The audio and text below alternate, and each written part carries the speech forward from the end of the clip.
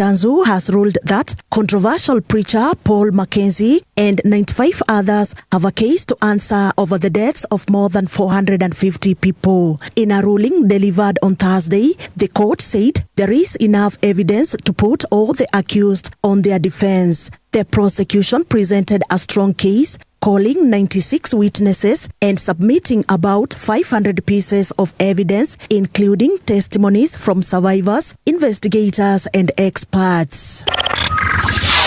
Residents of Samburu County took to the streets of Maralal town on Thursday to protest the alleged mistreatment of their governor. They accused a group of senators led by Edwin Sifuna of manhandling Governor Jonathan Lati Lelelit. The residents said the senators took the law into their own hands, arguing that their actions went beyond their oversight rule. Lati is elected leader like other leaders. Yes. Yes. Sakaja alikuja county hapo kwa parliament. Yes. Hakuna kitu alifanywa. Sifuna amedharau sana Samburu County. Na tunasema heshimu sana Samburu County. Kwa sababu Samburu County ni kama tu hizo makaunti zingine. Kwa sababu vile nani alikuja jana hapo kwa senator wao kumshika kibadharau.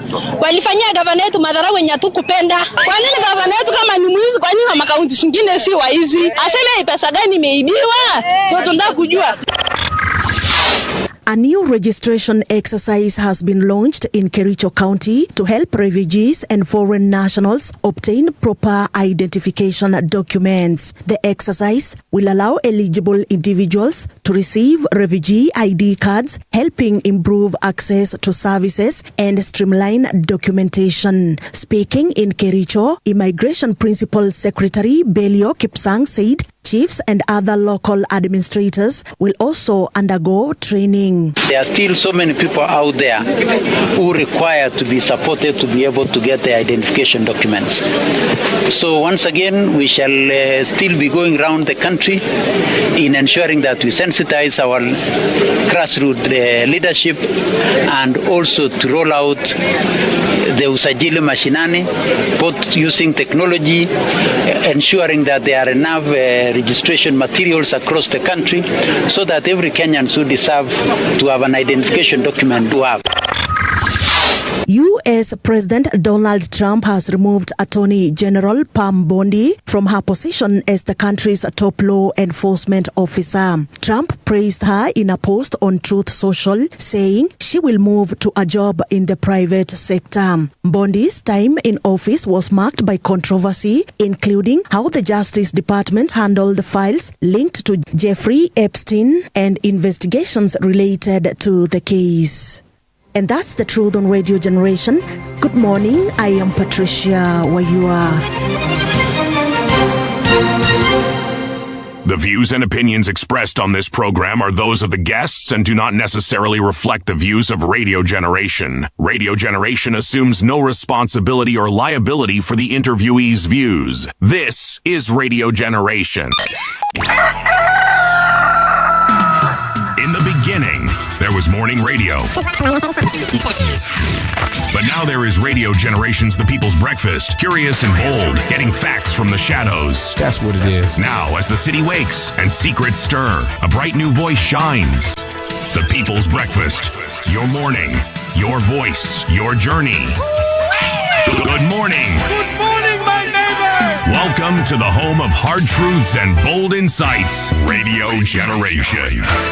A very good morning to you. Welcome back. Welcome, actually, not back, but welcome to Radio Generation. City is a bad person. I know you're wondering why, but City is not a good person. And if I start explaining that joke, you won't understand. But I had to tell you because I started by laughing and I couldn't hold the laughter.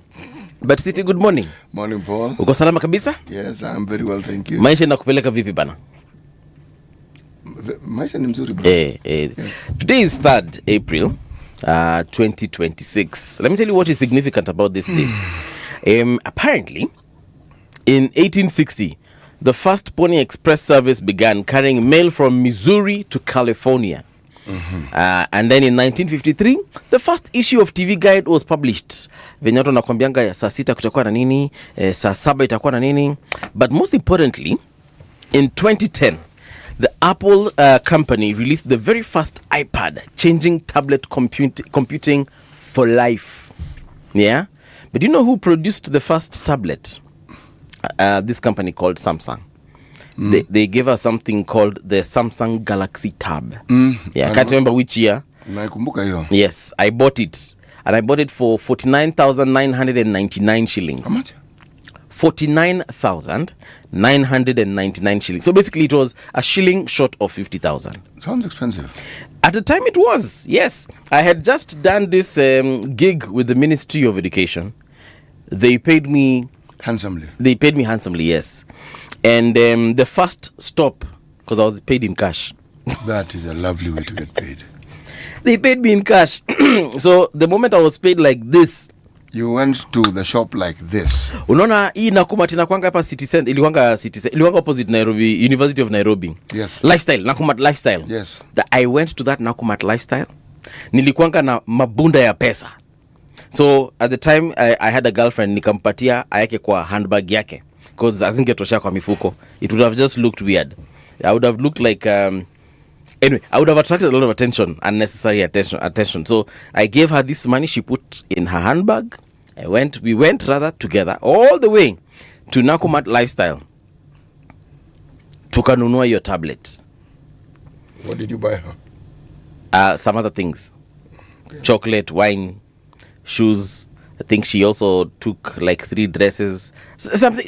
It doesn't matter. What matters here is she's carrying money for you. Yeah. I have to ask a question. Yeah. Oh, and she also took part of that money. I nakumbuka some 30k. Hiyo ilikuanga yake minus zile vitu zingine nilimbaia. Ulimba. Because ile kazi tulikuwa tumefanyia ministry tulifanya pamoja. So hiyo pesa ilikuanga yetu. Si ati ilikuanga yangu peke yangu, kuanga yetu.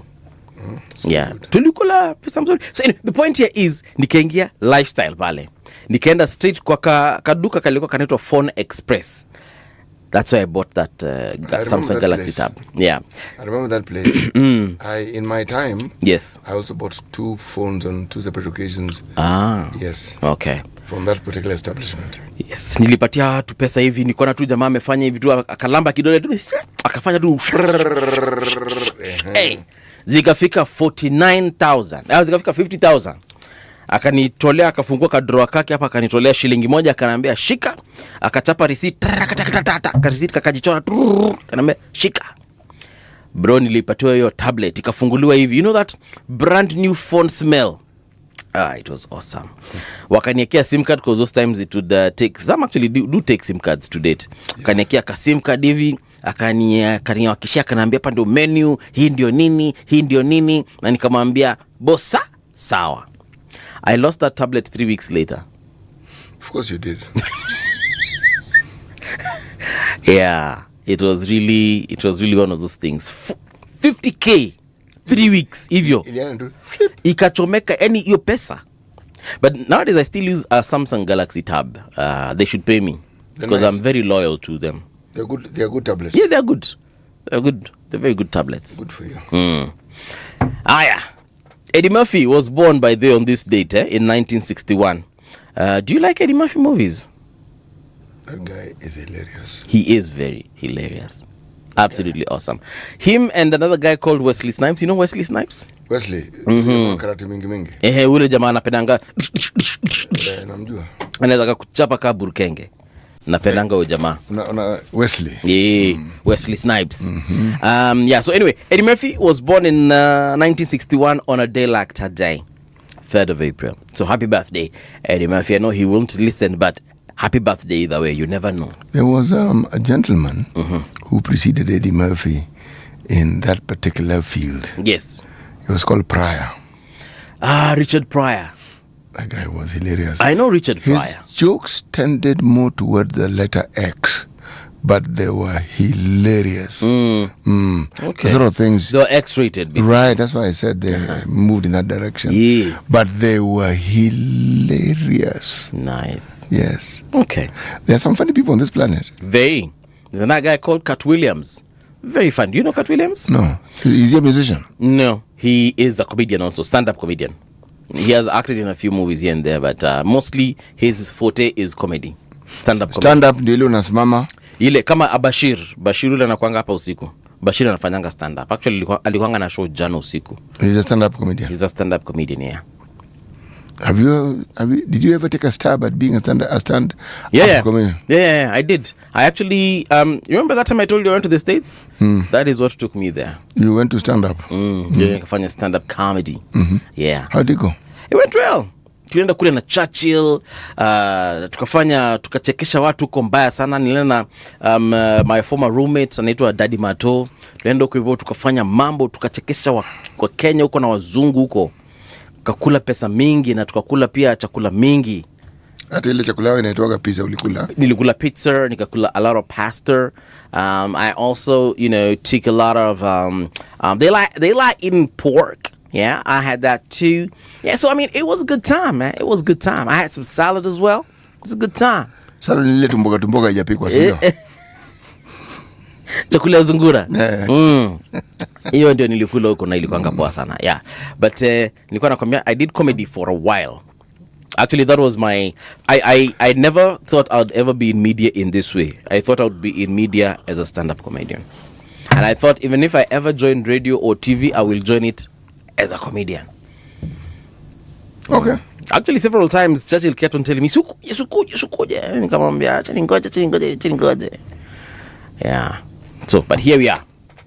Now, give us that kitunitwa This is our fun proverb from the state of Eritrea. Yes, exactly. When you throw a stone at God, it lands on top of your head. When you throw a what? Stone. God. Wewe. That stone. Yeah. But where would you even see God to throw a stone at him? Well, some people are very ambitious. Well, throwing a stone, if you look at it metaphorically, yes. And that is someone who's angry at something and he believes that God is the originator of that particular problem. So they explode and tell God all manner of things. God, you're not even God. In fact, you are fake. If you were real, then this thing wouldn't have happened. In fact, go away, God. I've gone through some really devastating times in my life, but never once have I ever blamed God or asked him why. Why? Who did you blame? Yourself? Not really. I just blame the situation. That's very good. Yeah. Umeachwa na mtu, umeachwa na mpenzi wako. You blame the situation. You ask yourself, how did we get here? I want to let you know, my brother, even when you were young, yes, there was a Tanzanian musician called Mbarak Munshehe. He sang, he crooned a certain melody. Yes, on that particular subject. Mapenzi yanitesa. That's how the song began. Okay. I cannot go beyond that. Yeah. Because it'll mean I'm then now trying to sing. All right. And I do not wish to try to sing because I know I can't sing. Right. Yes. Okay. Yes. Okay. Wazimwa nipata. That's the second line. Kwa kufikiri wewe. Unamfikiria yani mpaka unachizi yani. Bwana mpaka kichwa inatimua mbio. Mimi kuna wakati nimependa mtu mpaka nilikuwa na faint. Unajua kufainti?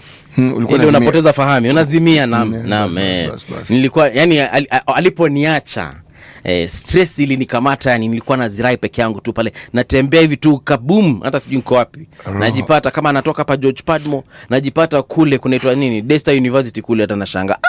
Mwanangu nafanya nini hapa? Shida nikwambia mapenzi. Lakini hata siku moja mimi sikumuuliza Mwenyezi Mungu, mbona napitia shida kama hizi ukiwa pale? Well, basi bahati kwako. Ungalijaribu. Kuna jiwe ingekuangukia kichwani. Lakini hawa watu wa Eritrea akili nayo walikuanga nayo. Bwana hawa watu tuseme hivi wamepitia mengi. Kuna jamaa anaitwa hapa Godia Gypsy Corner amesema great singing voice CT. Flattery is wonderful. Right. I know I can't sing. The real C saying good morning. Will CT ever reveal why him and someone left another place? Or he already signed that non-disclosure agreement? No, CT did not sign a non-disclosure agreement when he left that other place that we all know, but we pretend that we are not going to mention, with that other guy whom you also all know, but whose name we will not mention. Yes. It is what happens in media. People move around. Yeah. It's career progression. Yes. Yeah, I mean, greener pastures, or perhaps, or just different kind of paths. Yes, pasture. exactly. Or just pursuing a different note in your life, and during a certain season. It's not anything complicated, really. Yeah. No. And it's not something you should overthink. I think it's because, exactly, I think Kenyans have this thing of walitoka huko because maybe hawako wanalipwa ama pesa ilikuwa kidogo ama huku kwingine walitiwa mshahara kubwa. Is there media in this country that doesn't have financial problems? I wouldn't know unless I ask accountants around. But yeah, I mean, like the right problem now, is with everybody for the simple reason that the media landscape changed. Yeah. And those who did not understand the need to change the landscape found themselves in a rather sticky patch. It's not really that complicated. Right. But when they understand the need for change, then they will change. And when they change, things will be different. True story. Yeah, and when things are different, there'll be two things. Okay. Yes. All right. Either good or bad. If it's good, but there's a comedian. I thought you'd heard this comedian. Huh? So there are two things. It's either good or bad. Right. If it's good, there's nothing to talk about. Yeah, but if it's bad, there are two things. Yes. There are two things involved. And anaendelea tu na hiyo two things mpaka mwenyewe unashangaa. Sawa. He's called Basket Mouth from Nigeria. Kuna jamaa hapa tena bado ni goodie. Amesema, Mbuvi, I love your USA accent. You are a real natural. Oh, thanks, man. Amesema, great comedian. Thanks, bro. I mean, I feel you on this. Tuned in from Kilgoris, that's where he is. Amesema, Mbuvi, you are animated today. Actually, I am animated on a daily. Saa zingine naifanyanga before I get on air, and sometimes I do it off air. So, yeah. Mwambie unajipiga majira. Ndio hiyo sasa. So ukija, tayari uko set. Alafu ananiuliza, Mbuvi, when was the last time you went to the movie theaters? Was it in the 90s? Actually, no. It was last year I went to watch, oh my God, I'm forgetting that movie. Superman. The new Superman, the latest Superman movie. I actually watched it at in the theater, in the theaters. By the way, I recommend watching a movie in a theater. It's a completely different experience. Yeah, and I'm planning to go watch. There's one I know that is coming, and it's another DC movie, Supergirl. Inakuja June, and I think it's June the first week, either tarehe 2 ama tarehe 6. Ile mwanadada ambayo those adverts have been playing on my YouTube like a million times, and I said I will definitely go and watch that movie. So kama mtakuwa na mimi kwa hiyo theater, na sijui mbona na wapromote, acha nisiongelele sana. You know, I remember the last time I went to a theater, it was a really long time ago. I went to watch a movie called Pearl Harbor. Yeah. Bro, that was in the 90s now. Are you going to listen to the story, or are you going to give me a running commentary? I'll listen to you. Okay. So, it was my first experience with there's something called surround. Surround sound. Here I'm seated, and this plane was flying in my direction. Okay? From the screen. Yeah. I didn't know what surround did, but I actually felt that plane was going to crash on me, and I ducked. Wallahi billahi. No, I ducked. Yeah. I thought people would laugh. Yeah. But I wasn't the only one who had ducked. So several you ducked, eh? Yes. But I found it fascinating. Yeah. That you can actually be sitting in the theater, and the sound literally seems to come from behind you, the side and in front of you. So that the image you're seeing is given a 4D, not even 3, a 4D reality presentation. Yeah. And you actually feel you're interacting with it real time. Technology is amazing. Let me tell you, if you want to enjoy the theaters, go watch all the action movies.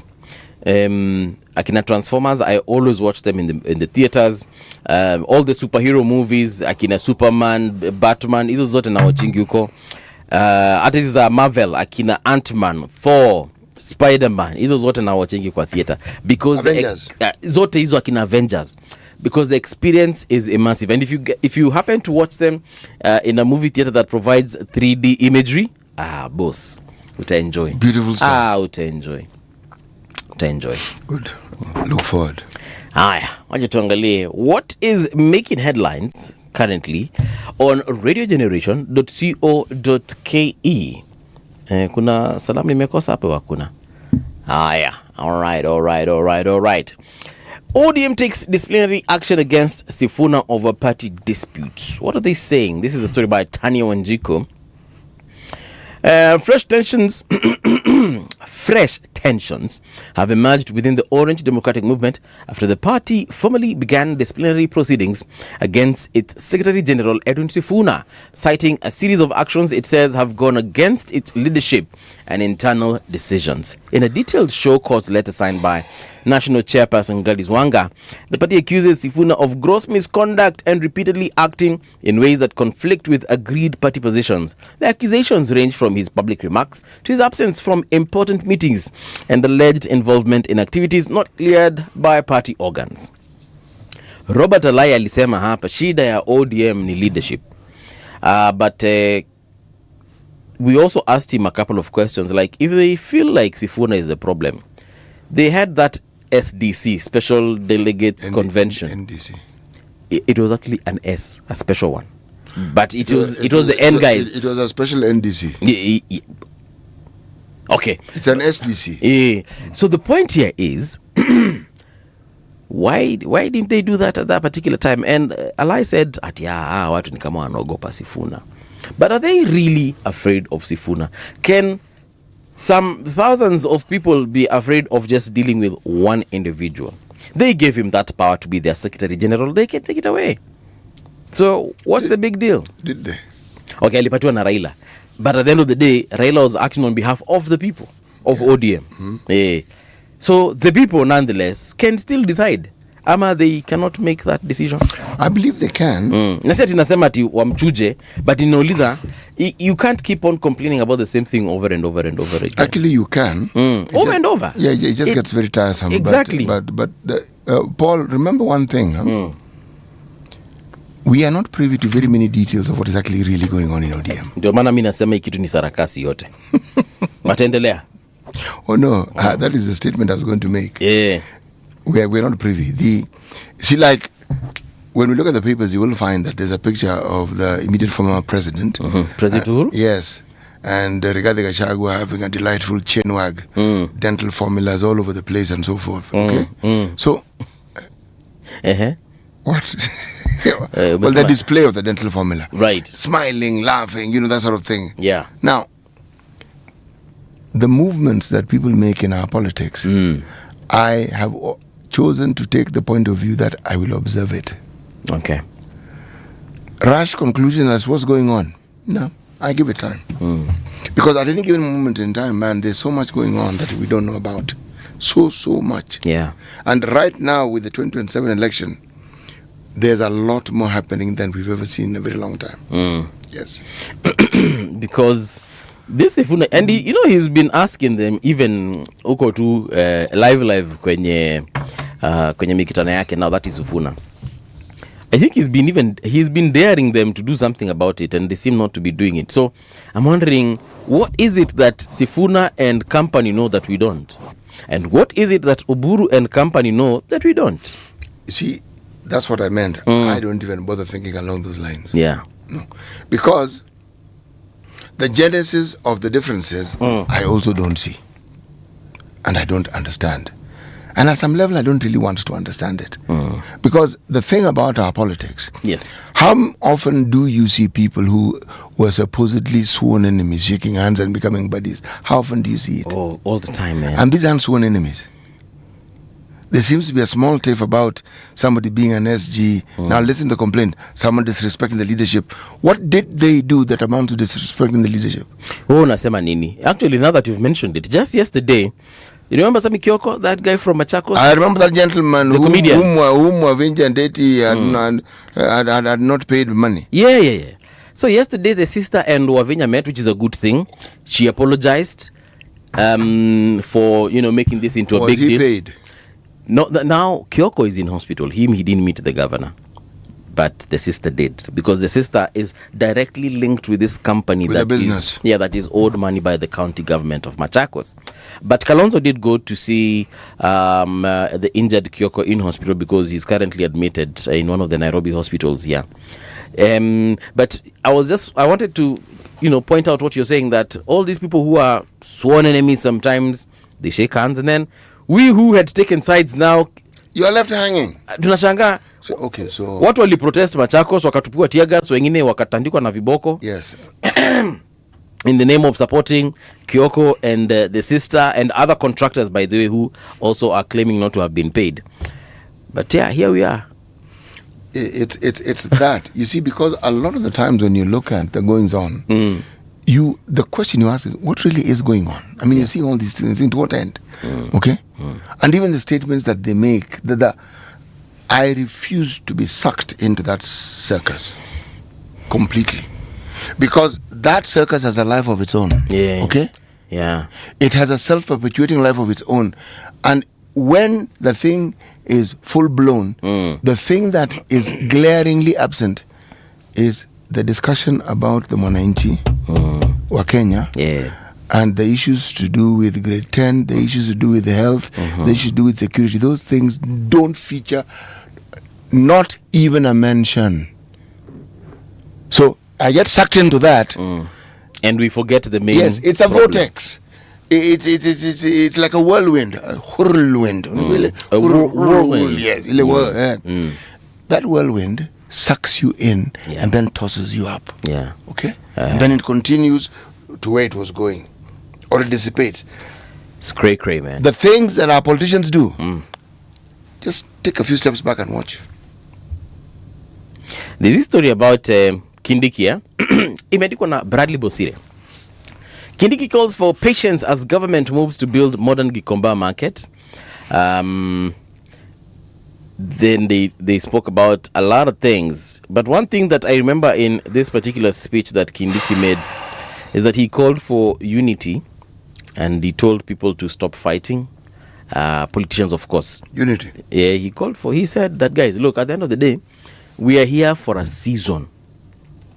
He said that he knows for a fact he's not going to be deputy president forever. Well, Professor, I am glad you've arrived at that conclusion. We are of the same mind. We also know you're not going to be there forever. Yeah. Nobody ever is. Now, I was watching his, statements from different perspectives. Now, other media houses are reporting that perhaps this guy has realized that in 2027, that is next year, he might be booted and someone else given that running mate position. So it's like he's resigning to the fact, number one. And number two, it's like he's probably looking for another option. Now, again, I'm just saying what is being reported by... No. That reporting is supported by historical facts. Jomo Kenyatta had Jaramogi Oginga Odinga. Yes. He had Joseph Murumbi and he had Daniel Arap Moi. Okay? Daniel Arap Moi had Mwai Kibaki, had Josephat Karanja, yes, had Saitoti, had Mudavadi. Okay? These were all his vice. Yes. Come Kibaki. Yeah. Kibaki is the one who had one. Actually, Kibaki had three because in the first place alianza na kijana wa Malwa, then mheshimiwa akakufa, akamchukua Mudi akatuacha, afa akachukua Kalonzo. You are a very wise. No, Mudi didn't. Ukisema alituacha ni kama ali. Oh, no. Yani inamaanisha yani it's like he stepped away from politics. Yes. Didn't he? Yes. Yeah, because even after that we never saw him anywhere. No. Even to date he's very quiet. Yes. Yeah, so that's what I meant. So sorry. Yes. You're right. See, you're alert, my man. He had three. Yeah. Uru had one. But I think he had one physically, but at heart, he had others. You see the problem? He had Matiang'i at heart. This 2010 constitution is a bit of a bother because you're tied to your deputy at the hip. You can't. I think for him, he was like, what? Yeah. It's like when a man is cheating on his wife or a wife is cheating on his man. You are stuck with the husband, but now you have to cheat with the person that you actually want to be with. But yes, you're right. I mean, Kindiki perhaps ameanza kuona that some things, if at all what is being said there is true. If indeed, see now, we are discussing conjecture. The current president, Dr. William Ruto, has had two. Yes. In a span of 3 years. So, if Kindiki starts thinking there might be something otherwise, his thinking isn't based on thin air or on white smoke. It is historical evidence. It is supported very well historically.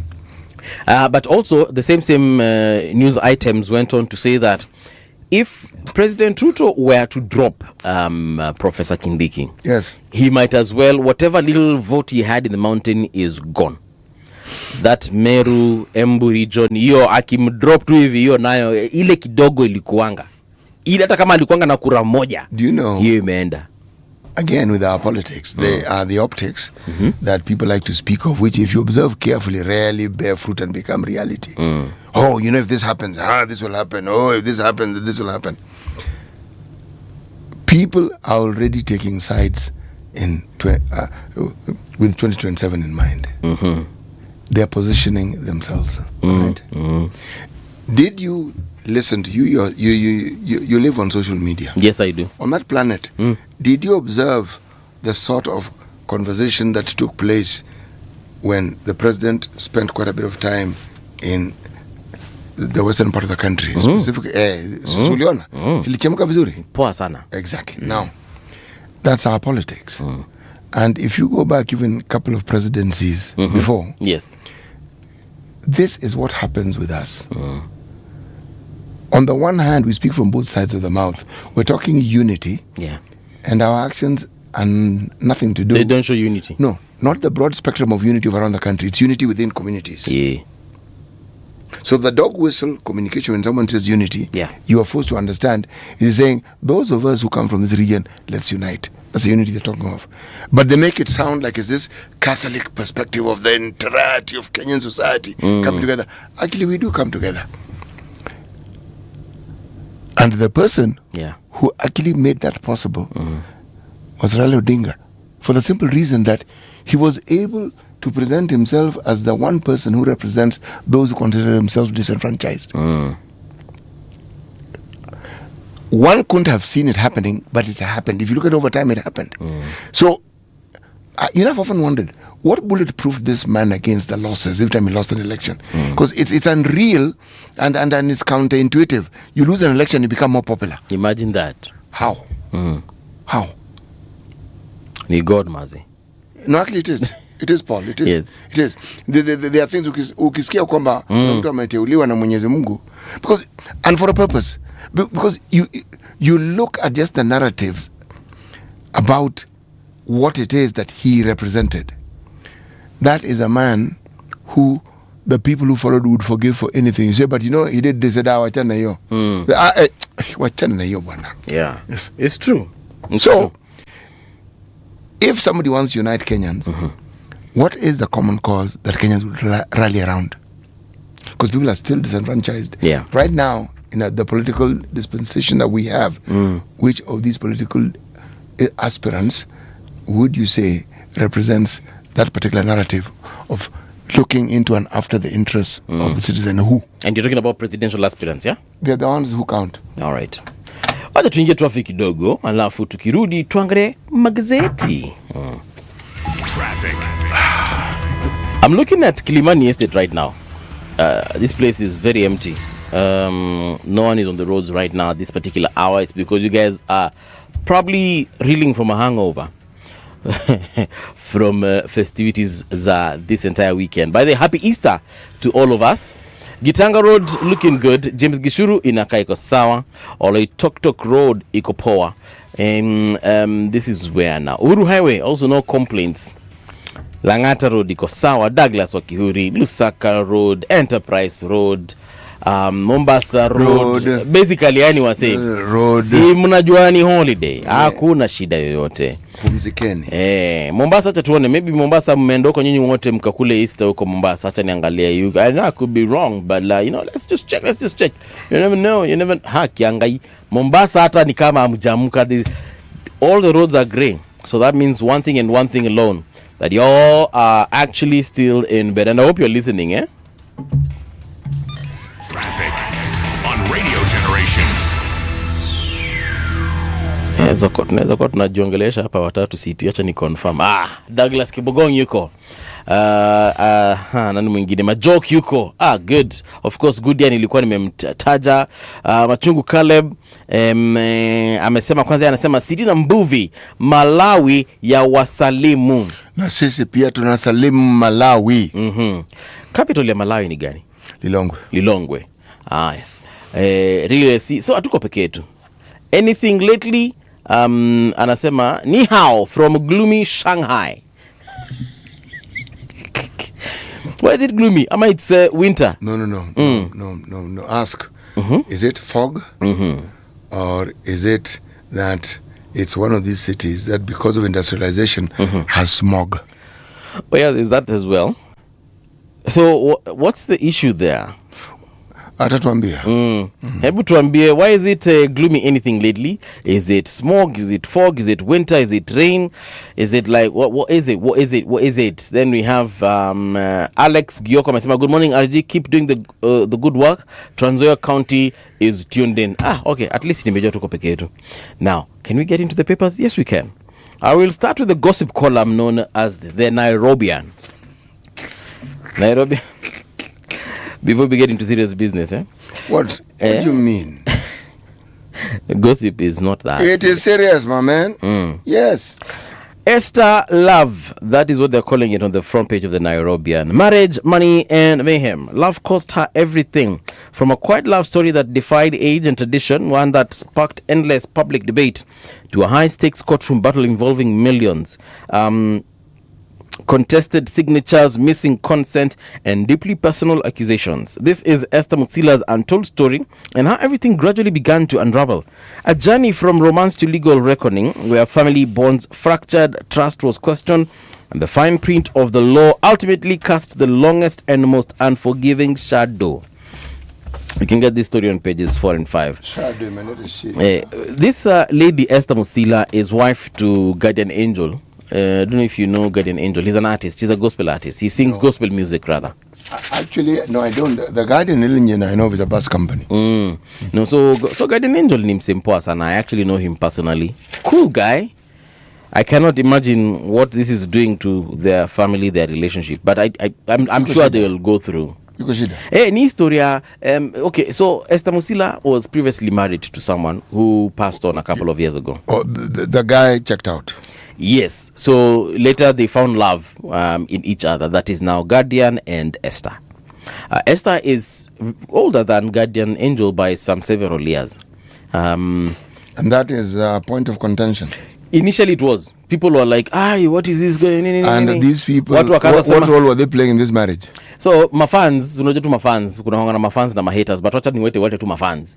So mafans walikuwa wanasema Guardian perhaps is after Esther's money. Akona pesa. Yeah, that is why these guys are in court. That is why her children have taken her to court. She has children who are of age. Yes, from the previous marriage. How long has she been married to the angel? Several years, maybe. Sitakudanganya sijui, but zinaweza kuwa zimepita 5. There is an issue with Zimani. Yeah, so the children took her, or at least one child I know of, went to court to contest the father's will. Kuna vitu hapa anasema ni kama hazikuanga sawa sawa, because they are saying that now the mother, that is Esther, is controlling that estate to a point whereby maybe the rest feel like they're not part of the whatever.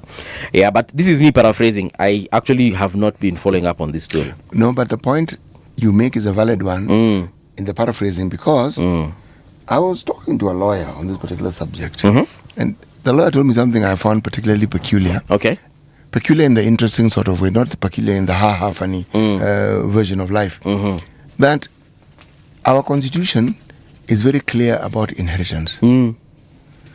That if you do not have a will, this is what he told me. I haven't cross-checked to determine it, but I have a long weekend ahead of me, so I will do. It's one of the things I will do. Yeah. Said, the thing you do, in the absence of a will, whatever was owned by the departed individual is divided equally, spouse, children, equally. But now you see, the reason why these people went to court, they are even claiming that perhaps Esther forged some of the signatures of the late gentleman. That's why I said point. Case in point, because there is a will. Yes, there is a will. That's happened to Shida. Come on. If there was no will, straightforward. They have been in court lately, and some of the rulings or judgments or whatever they are called have actually not been in favor of Esther. They have been in favor of the children. So again, questions are now being raised because of those. And like the Nairobian is saying, a journey from romance to legal reckoning, where family bonds, fractured trust was questioned, and the fine print of the law ultimately cast the longest and most unforgiving shadow. I honestly wish them all the best as far as, and I want them to get out of this as soon as possible. Waendelee kutupatia muziki, because even Musila sings Esther, that is. If lawyers are involved, the thing will not end soon. No, it won't. On pages 22 and 23, they're saying the rich also cry. Why? Succession battles tearing apart big families. How old? There's a picture of Matiba. Yeah. There's a picture of Nyaka Karume. Huu ndio Njenga. Huu ni Kirima. Oh, ni Kirema. Huu ndio Njenga. Matiba.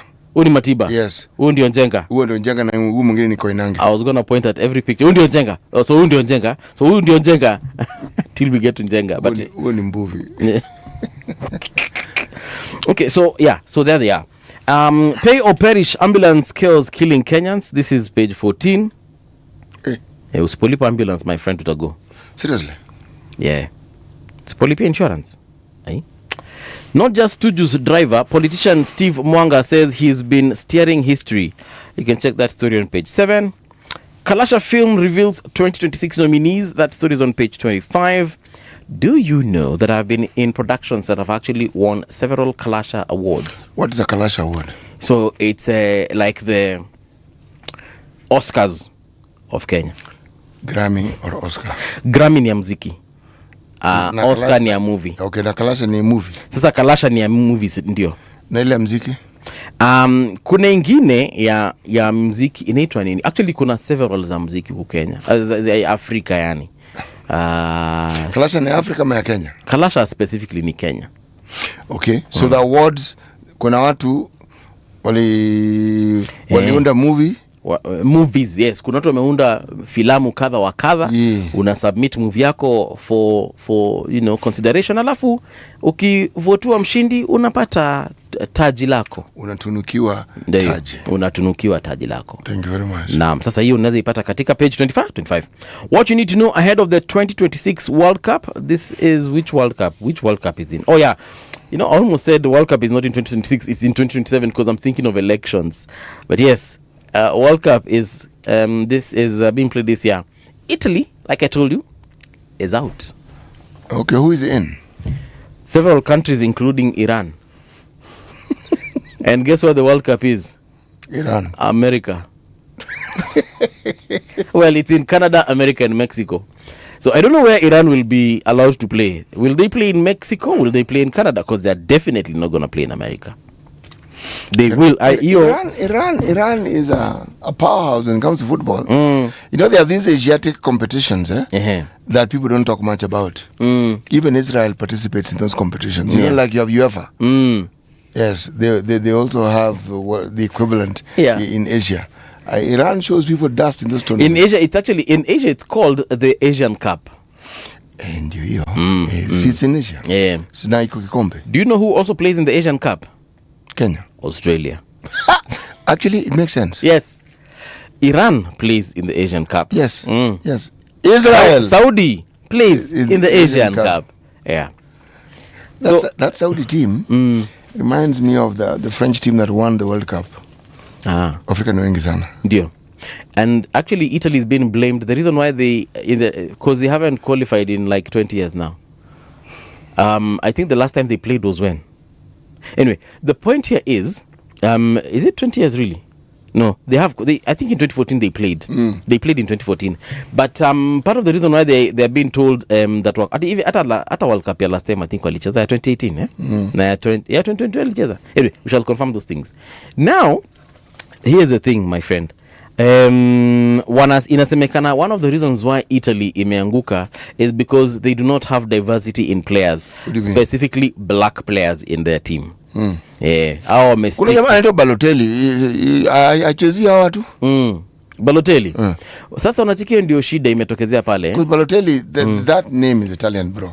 Yeah. Balotelli actually is Italian. But what I'm trying to say is the reason why and this is the current Iran team as it is. Forget the previous teams. The current Iran team as constituted, because several people have actually resigned in Italy because of that within the football fraternity. Now ile shida kubwa imesemekana Italy wako nayo ni kana kwamba shida ile wako nayo ni hachukui wachezaji diverse, hata kama wako na weusi maybe ni mweusi mmoja.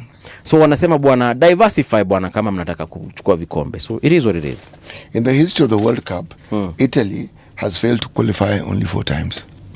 In 1958, that's the year I was born. In 2018, I had already been born.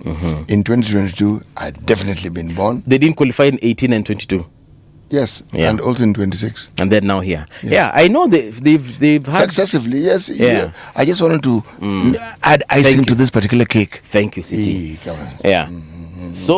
So hiyo ndio noma. Before I move on to the Standard, I just wanted to say that part of the Musila story says the price of remarriage, how saying I do altered Esther Musila's inheritance. So also part of her problems are because she remarried. Was there something in the will that said no, remarry my friend will imekuondokea? Maybe, but children also tend to have a say. Hi. Standard newspaper pale mbele inasema brawls and betrayal, like you said it, blows in parliament, arrest threats flying and billions of shillings on the line. Devolution is turning into a street fight. Senators and governors are locked in a bitter brawl over money and accountability, with neither side backing down. As the shouting match rages, ordinary citizens risk the price, with services on the line and county governments edging closer to a standstill. You'll get this story on page 4. Tunaona pale Governor Lelelit, Senator Edwin Sifuna, Senator Wakoli pale wa kutoka Bungoma, and other guys I cannot recognize in this photo. But utaona shida nyingi zao tena sana. Those are not problems. Nah. What are they? Tips about money. They are not problems. Okay, papa kuna mtu hakulipa bribe yake? Kuna watu hakukubaliana ama ikutosha. No, hakukubaliana vizuri. Ama walikubaliana, jamaa akaamua kulipa in installment, wakasema mazia tu kusema installment. Buda hii pesa isipofika by Friday. Ni Easter bwana. Wewe bwana, wewe chukua hiyo pesa, acha kupiga kelele. Isipofika by Tuesday Buda, wewe jua tunanukisha huko kwa media. Mazee kama si mimi wajua ile gari hungenunua bwana. Haya. Wajua mambo yakaenda huko. Just so that you know, the only country on planet Earth that has always qualified for the World Cup is Brazil. Brazil 24/7. 23 appearances. Yeah. I hope 100%. Hakuna siku hawaja qualify. I hope Neymar Jr. will play. Because this might he actually said it. This will be his last World Cup. But now his coach is called Ancelotti. Ancelotti Manzi has not confirmed it, unless he has confirmed him by this morning, but has not confirmed if Neymar Jr. will play in the World Cup. And that thing is stressing Neymar. I follow him on YouTube, I follow him on other social media spaces, and hiyo kitu inamsumbua. He talks about it all the time, man. And I think it's time Ancelotti just either tells him live Buda huko ama hauko. Ancelotti he's coach for national team of Brazil. Ancelotti, that old man. Yes. Okay. Carlo Ancelotti. Yeah, well, old men tend to know other old men, so it's not really. It is eating this guy up alive. Like it is the only thing he's thinking about. Problem with that Ancelotti may be facing. Who do you leave? Because that country has players. God, just make a bloody decision, man. That's what he's trying to make. Give him bloody time, man. Just tell this guy you're in or you're out. He will tell him, for heaven's sake. But it's eating, and then it's not just him. All right, what you do, the entire team. Since this guy is your buddy, write to him and tell him, don't worry. A few people have been confirmed. Nimeweka Ancelotti kwa maombi. Hiyo itakuwa sawa. Personally, I think he should let Neymar play, because this guy is willing to prove himself.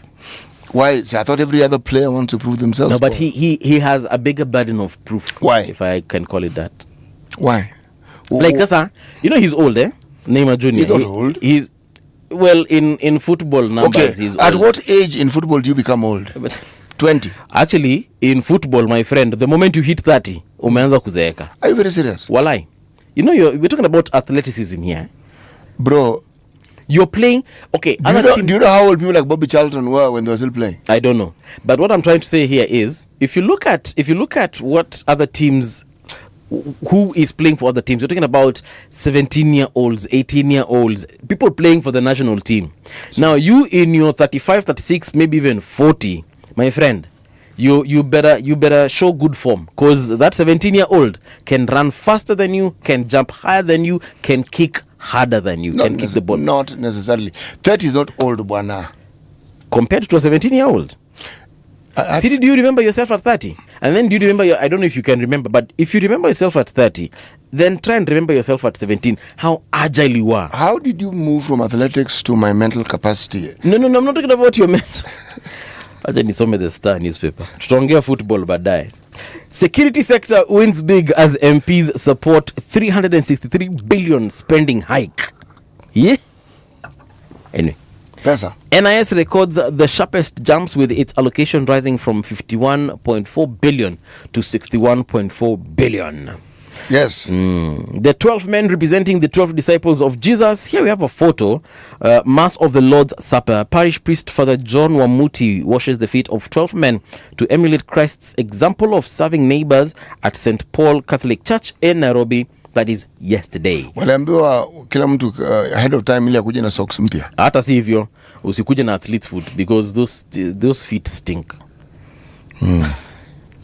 Ukuje na footballers feet. Ukuje na footballers akina Neymar's feet. No fuel crisis yet as state assures of 66 days supply. You know, I like this whole fuel issue and the way they are keeping us updated. Yesterday, CS Mbadi, was it yesterday or the day before? But CS Mbadi said, look guys, we have enough fuel for like 16 days. Yes, so panic after 16 days if you must. No. Actually, he said, don't panic at all. Don't do this panic buying.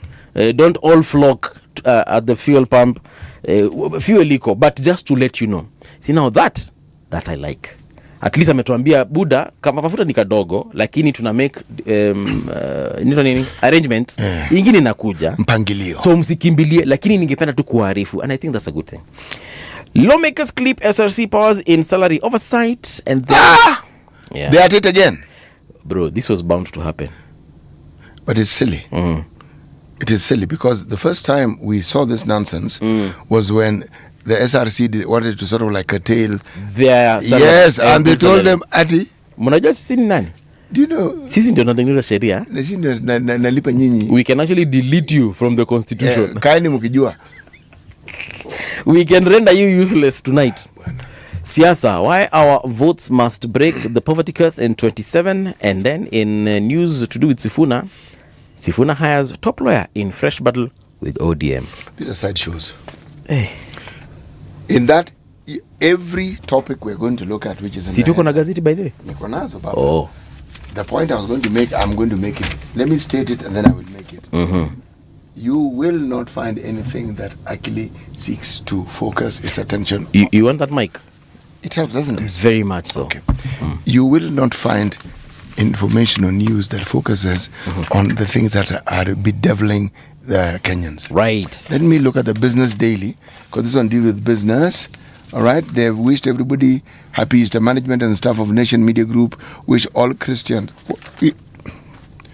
Bro, wish all Kenyans. Everybody celebrating this. When we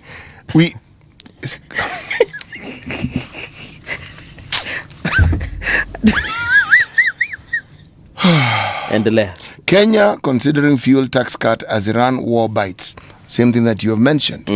Equity injects extra 2.58 billion capital into Tanzanian unit.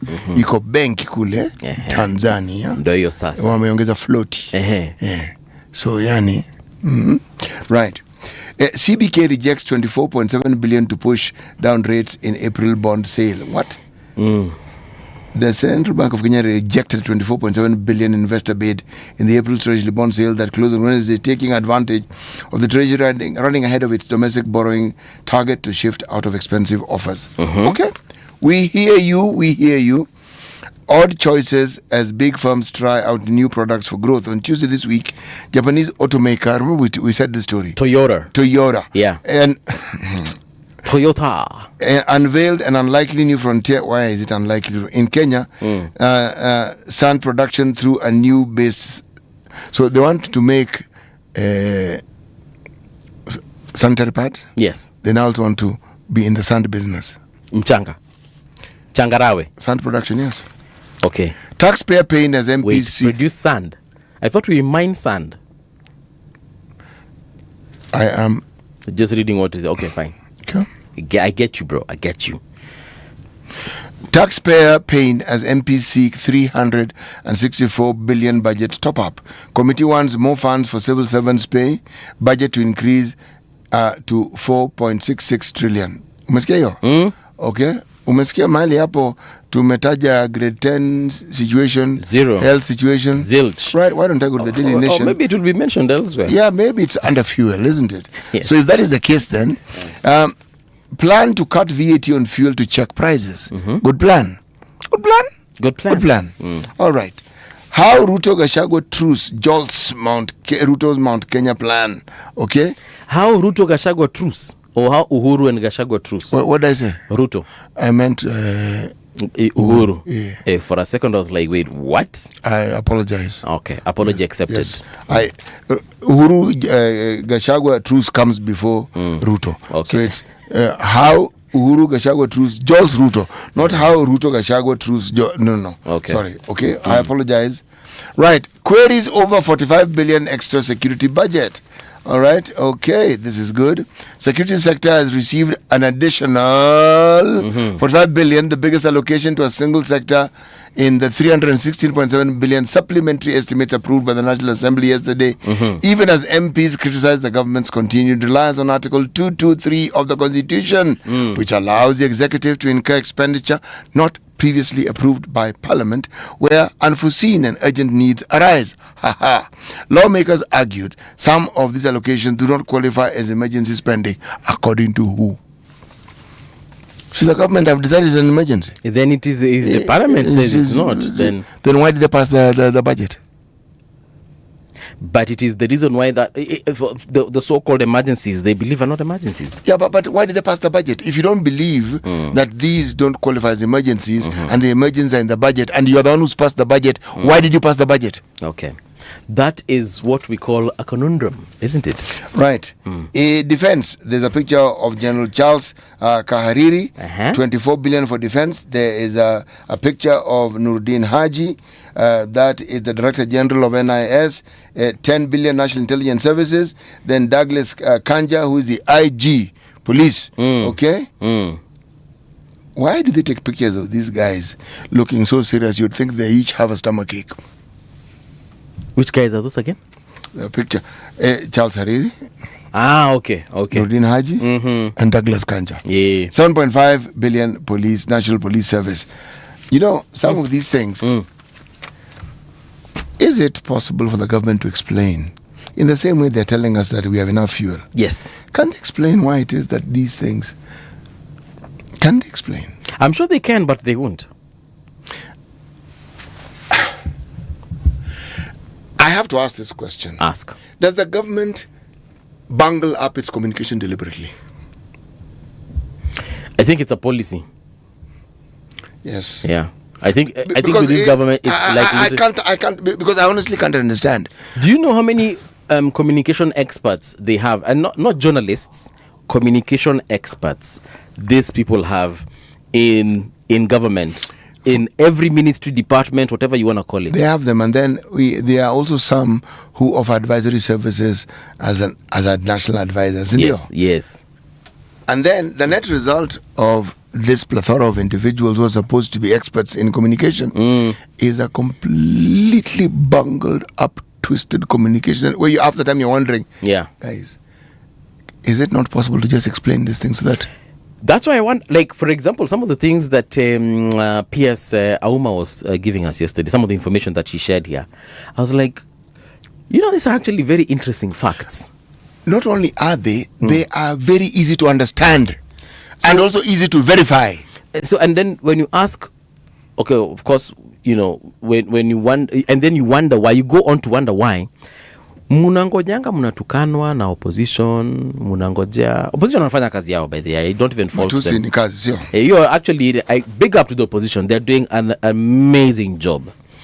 So mnatukana na opposition. Waombe wasiwe wao ndio vinara ambao wako wamepewa wadhifa wa kuongoza, because yale ambao wanatamka sasa most, and by the way they've set the bar high. Yeah. Wakiingia subutu baba kabisa sasa. Then unaona civil society inaingilia gava, wanasema vitu, and of course civil society are doing their work because they have been funded, but then the government is just there and you're wondering why. Like ni shida iko wapi? Ni venye hamutaki, hamujui venye mtaifanya ama namna gani? It's crazy. Anyway, we're getting right now into that news break. When we return, kuna salams nimeona hapa kadha wa kadha, nitawasalimia kabla tuingie katika mazungumzo ya wakati huo.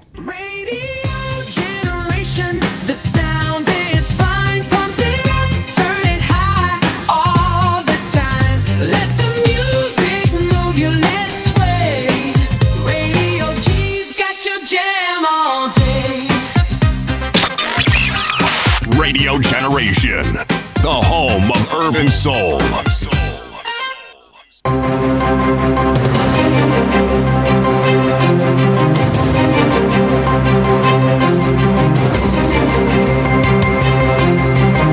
This is the Radio Generation News. Good morning and welcome. I am Patricia Wayua. The ODM party has started disciplinary action against its Secretary General Edwin Sifuna over alleged misconduct. In a show cause letter signed by National Chairperson Gladys Wanga, the party accuses Sifuna of going against its leadership and agreed positions. The party says his actions include public remarks that contradict party stance, missing key meetings, and taking part in activities not approved by party organs. Sifuna has been given 4 days to respond in writing and explain why disciplinary action should not be taken against him. Tension gripped Kipkaren area in Eldoret after angry youth stormed the area and brought down several buildings and businesses. The structures, including rental houses and a car wash, are said to have been put on a public land originally set aside for a market and shopping center. Residents claimed the land was grabbed, sparking the protest.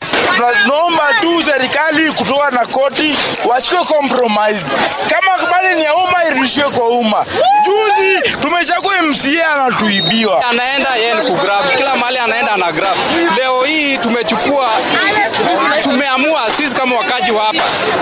Hii ni mali yetu na tunarudisha kwetu. Watu wengine wote, officials wote wa serikali. We are coming for you all corrupt offices. Deputy President Kithure Kindiki is asking Gikomba traders to be patient as the government builds a new modern market. Speaking during an inspection tour in Kirinyaga County, Kindiki warned traders not to listen to politicians he described as misleading and opportunistic. He said the new Gikomba market will accommodate about 6,300 registered traders and will be completed within a few months. Hii masoko ambayo tumejenga, nimesikia kuna watu wanachochea wanabiashara ati wasitoke katika miarero, wasitoke katika mazingira duni ya masoko, wakae wakiuza kama wale wafanyikazi wetu ama wafanyabiashara wetu wa Gikomba pale. Wako Nairobi River, mto ikikuja inabeba mali, inabeba watu. Tumesema kwa miezi michache hawa ndugu zetu tuko na listi yao 6,300 ambao wanafanya kazi hapo. Watafutue mahali badala, wagoje miezi michache, tuwajengee soko mzuri. South Africa's army has officially been deployed to several parts of the country to help overwhelmed police clamp down on violent crimes, including illicit mining and gangs. President Cyril Ramaphosa earlier this year announced the deployment of 2,200 soldiers to 5 of the country's 9 provinces hardest hit by criminal activities. Authorities say the deployment, set to run for a year, is aimed at restoring order to crime-ridden areas. And that's the truth on Radio Generation. Good morning, I am Patricia Wayua. The views and opinions expressed on this program are those of the guests and do not necessarily reflect the views of Radio Generation. Radio Generation assumes no responsibility or liability for the interviewee's views. This is Radio Generation. In the beginning, there was morning radio. But now there is Radio Generation's The People's Breakfast, curious and bold, getting facts from the shadows. That's what it is. Now, as the city wakes and secrets stir, a bright new voice shines. The People's Breakfast, your morning, your voice, your journey. Good morning. Good morning, my neighbor. Welcome to the home of hard truths and bold insights, Radio Generation. Welcome back. This is Radio Generation. CT is just telling me, he's teaching me nomenclature here in the studio, and I'm also teaching him a different kind of nomenclature. We shall be sharing that once we release our book, which we shall be publishing sometime in June. But for now, salamu ziwafikie. There's someone who sent us a message, but hajatuambia anaitwa nani. But I can see from your profile, you're called Cutie Me, or is it Catty Me? Karibu tena sana katika the People's Breakfast. Then you remember the person who told us that it's gloomy in China. Amesema that it is where is that message? The left hapo. Yeah. City bwana. Yeah. Okay, imepotea but ndaipata, hata nisalimie wengine kwanza. Kuna Douglas Kibogonga amesema City tell Paul even Mudavadi was a deputy president. We were talking about deputy president. He was a vice president. Yes, he was a vice president. In those days the deputizing individual was full of vice. Yes, he was not like now. Aha. Alafu kuna Majoka amesema Mudiawori was lost Ama has lost his Funyula seat. He lost his Funyula seat to the guy who is currently the governor, Otuoma. Under the old constitution, VP had to be an elected member of parliament. He didn't quit willingly. Okay, yeah, no, you're right. But he took a back seat thereafter. Goody anasema Kindiki should not sit pretty. Ruto appointed him because he knew he could kick him out without a protest. Ruto prides on the weak. We have a political risk analyst in the studio. We shall be asking him this question. And then we have Machugu Caleb rather amesema City na Mbuvi Malawi ya wasalimu. D Combo Elder City, happy Easter. Thank you. Anything lately? This is the message I was looking for. Anything lately saying it's very dark and cloudy in Shanghai. So transition from winter to spring currently. Wanjala 07, good morning City and Paul, tuning in from Tuda in Mombasa. Erico War, amecheka alafu akasema, how long has she been married to the angel? City, this is Esther Musila. We shall Google that story baadaye. Morris Andati anasema, yesterday the FIFA president said Iran will play in the United States. Again, we shall be asking our political risk analyst whether Iran will play in the US. Omondo anasema, good morning my guys, have a great one. Tetonic anasema, City, Israel plays in the UEFA. This is to avoid the Middle East countries. Yeah, I know Israel actually plays in UEFA. They didn't always play in UEFA. No. Ilifanyika juzi tu. Aya, Morris Andati anasema, that governor has a warrant of arrest. I don't understand why we are giving him space to even speak. That is Lelelit. Alafu Restitute Mutuku amesema, Mwalimu Muga, tell movie about Roger Miller, at what age he was playing football until they had to set the age of all footballers. 40. But Cristiano Ronaldo is actually, I think he's 41 this year or something of the sort. Yeah.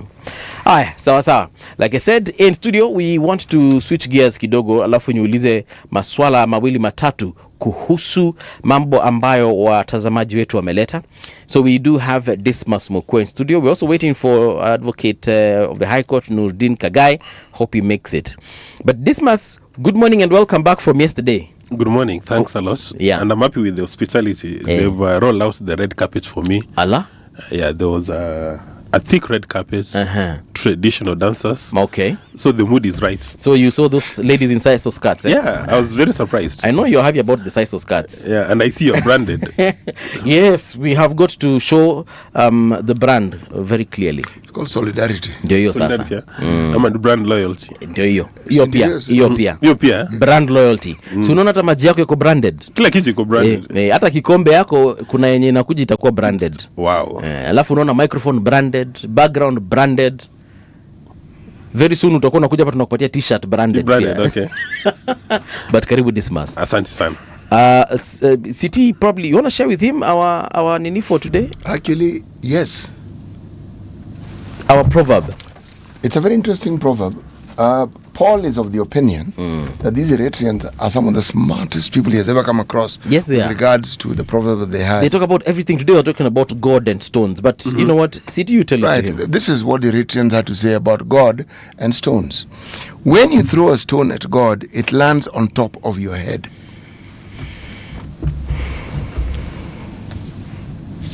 Wow. So can I take a pass because I haven't been to Eritrea? Yeah, you well, can, neither way. Without your story. Does it mean that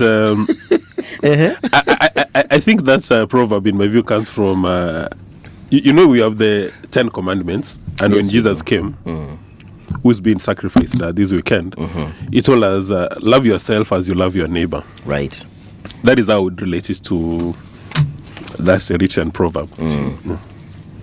Alikuwa ame-overthink, eh? Not just Alikuwa overthink. ame-panic. And look when we panic. Usi panic. No, Dismas doesn't panic.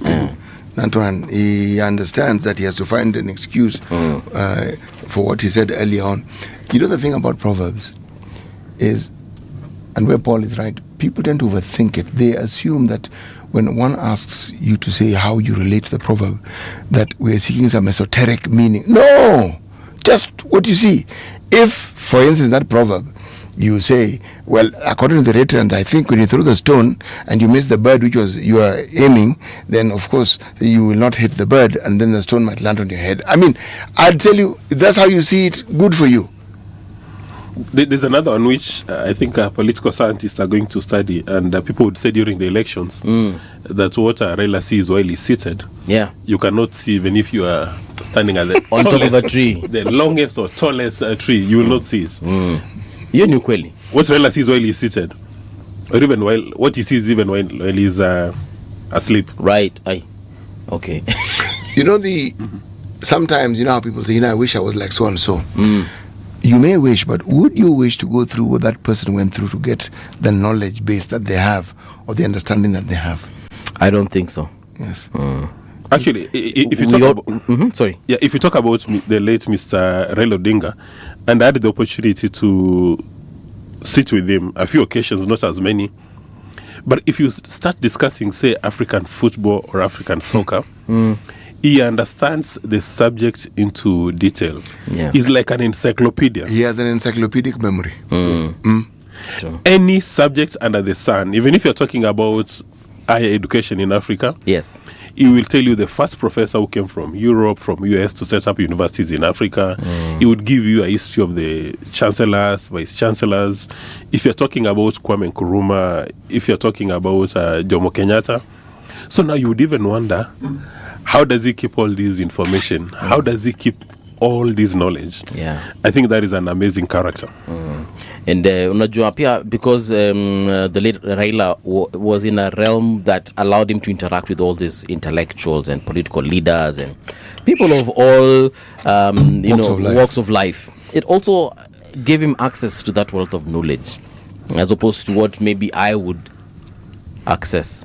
Paul, very many people who are in the political realm may not reach the heights of interaction that someone like the late Raila did. Yes. Because he also had the advantage of having a father who was a vice president and a politician, long-standing politician. But even with the interactions that they have, the average politician in this country has more interactions with the world than the ordinary Kenyan. Right. And yet when most of them speak, you'd think they'd arrived with the morning bus from whichever rural place they came from. Yeah. Musocho.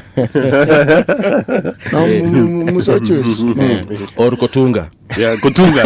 I think the challenge we have, especially with majority of Kenyans, despite everybody today having a smartphone in different is intellectual curiosity. Yeah. There's no intellectual. Okay, there is, but I think it's been compromised because I think what Mr. Raila Odinga had was intellectual curiosity. If you start discussing a subject that he doesn't understand, he will let you talk for hours on end so that he understands it. But majority of the people we have today in Kenya, if you start discussing like what you are talking about, how old are you? I mean, at what stage are you considered to be old if you are a soccer player? Somebody like me who has a zero understanding of soccer will tell you, Banaiki, I know. From a DNA perspective, you must be 52. Then I'll break it down. I'll quote scholars. I'll quote practitioners. Yes. You can easily get convinced. But qua ground, I mean, if I heard what you are saying, it's about 25, 26, 27, thereabouts. You are considered old. So maybe majority of us and maybe politicians, they don't have that humility to accept that there are many things they don't know. Yeah, true. And a mark of a leader is willing that you must have capacity to accept that you don't know. Yeah. So that you benefit from advisors, you benefit from experts. That is why all successful leaders all over the world. One of the things, and we've been discussing this, maybe this is the last time we are going to talk about it, is capacity, character, and competence. Capacity means that you can actually sit back and ask yourself, can I get the best advisors? I mean, I'm an entrepreneur, and once we were studying Henry Ford, the Ford who started all these vehicles. Yes, Ford Automobile Company. Yeah, and as I'm seeing people asking him, so do you understand all these things about physics, about chemistry, I don't know, aerodynamics? Then once he called people to his boardroom, I mean, he met some sharp guys who were giving him questions. Akamwambia, if you're looking for any answers, come to my boardroom tomorrow. So they go to his boardroom and they find so many people in the boardroom, experts. Yes. So swali yako ilikuwa ni nini? Bernoulli's effects. There's a guy who will answer Bernoulli's effects. Right. About banking and finance, there's somebody who will answer banking and finance. And then for him, his work is just to ensure that these people work as a team. Yeah. But the challenge is majority of our leaders, including the US, I was about to say African leaders. Yes. But I've discovered that even Donald J. Trump is a one-man band. Leader. Yeah, he's a one-man band. Majority of our leaders want to work in solo. They assume that after winning an elective position, that if you can convince 50% of the registered voters in Kenya to come and vote for you, then you are the sharpest tool in the shade. That if you can convince 50% of, okay, not 50, majority of people to come and vote for you, then why should you listen to advice? In any event, you've convinced these people early in the morning, others having their githeri, very chilly morning, to come and cast their ballots for you. That means you are now in the same WhatsApp group with Albert Einstein and Archimedes, Nikola and Tesla. the rest. What? So you shouldn't benefit from advice from anybody. But you wanted to ask? Yes, I want to say that what Desmond is saying is true. Yeah. It represents a very sizable portion of truth. But if you ask yourself, not this generation of leaders, Mobutu Sese Seko branch of leaders, many of them had not had an extensive interaction with formal education. A good number of them had been in the military and they were not officers. They were non-commissioned officers, and some had risen perhaps to the level of staff sergeant or what have you. But these are the people who the colonialists found to be the sort of African they wanted to deal with. See, the colonialists, in order to retain the notion that they were superior, needed Africans who, because of a certain absence of, should we say, perhaps a more comprehensive interaction with formal education, would have been sort of people who question and want to talk with you one-on-one.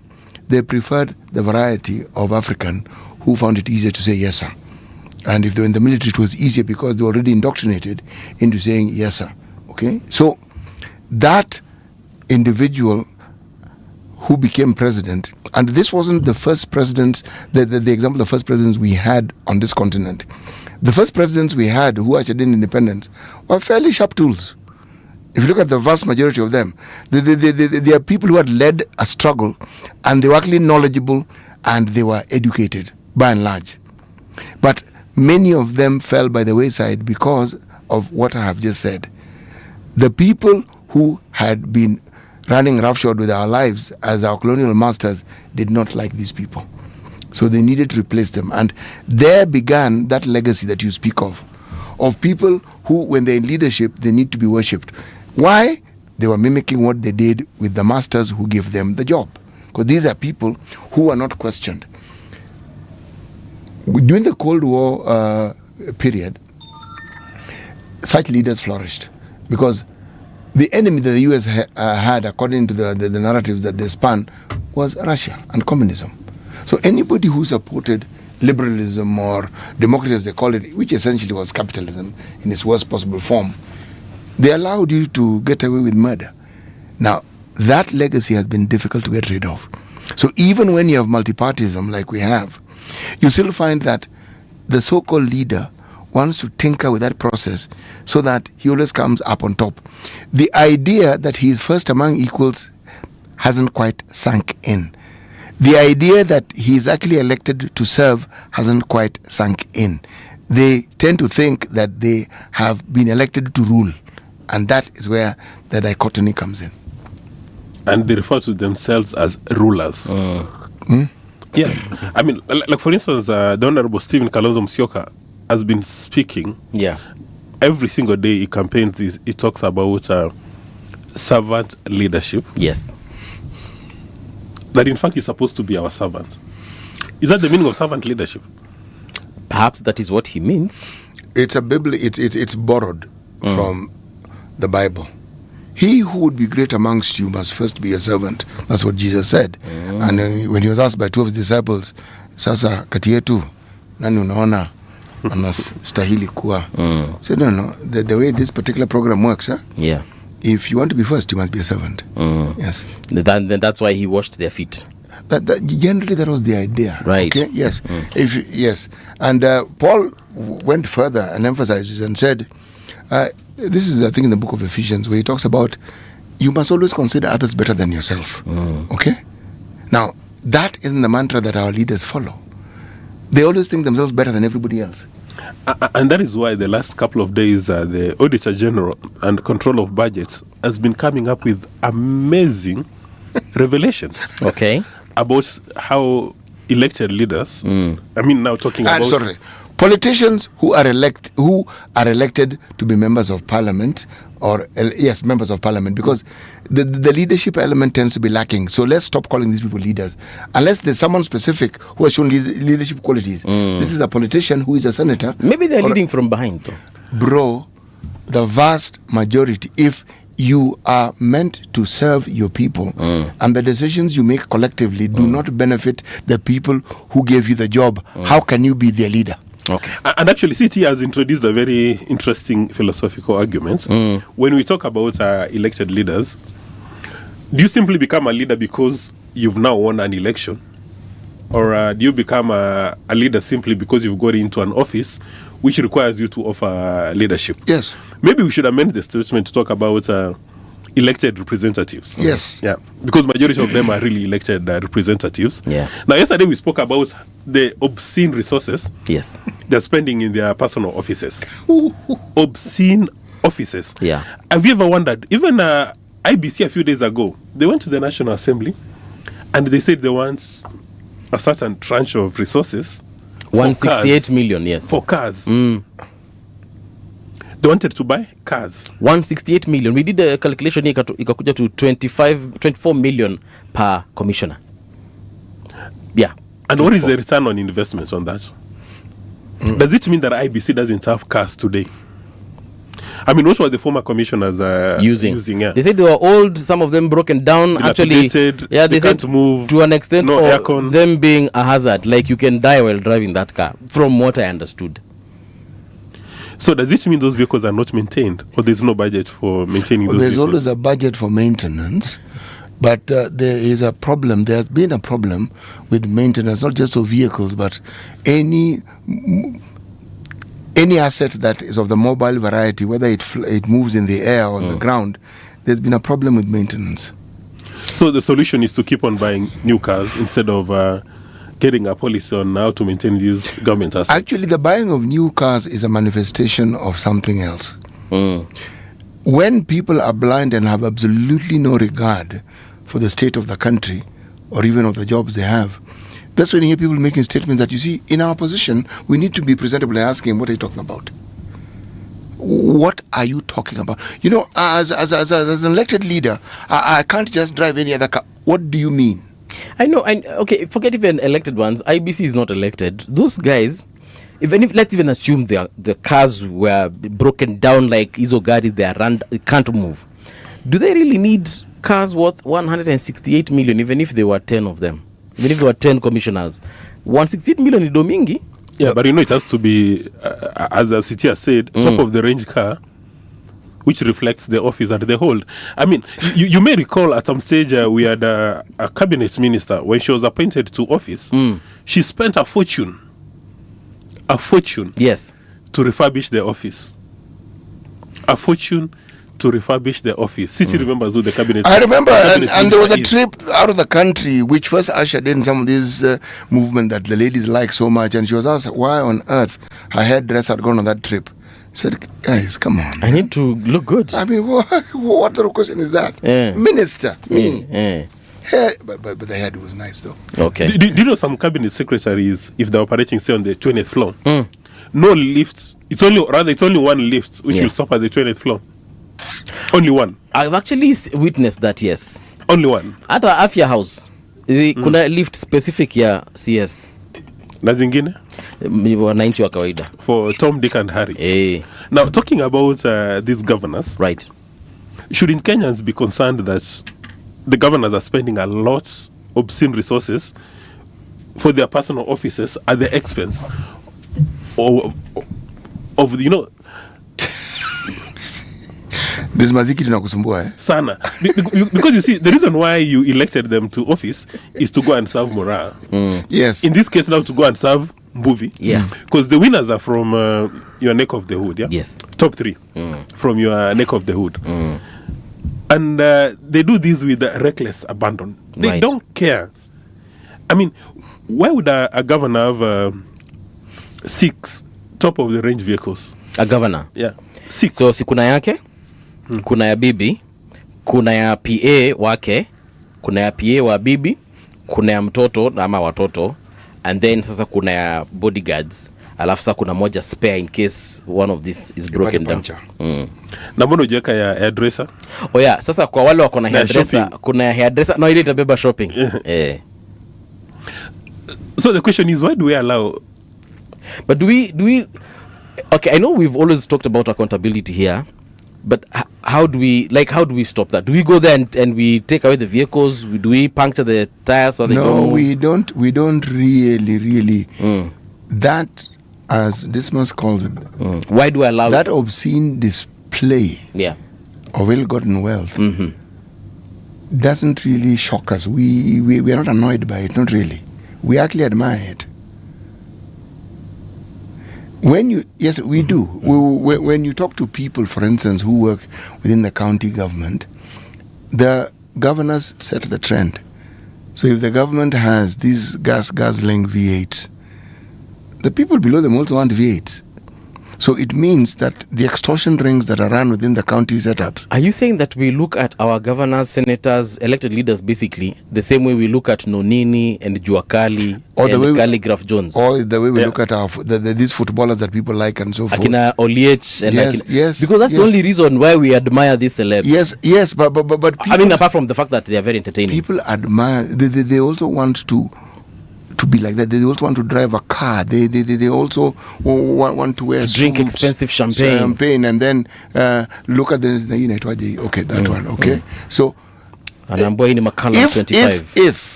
if we were really turned off by what this vulgar display of wealth that we see, we would respond very differently to these things. Actually, where I come from, Western Kenya, you may be surprised to learn that if you don't go for a funeral, probability of being elected again is almost 0. So you must go for funeral, yeah. And then you have to ask, what is it about the funeral that makes it so important? Yeah. So you have to go for the funeral.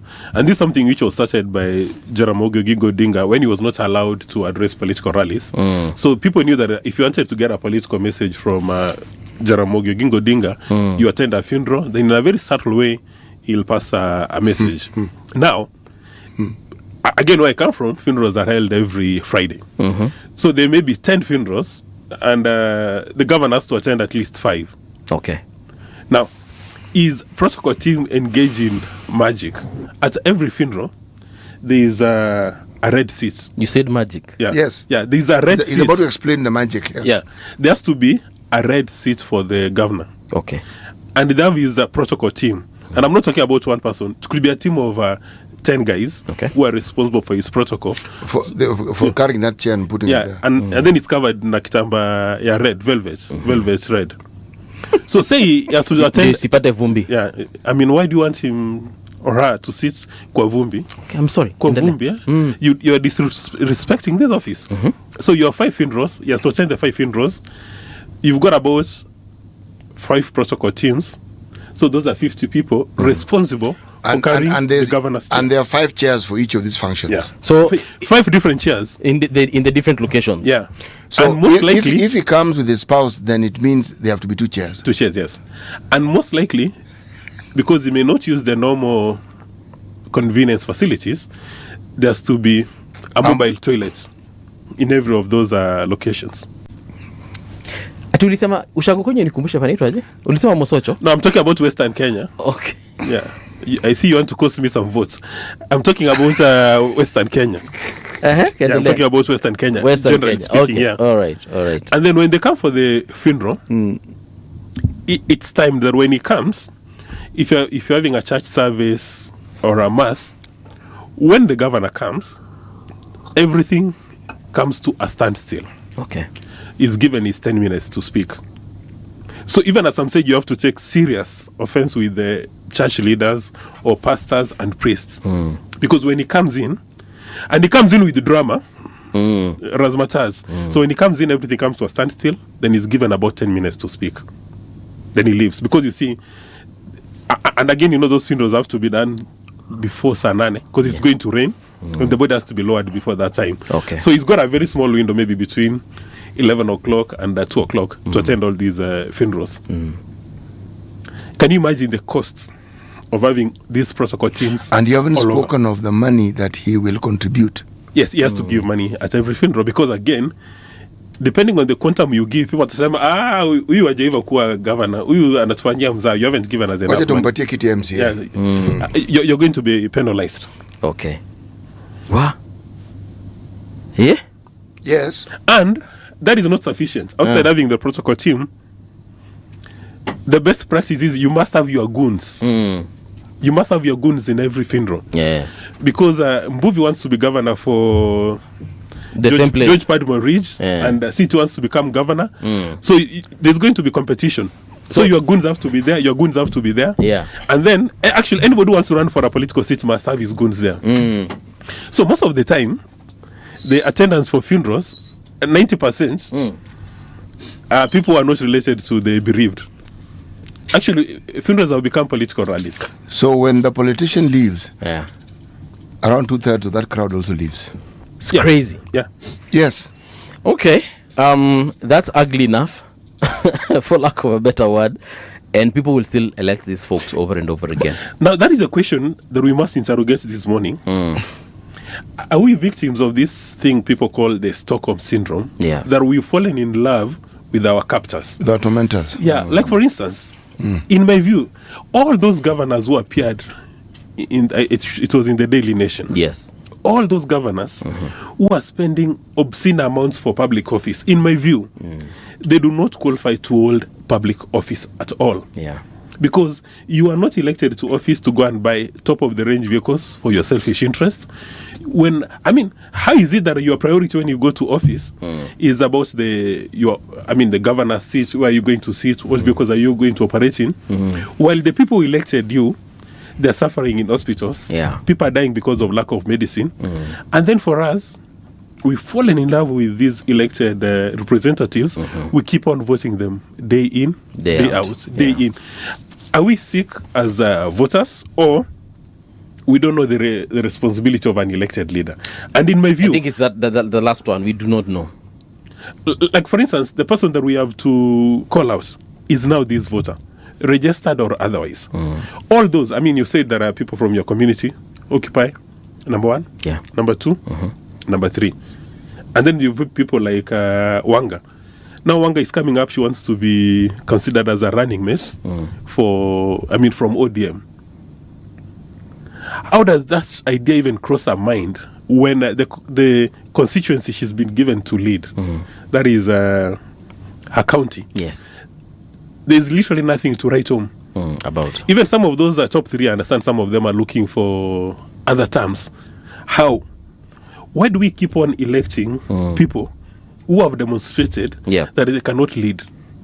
When you look at the scoreboard, right, it's 0-0-0. You don't understand if you're watching US soccer. Yes. Don't even look at the pitch. Angalia tu kule kwa scoreboard. If the numbers are not impressive, why return these people back to office? True. But we have the answer is that we are victims of tribalism. We are victims of clans. And sometimes like even this gentleman here on my right, for 4.5 years... He's called Nurdin. For 4.5 years, he's a very rational human being. And it applies to all of us in this room. All right. But as we approach... before that thing applies to me, I want to hear what you want to say. Yes, I'm not going to just agree that it applies to me because you've said so. So continue. But the probability is very high. So let me qualify that statement. Yes. Okay, let me, because I don't want to get into catfights. There's a very high chance that all of us are rational human beings. We go through the Auditor General, control of budgets. We know how people have squandered government resources in a lawful way. You know, they squander resources in a lawful way. You remember in the old Chinese society, they used to train clever thieves.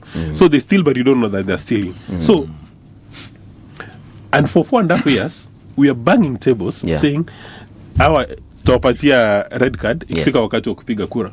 But what happens? The last 6 months to an election, that is when we say, oh, my name is Mbuvi, so I'm Mkamba. My name is... Kagai, my name is Siti Muga. Then now we go back to who are our tribal leaders.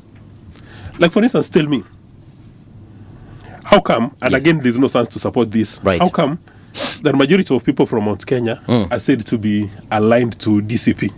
Okay. How come? Is it a narrative? Is it the reality? Okay, how come majority of people from Ukambani are said to be aligned to Wiper? Because they are. That one is almost certain, eh? Yeah, just like if you ask, why is it that most people in Luo and Nyanza are aligned to ODM? I'll tell you, because it's not an assumption, they are. Okay. Although I think if you're talking about Mount Kenya, I saw there's a gentleman you interviewed here some time ago called JB Muturi. Right. And I think he stands a lion's chance in Mount Kenya. Because if you speak to people who want to run on DCP tickets, they tell you that they see somebody who is not open to democracy. They see elements of dictatorship. Right. They see elements of toxic politics. Okay. That if you're not kissing the DCP leader's ring today, literal kissing his ring. I don't know whether it's ghost rings, but if you're not kissing his ring, then hakuna mahali penye unaenda. This is wacha ni introduce Nurdin Kagai. Nurdin, good morning. Welcome back. Good morning. Thank you. We did it once, so nice to do it twice. So 2 days in a row. You know, this before you folks came in, I read some messages here, and I promised guys we're going to talk about them before we get into our topic of today, which is senators versus governors, and of course the 2027 political formations. And it's on the issue of Iran playing the World Cup, and if they will play in the US or they'll play in Mexico or they'll play in Canada. And now that you're here, before tuingie kwa siasa ya Kenya, tuingie kwa hiyo siasa kidogo ya international, where do you think these folks will actually play in the US? First and foremost, I believe we have no international law.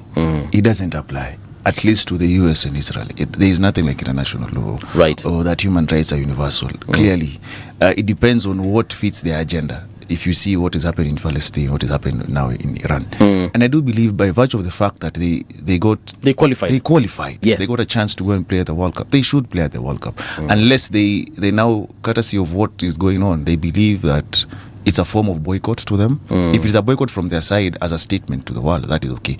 But no one can take away their slot. Because at the end actually, it won't be taken away. They will play. The question is where they will play. And I also believe this is one confusing World Cup. It has so many issues, man. It's meant to be a time when the entire world is rejoicing. You know, football brings about everyone. It's one of the biggest sports in the world, if not the biggest, you know. So I do believe, yesterday, I don't know if it's true, I saw some quotes where tickets are going for $7,000. FIFA is saying, if that's too expensive, then check your lifestyle, then check where you're supposed to be. We believe that is standard. They tried to offer some tickets that are perhaps cheaper, but yes, they maintained some very premium tickets. It looks like it's going to be an anticlimax, sadly. But I'm happy for the African countries that qualified. DRC is now inside. Imagine that. I am happy. The Leopards are in now. Imagine. It's not the first time they've done it. That's 52 in years a waiting. long time. It's there are countries that have never qualified, so you know. Yeah, like the one way. Like Kenya. So, and I hope we get there one day, you know. But we really need to change a lot in our sports sector in this country. Yeah. But I do believe if things remain the way they are, that World Cup is going to be boring, man. We really hope it's going to be a good one, you know. Yeah. Mokwa, before tuingie sasa mambo mengine, Iran playing in the World Cup. Well, I'm not much of a man when it comes to soccer sports, so my comment will only be limited to international law. Sure. And Mr. Donald Trump has just confirmed to the world that international law now should be a chapter in history books. Because international law as is today is what Mr. Donald Trump thinks about an issue. Even as late as yesterday, when he was talking about NATO, saying that I need these guys from NATO to come and assist me open up the streets. That place called Strait of Hormuz. Yeah. But before the war it was open. So he's the one who created this trouble, but he wants the Middle East countries to pay for it, and he wants NATO to go in. And he's been saying all manner of things. And that points to what we've been talking about, and City was asking that, what do you mean by character? It's very clear that Mr. Trump has got capacity and competence, but he may not have the character. And yesterday I was started to name a leader who may be having character. And the first name which comes to mind is late President Kibaki. You remember the late Mishuki, during the political campaigns, they said, we must change the constitution. This constitution is a horrible document. A horrible document. They use the word horrible.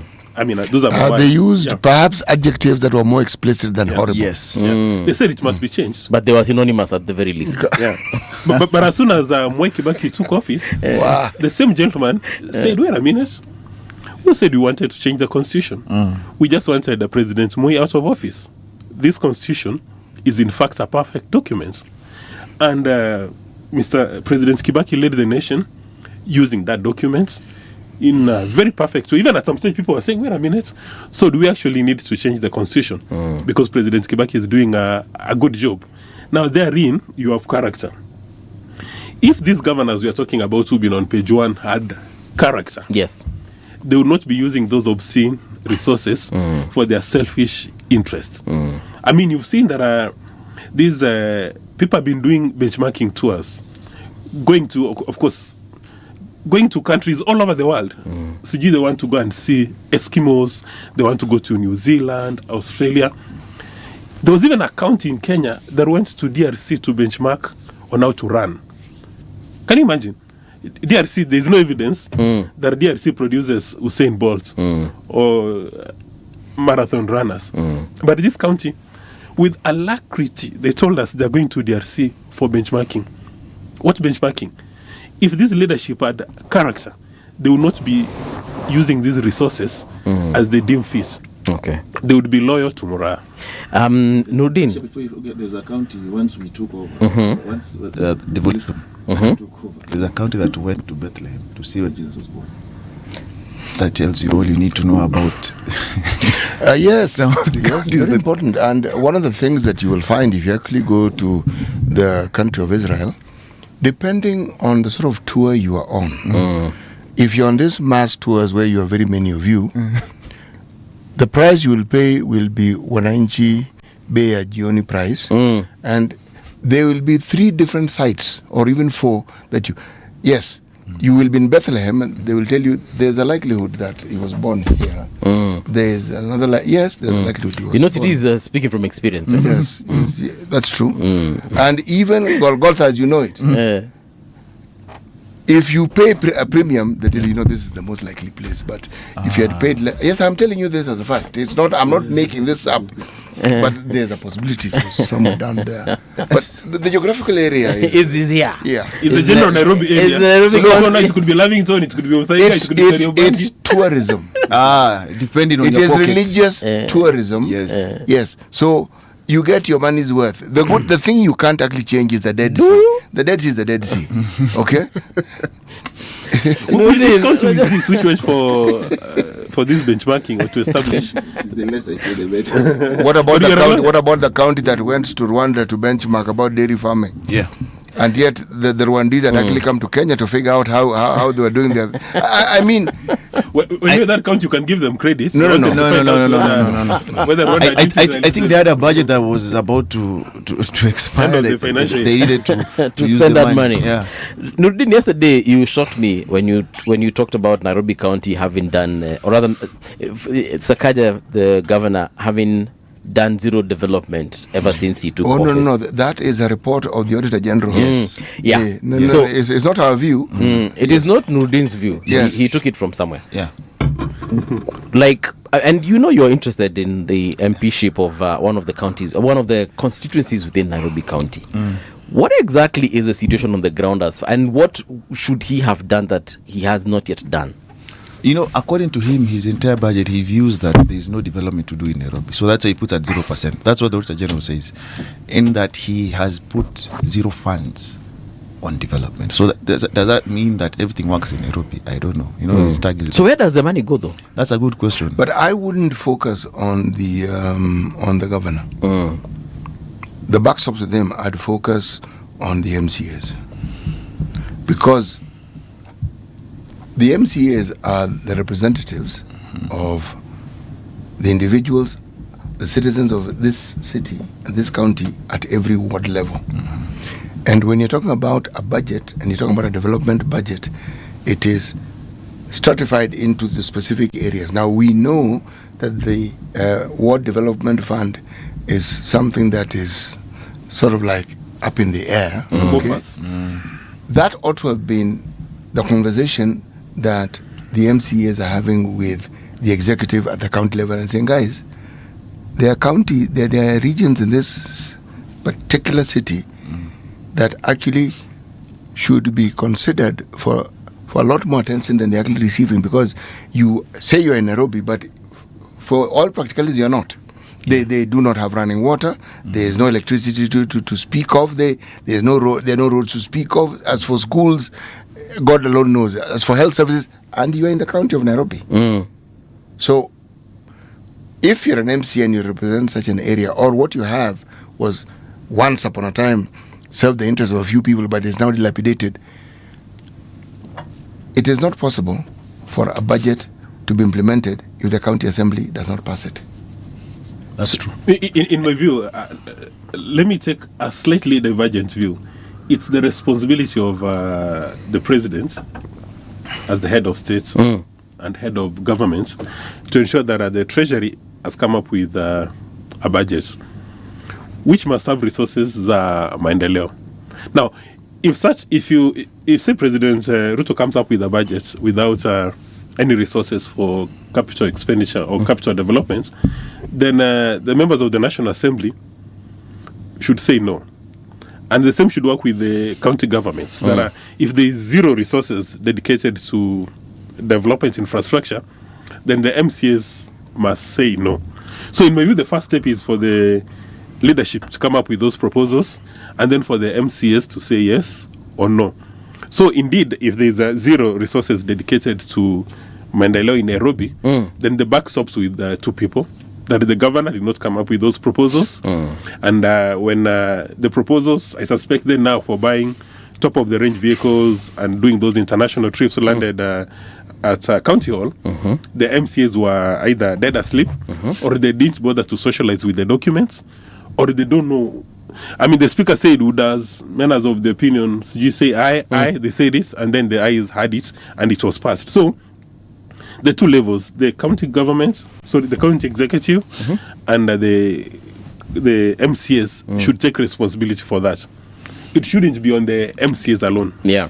I also believe that as Kenyans, we forget that, most people forget that we have an county assembly in every county, and they pass laws.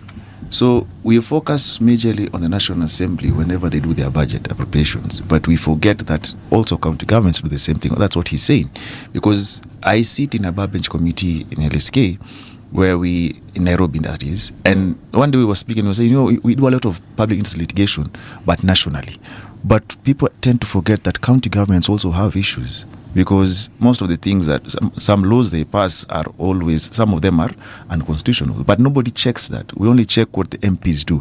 So I believe MCAs also need to be scrutinized in the job they do, because most of them don't even attend those sessions. They just copy their brothers up there and sisters. So on the issue of Nairobi, I'm not even surprised. When I read that, the general report, I wasn't too surprised, because I remember there's a day he was asked a question about a dump site in Dagoretti North, where I have interests, around 46 area. There's a dump site that actually is catering to half of the road. You know what his answer was? I can't pick that garbage, because if I do, it will bring about gang fights. That is the governor. What time in the morning was he having this conversation? I can't know, but imagine him saying that collecting that garbage will lead to gang fights. So have you left those people around that area to fend for themselves at the end of the day? Nureen, that garbage doesn't pile up overnight. Of course. That garbage is picked up by individuals who claim to be garbage collectors.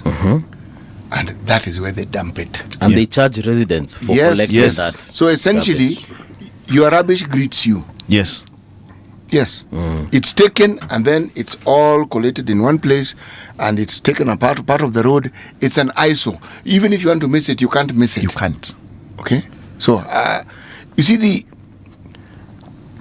I never detour from the subject of accountability that the citizens must understand. And it must be a point that anybody who wants to pursue an elected position, in my mind, must speak of and must make it the focal point of their discussion or their campaigning. And the reason is, you ask about the MCAs. MCAs also want to go for benchmarking. MCAs want to do what the governor is doing. If the governor has a huge guzzler, the MCAs also want guzzlers. Some MPAs want to become governors. Okay? So, the focus is not on delivering service. And you know this because you hear what they have to say. How often do you hear conversation? We all live here, from our MCAs regarding the wards that they represent, or raising issues. It's civil society that tends to raise most of these issues. It is not those elected leaders. Yeah. So, if they are supposed to represent you at the county assembly, and this is, because every time you raise it, it is documented. Right. Yes. It is known that this issue was raised. And if it's something that requires budgeting, it is raised so that it is budgeted for. Every discussion we have about our political system, whether it's at the National Assembly or the County Assembly, we are caught up in these discussions about how it is that all these individuals flagrantly abuse the rule of law, and how they all seem to be looking for schemes to make as much money as they possibly can. Yeah. And we know they're not making money, they are stealing. It is theft, actually, on a fairly large scale. Yeah. Theft by servants. Yes, like one of the things that the Auditor General flagged was an overpayment of 75 million on matters to do with the Dandora dump site. 75 million still have dump. How much would it take to get rid of that? Nobody really wants to solve that problem. Yeah. It's not. You mean invite gangster fight? You pay lip service to it. Invite gangster fight. The Governor Sakaja, as a governor of Nairobi, was a mistake. a very huge one, and we're paying a very steep price for having that man as governor of the city. I do not think he has any interest whatsoever. Is it that he doesn't have interest, or there's nothing he can do about it? He had no agenda, just PR and vibes. So let me ask you then, what did you want the job for? I don't know. I mean, I'm just saying, because he's not the first governor we've had, but also on the issue to do with development. And this might sound stupid, but I'll ask it anyway. Just what more development can we do in this town of ours? Oh, goodness gracious me.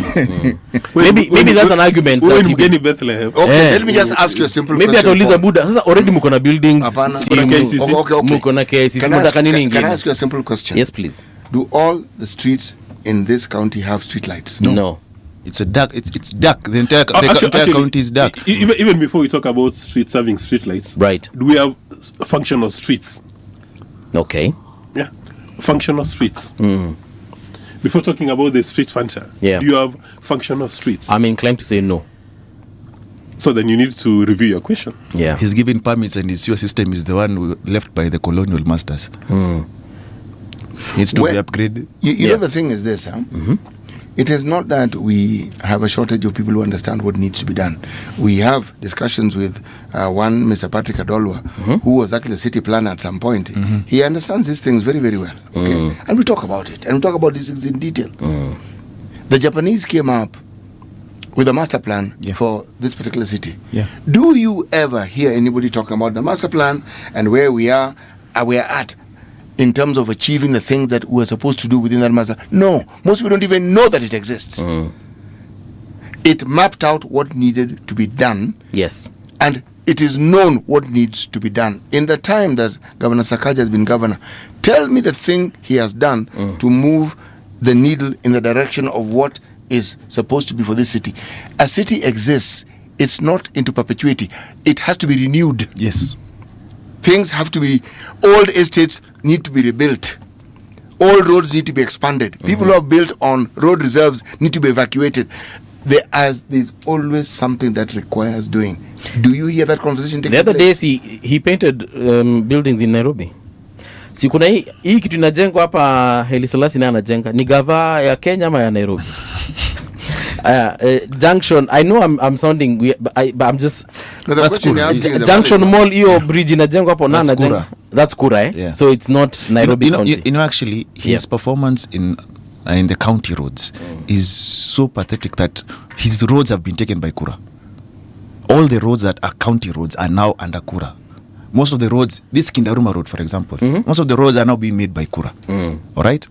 I think the Chania one that is just been finished, Kura is doing it. He abdicated his duties, all right? And the functions, the time they wanted to impeach him, the MCs. Yes, several times. Yeah, there was several times that he was being saved because of one thing or another. But they were saying, this guy, even the budget for roads, when there's money for roads, Ayonikani, it disappears. There's no money for roads. So money is allocated and money is disbursed. And you see, and then it disappears. Yesterday he said something very well, CT, that about lobbying. You know, as a governor, you're always in State House. And you see, there's no president that would let a capital city just vanish or just deteriorate. If you go and tell him, boss, this thing, we need to do 1, 2, 3. I need your help in doing this. But if yours is about self-actualization, I was born in Nairobi, you know what, so I have to be governor, then you become governor, then what? City has a very good question, and I think you'll have to ask this to anyone who comes and wants to be governor. Their manifesto or their agenda, how does it align to that the Japanese master plan? If it doesn't, then you clearly know that person is selling you hot air, because they want. You see, some people never understand the county seat in Nairobi is the second most powerful seat after the presidency, because the budget, you know, even the DP gets his budget from the office of the president. You see, the Nairobi county governor is a very strong seat, and most of the time people tend to forget. If you ask people questions, what do you know about Kederofo? They'll tell you grass. All right. If you ask about Sonko, they'll tell you, oh, we know he's impeached, or he did some fire stations and here and there, some market and some lions. But if you ask about Sakaja, what will you be told about? Darkness at night. Even those city clocks that are under him don't even work. There's that feeding program thing that he does. You see, that's another story, because it needs to be understood. Because you see, I have a question, and I don't understand why leaders do these things. So according to you believe that these children, for them to stay in school, their parents are poor, right? For them to stay in school, you have to feed them. So what happens now that we're on holiday? Now that the parents are still poor, so what are they eating? Why can't you make an economy to work? Why can't you make the system work so that I can fend for myself? You see, this so-called dish in a county, that according to him, that is his biggest achievement. Is it functional in all schools that are in Nairobi? Is it? That's a question we need to ask ourselves. So it's a populist way of trying to endear yourself to the masses. And those who are eating, that's fine, but there will be question somewhere else. But I do believe that make the system work so that I can be able to fend for my child. I can be able to move from point A to B. Make the business environment so well so that I can do business. I can pay fees. I can take my children to school. I can take them to a good hospital. But this issue, it's tokenism. For how long? So what happens when a new governor comes in, decides this dish in a county for me is nonsense, I'll kick it out. So those children who are eating, now they won't eat anymore. So they won't go to school. So we go back to square one. It doesn't make sense. And you see, we don't do things in a futuristic manner. So how futuristic is this in a county? If you ask him, how is it? Mokua, you're the policy analyst. How is it? Is it a sustainable model? You know, you did ask that what can the Nairobi governor do for Nairobi? Assuming that, I think your question was based on some premises that we've got into the hills. Yeah. Hakuna mahali pengine penye tunaenda. I haven't been to London, but I understand London iko na maendeleo juu sana. Okay. But they've got a mayor called Sadiq Khan. And his responsibility every single day when he wakes up is identify what are the issues facing people in London and how do I sort them. Now, if you don't have capacity to ask yourself that question every single day, then you have no business being in leadership. Now, the dish in account, in my view, is a short-term intervention for parents who may not have the opportunity of, giving their kids meals. And it's happened in many parts of Kenya. I see it happening in parts of Muranga, where I understand that the kids actually get chapatis. Yeah, but in my view, it's that should be short-term. It shouldn't be a long-term intervention. Like, for instance, when you're having malaria, you can go and take all the Panadols in the world. On Malaria Queen? No, if you take Malaria Queen, you will get healed. But I don't know whether Malaria Queen still does exist and fancy that. But there's medication for malaria. But if you just take your Panadol, hakuna mahali penye unaenda. Because ideally, what you're supposed to do as a leader is create opportunities for these parents who cannot afford to have 3 square meals for their kids to have that capacity to place food on the table. You know, it's so demeaning for our parents to send kids to school just eat simply because they have no capacity to buy meals. That the only reason unatuma watoto waende shule is for them to go and get a meal. Let's take a break. Let's get into the news with Patricia Wayoa. When we return, of course, we talk about what needs to be done. Also include the senators and their role in all this. Radio generation, the sound is fine. Pump it up, turn it high all the time. Let the music move you, let's sway. Radio G's got your jam all day. Radio Generation, the home of urban soul.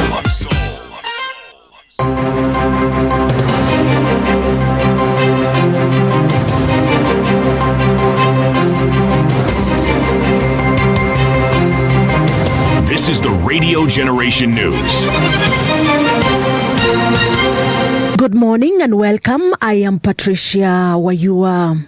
Several families in Rift Valley are worried after reports that their relatives who went to Russia have gone missing, with some feared dead in the ongoing Russia-Ukraine war. The families have called for the state to intervene in the matter.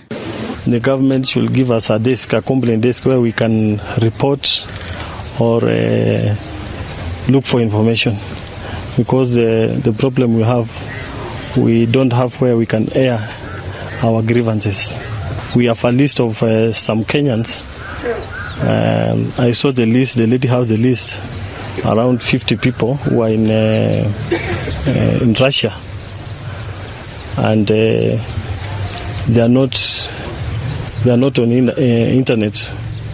So we want the government to look into that and try to help us, because most of the parents are in a very awkward position where they cannot explain themselves.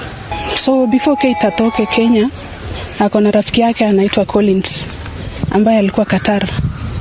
Ni jirani anatoka nyumbani. This comes as Prime Cabinet Secretary Musalia Mudavadi told the Senate on Thursday that at least 16 Kenyans are missing in action. Mudavadi added that 38 are in Russian hospitals under restricted access.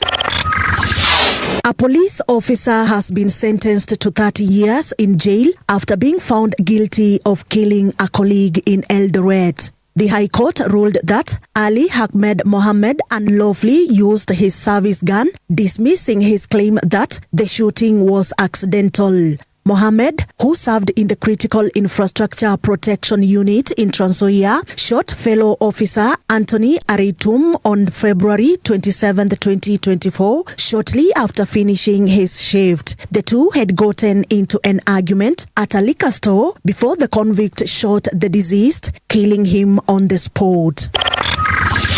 Road contractors in Kenya are set to receive a boost after President William Ruto announced that 20 billion shillings will be paid starting next week. The president said the funds will ensure that road construction projects across the country continue without interruption.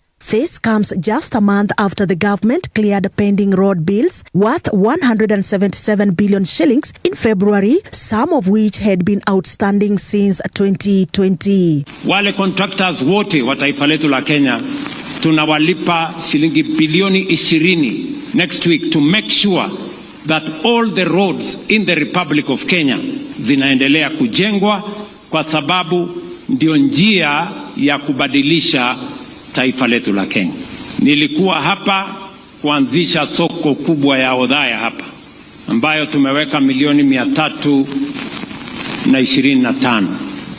Sasa iko 50%. Residents of Kamosing village in Teso North are worried after heavy rains damaged a key road, making it hard to move around the area. The persistent downpours have left the community struggling to access essential services and disrupted daily travel. Hii njia wakati ile ilikuwa hawajatengeneza, hii njia ilikuwa tu mzuri. Sasa vile walitengeneza hii vile wamelima hii njia imeharibu shamba yetu yote. Sasa bado inaharibika. Sasa mimi tunaomba serikali atusaidie shidia kwa shamba yetu, kwa sababu iko kwa futi karibu 8 shamba imeenda yote. Hawakuweka kalabati, hawakuweka chochote, na maji ikitoka huko ni mbio na bomoa mashamba kubomoa. Shamba hii ni nyepesi. Hii barabara hata ingelimwa. And that's the truth on Radio Generation. Good morning, I am Patricia Wayua.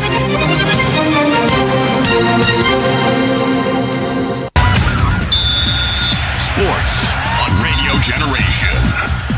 Good morning, I'm Samuel Otieno. Gabriel Gravina has resigned as the head of Italy's Football Association following their failure to qualify for a third consecutive World Cup.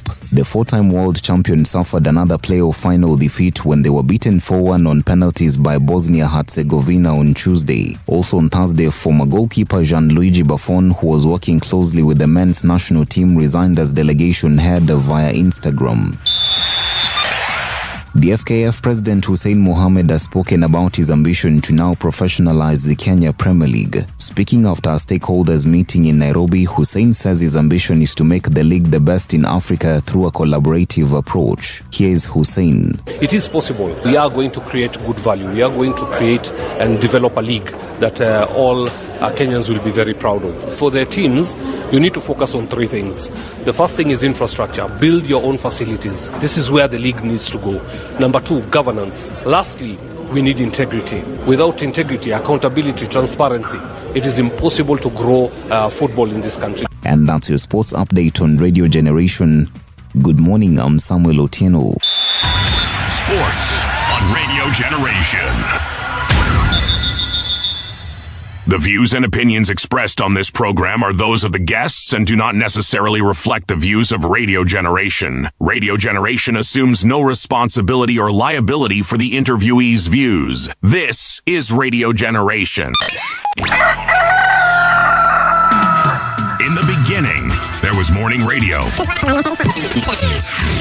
But now there is Radio Generation's The People's Breakfast, curious and bold, getting facts from the shadows. That's what it is. Now, as the city wakes and secrets stir, a bright new voice shines.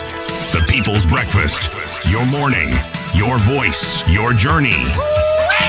Good morning. Good morning, my neighbor. Welcome to the home of hard truths and bold insights, Radio Generation. Good morning, welcome back. Big shout out to Morris and that team. My Tech 2.0, Rainman Jalangona Kwana, and wengine kama Eriko Ward. Thank you for coming through and helping us have this conversation. Now, we are still talking about county government of Nairobi and exactly what is plaguing this particular place. And there are some questions I was asking earlier on. Na nimepata majibu. But, as we just go through or as we consider what the Auditor General said about Nairobi, there's something else that is kind of troubling. Green Army apparently walilipwa pesa fulani na hiyo pesa haijulikani ilienda wapi, 800 million mokua. How does an entire county, because according to that report by the Auditor General, they are saying fraudulent payments that could not be traced. How is it that we can pay 800 million? This is not 2 shillings, 800. It's not like when unachanga 10 bob juu ya meza and then your son or daughter picks it and then you don't know where it is. 800 million. I beg to differ. Even that 10 bob when unasema, you'll still find it. Yeah, you'll still find it. I think it's incumbent on any leader in Kenya, including the Nairobi leadership, that when the governor raises any issues, you must come out when the Auditor General raises any issues, the responsible leaders must come out and offer clarity. Because an Auditor General does the auditing anchored on international accounting standards and international auditing standards. Sometimes they form opinions because they have not received sufficient information. So when that happens, then it's incumbent on the leadership to make sure they present that information. Because then if you don't do it, then Kenyans will come to the conclusion that this 800 million has been spent in a fraudulent manner. So it's incumbent on Governor Sakaja, without delay, to come and tell us how this 800 million was spent. Because the Auditor General, and generally speaking, auditors, hardly make mistakes when they're presenting their opinions. The only time you may question them is maybe when they're very fast, when at some stage they're required to exercise their discretion. But they only do that if the responsible officers have not given them full information. So every accounting officer must furnish you the information. Because if you don't do that, then any rational member of the society will assume that you've been catalyzing fraud. Because all these things that have been raised, and then there seems to be no action being taken. But there's something we were saying, Nudin, I'm not sure whether we said it on air or off air. MCAs have tried several times to impeach Governor Sakaja. And it seems that when they are just on the verge of beginning things, somehow that ball is stopped. You see, there have been all sorts of rumors as to how he survives. And the worst thing is that most of these political parties, I said yesterday, are owned by individuals. So most of the people who get elected are also owned by those individuals. So these MCAs have no brain of their own, because anytime they have tried, it's true, anytime they have tried to impeach him, they get called by their party leaders and told, Yoki to watcha. Because the gentleman knows how to survive, so he goes straight to the party leaders. And so he survives. But if we had a scenario where people would rise to the occasion and realize, you know what this guy is doing is wrong, we have a mandate as well. You were sworn in. You have a mandate. And as City said yesterday, your duty is to work for me. They exercise delegated power. But the real power is our power. Remember that guy? The people shall. Mandatory. You remember? So at the end of the day, that power is ours, and they forget that. So they end up becoming mini bosses, and they forget that they're supposed to report to us. That is why they are told public participation, even when they're making these laws. They have to seek our opinion and views. And if they don't, and we file a matter in court, it is termed void because there was no adequate public participation. And that's another very interesting story, because now there's this disingenuous way government is trying, executive is trying to say that, you know what, public participation, they have gone to some interpretation, they'll be flogged at the court. Public participation starts and ends when people vote. So they say once we get... Who said this? The guys from the executive. They're seeking some interpretation from court saying that public participation effective is when we were voted in. So my question is, those 6 million voted for you, the 5 didn't vote for you, and the 8 who never participated in the elections. So what happens to their opinion? You see, that's what I'm trying to tell you. Those who actually exercise this delegated power most of the time are just dumb. So, for lack of a better word. So, at the end of the day, you do know you want to join them, huh? Yeah, but I intend. You will not join the dumb side. No, they all say that, you know. No, but listen, it depends. It depends. Yeah, I know that, but it depends with you as a person. Personally, I am a proud student of Thomas Sankara. I'm a good student of history, and I would like to make a difference. That is the reason why. Others, I'll stick in my law firm and I'll be quite fine. I'll be okay. But you see, we have to rise to the occasion. I see there's a conversation and so many young people are trying to vie right now, which is a good thing. Of course, age isn't a reason to get elected. But I believe you can't see things going wrong and just say, you know what, it's okay. I have taken part in policy making, drafting bills. I've taken part in a lot of legislation. But I believe that I can do more. And that is why I said, let me try this out.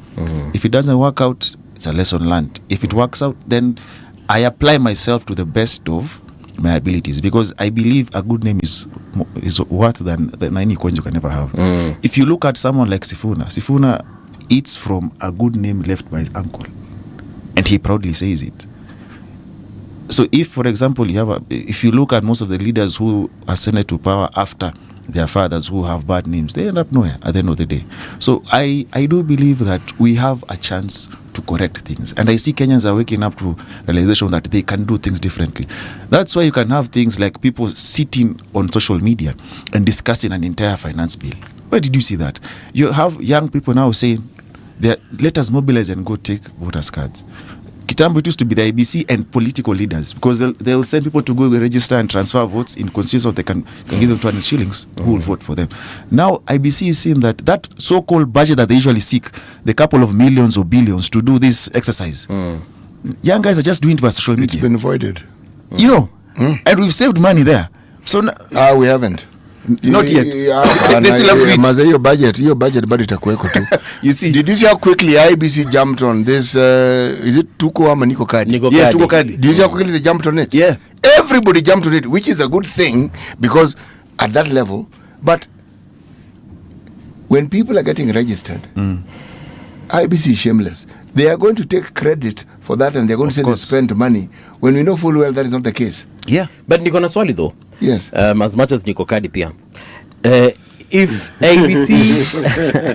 IBC had started that campaign, do you think it would have caught on the way it has caught on when it was organic from the citizenry? Started which campaign?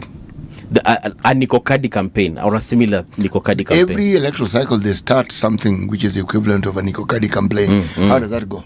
So, and the reason I'm asking this is because, do we look at IEBC the same way we look at Alan's Ademba, for example? The agenda is different. You see, IBC already was saying young people are not registering, young people have no interest in and voting. They still didn't do it. And so the problem is, if you look at IBC, there's a disconnect between every other time between the commission and the young voter. They need to sensitize them to realize the importance of voting. They need to actually make them want to take up the voters card and actually get registered. But now the young, because most of the time their youth agenda there is never there. That's why you keep saying, why can't we have young people also in IBC who can actually help them come with something like Toka, you see? But now the young people realized there's a gap between them and the IBC. So they embarked on a journey that they believe they can sensitize other fellow young people, tell them, hey, if you want to register, point A, B, C. Because most people were saying, I'm trying to register, but I don't know where to go to.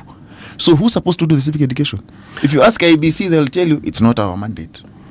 If you ask Parliament, they'll say, not our mandate. Is it intentional? Of course it is. Of course it is, because the lesser young people vote, the better. Because it now means you can control the narrative and say young people didn't vote because they didn't take part in registration. They have no interest in politics. Theirs is just ranting on social media. But on the day of voting, they are not there because they're already registered. And I think there are two variables. when you have a product or when you're launching a product, you must understand your market. You cannot come up with a generic campaign and hope that it's going to be a success. Like, for instance, at the back of my mind, I know this radio station has got a certain market they're targeting.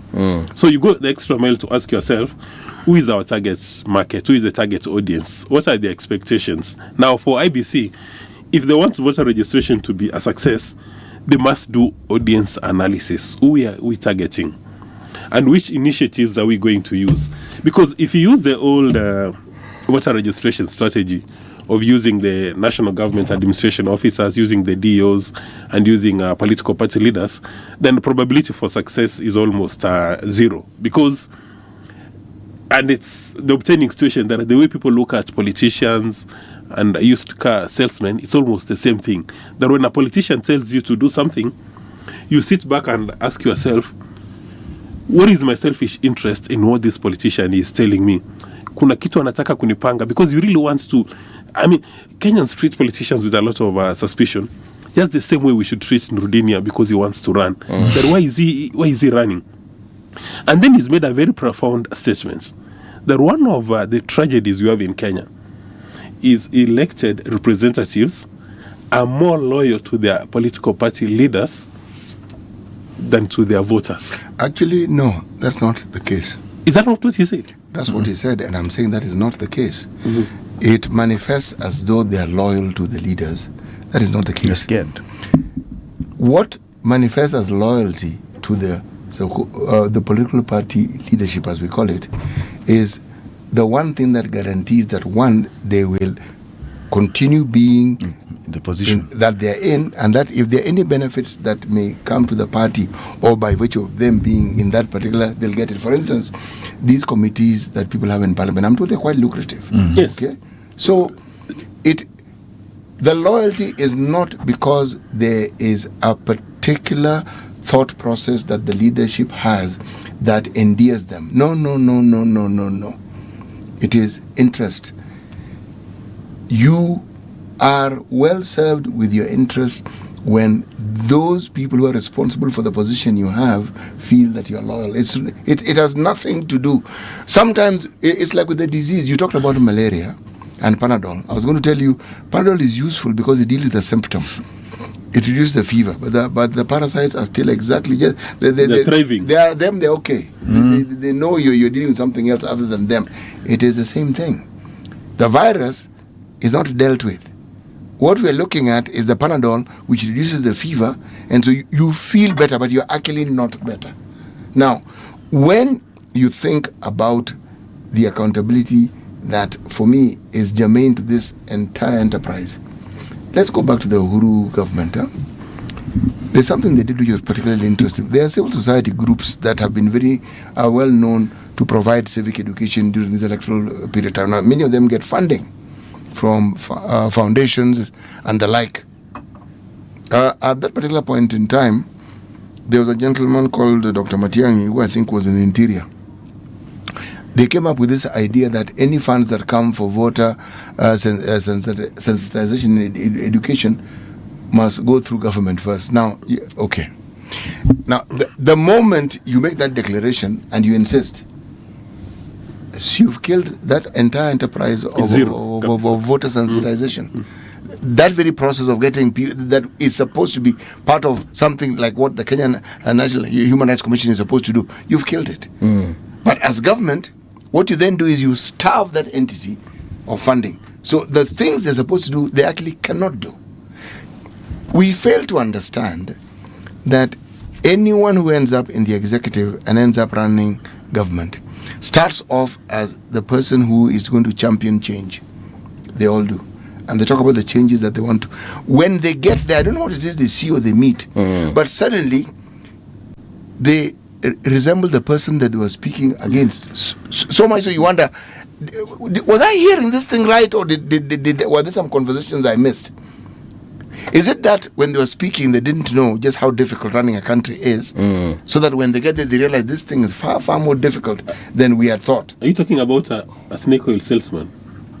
I am talking about, actually, snake oil is what people refer to. This much, you need to use your mic, eh? Oh, okay.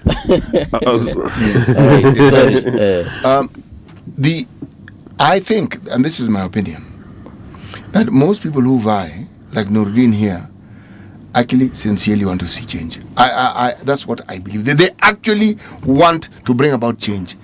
Then they get elected and realize, it is far more difficult than we thought. Because what you imagine it was going to be and what you actually find it to be, the things, you know what you want to do. Then there's what you need to do to get the things you want to do done.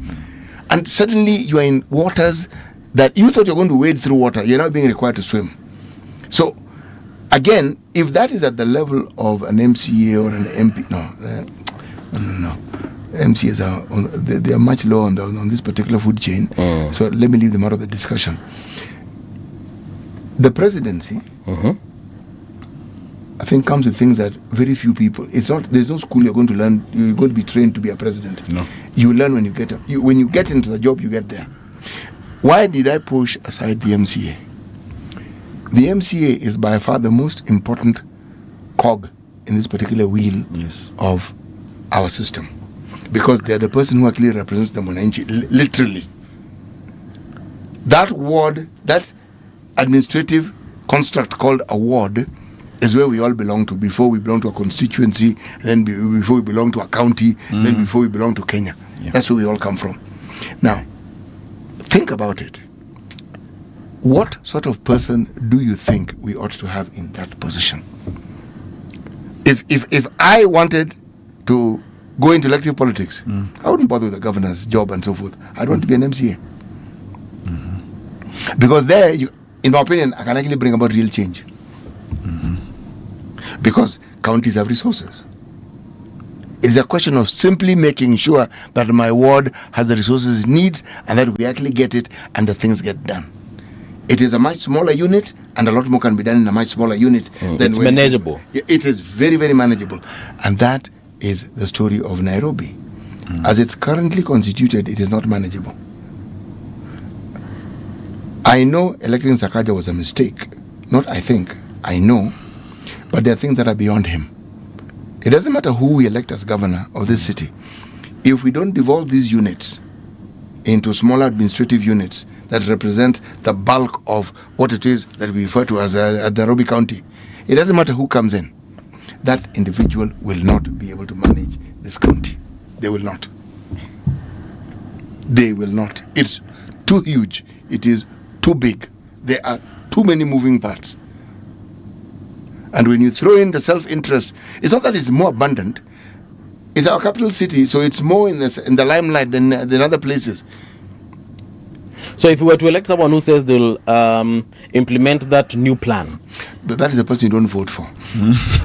Why? The moment somebody tells you that, don't vote for that person, because he has just chosen something that exists to tell you that he's going to do something. Somebody who intends to do something meaningful, let me use the Swahili phrase, and I'm going to explain what I mean. It is somebody who has demonstrated that they understand what is needed. And to demonstrate it, it's not just talking. Somebody who bothers to take the time to explain these things to people. I've heard people criticizing William Ruto for going around the country. They do not know just how effective that is. How did he win the mountain? I hear the former deputy president, claiming that he's the one who won the mountain. From what I observe, he didn't. The president won the mountain on his own. Who was making all those visits to the mountain? It was him. There's something about a personal touch that somebody has that makes a very huge difference. When you're talking about your problem, the person is there talking to you. He hasn't sent an emissary. You feel, no, this person. And the thing is, he hasn't stopped.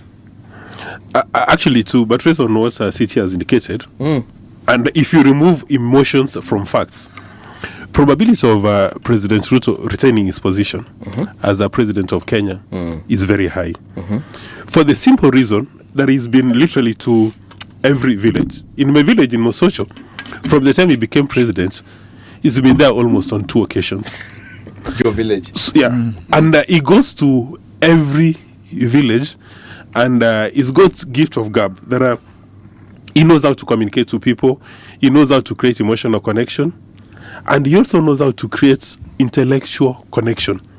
So when he meets bright people like the three of you in this room, he creates that intellectual connection. And when he meets people that are, for some reason, he doesn't want to create an intellectual connection, he creates an emotional connection.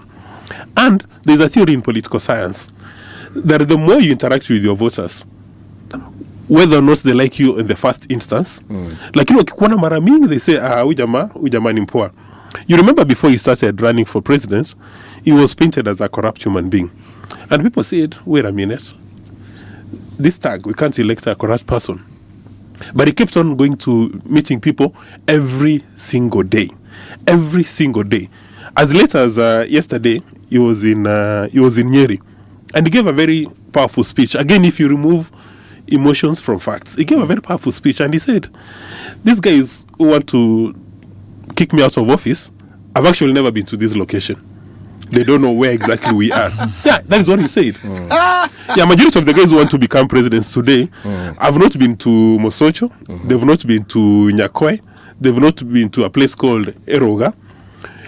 But here in Nairobi, most of you in Nairobi do not really understand the power of the presidency. Because in the village, when you see a president coming, it's a big thing. And when we see the motorcade, it's a big thing. And when we see those GK, we see the sirens, we stop picking our teas, we stop picking coffee, and we stop milking, and we come, we listen to the president, because our only interaction is on TV. And it's the reason why funerals in Western Kenya are a big deal, because with all that razzmatazz in funerals, people will say, when we had a funeral, he actually came. Alikuja na alitupatia kakitu. So, but if you tell them, wait a minute, this gentleman here is the king of wash, is the king of corruption, they'll ask you, lakini wengine wenye unatuambia kama St. Peter na St. Joseph wako wapi? Atuwaoni. Now, if as voters, and if you're running against somebody like President William Ruto, if you don't take time to sit back and do serious analysis on how you are going to kick him out of office, you'll find it to be a huge challenge. And it's not just limited to President Ruto. Even my former MP, a gentleman called Dr. Z. Chionyonka, he had the same approach. And even his son has the same approach, Richard Onyonka. Richard Onyonka now is one of the few elected leaders from Kisii who can literally run for any seat on any political party and he will win. Vile watu wanasema atashinda asubuhi na mapema, because he has he's got that emotional connection and intellectual connection. Now, somebody who has an emotional connection with voters, that is a dangerous human being. Now, if you think the Kenyan examples do not make sense, look at Donald J. Trump. You remember when he was campaigning, he told people, I'm not going to war. I'm not going to start any war. And he would say Biden is about to start bombing Iran. He'd even say Obama is about to start doing this. He wakes up one day in the morning and he says, I'm going to bomb Iran. Akiuliza why? He says, these guys wanted to assassinate me. They wanted to get me out of this world. He doesn't consult his friends in NATO. He doesn't consult anybody. He hits them hard. Well, his opinion, his rating, popularity is going down. But still, as late as this morning, there's a group of Americans who are saying, whatever Donald Trump does is right. And when he's wrong, he's actually right. You've gone so far. You just stayed home. Baba is always right. Especially when he's wrong. Baba is number one, Baba is right. Number two is never wrong. Number three, in case of number two, in case of doubt, refer to number one. Yes. And those they're called suicidal supporters. What does Baba said? Left, right. And Baba Mesoma, we don't need to read. Let me ask you this question, Nurdin. Yeah. How do you think he managed to pull that off? It's just connection. Precisely. And the most interesting thing is that he would be called by those who you would consider to be non-entities, and he would pick. Yes. Most of the info he got from people from around the street. Just called, sawa. He would go have a press conference and say things, government would be like, what this guy is saying. Kumbe, he gets info from the ground. Those you believe are nobodies. And that is a sad reality. And what he said is true. I also believe that the president is a good student of Moi. And, I think if there was a class, he would be number one in that class of the former president, the late president. So, like he rightfully says, the 9 years he was DP, he used to spend most of that time in Mount Kenya. And they say now he's moved now to Kisumu, Migori, Omabay. It's called Luo Nyanza. So now, the most important thing is, as he rightfully says, those who are vying against him have to find a tact of how to deal with that. But the most interesting thing is that we, as we rightfully say, people one, they vote cutters of emotions, Nekasirika. Two, they also check tribal inclinations. Yes. Sadly. And Why sadly? It's sad because sometimes that vote you're making doesn't make sense. And that reminds me of something. When we talk about the level of poverty in this country, most people just say it as a term, but never really see what it means. I had the honor of escorting a member of parliament for Embakasi East. He's a good comrade of mine. When I told him I'm seeking to be a member of parliament and I'm very keen on education, I told him, unapenda basari lini? So he told me, I told him, I want to go with you. I want to say something. So I went with him to Soweto. What I saw there, first, congratulations to him because he was giving out forms. But what I saw, people queued in the whole day. We were leaving that place, I think, around 5 or 6. That was the level of poverty in my eyes. Because that form that they get, then they have to go fill, then bring back and get a check. So I was asking him, why can't we have free primary and secondary education? Now, this is what City has actually said. He told me it's easier said than done. It is a very good thing. He told me that's a very good thing. We can actually achieve it. But how many of those in these offices will allow that to happen? So I told him, that is something part of my agenda. He told me it's a good one. You can try it, but it's easier said than done. And now that brings me to what City was saying, that you can have such a good idea, but now moving that needle is always a hurdle. Because I don't understand why we can't have both free primary and secondary education. Because if it is matters of funding and increasing capitation, all that, it will be done. But the political class loves a mass that is not educated, because then it is easier to lie to you. Because some of them, if you see what happened, the Gen Z uprising in 2024, they were shocked that you're interrogating issues. Now we're speaking on a point of issues with these young fellows. They understand a budget making process. There are things they were taught in school. We're in school, you're told stage 1, stage 2. History and civics. Presentation ascent. You'll be like, you just cram because you need to pass the exams. But now they're actually putting that into real life. And you know why? Because most of these young people have gone through school. They have gone to universities. They are done with school. Then the parent tells you, my friend, now you have to fend for yourself. So once they're fending for themselves, they have to pay rent. The reality that then they say, hey boss, so this is what it means to grow up. There's that joke. Adulting. Adulting is pressure. So they're like, hey, no, I can't live like this. Then they see the largesse in the political class. They see how they are living, the gazlas, the renovations here and there. They're like, no, this money, we need also this money in our pockets, because you're supposed to work for us. And that is the realization. So sometimes I see people say this young, they try to downplay it. You shouldn't downplay it, because at the end of the day, they have realized that life is actually hard. What your parents had shielded you from, because you just come home, you find a meal. You know where your parent has come from? You just eat. Now when you have to pay rent, when you have to educate yourself, most of them are actually young parents now, when you have to also take care of a child, now it becomes a reality that now you have to rise up.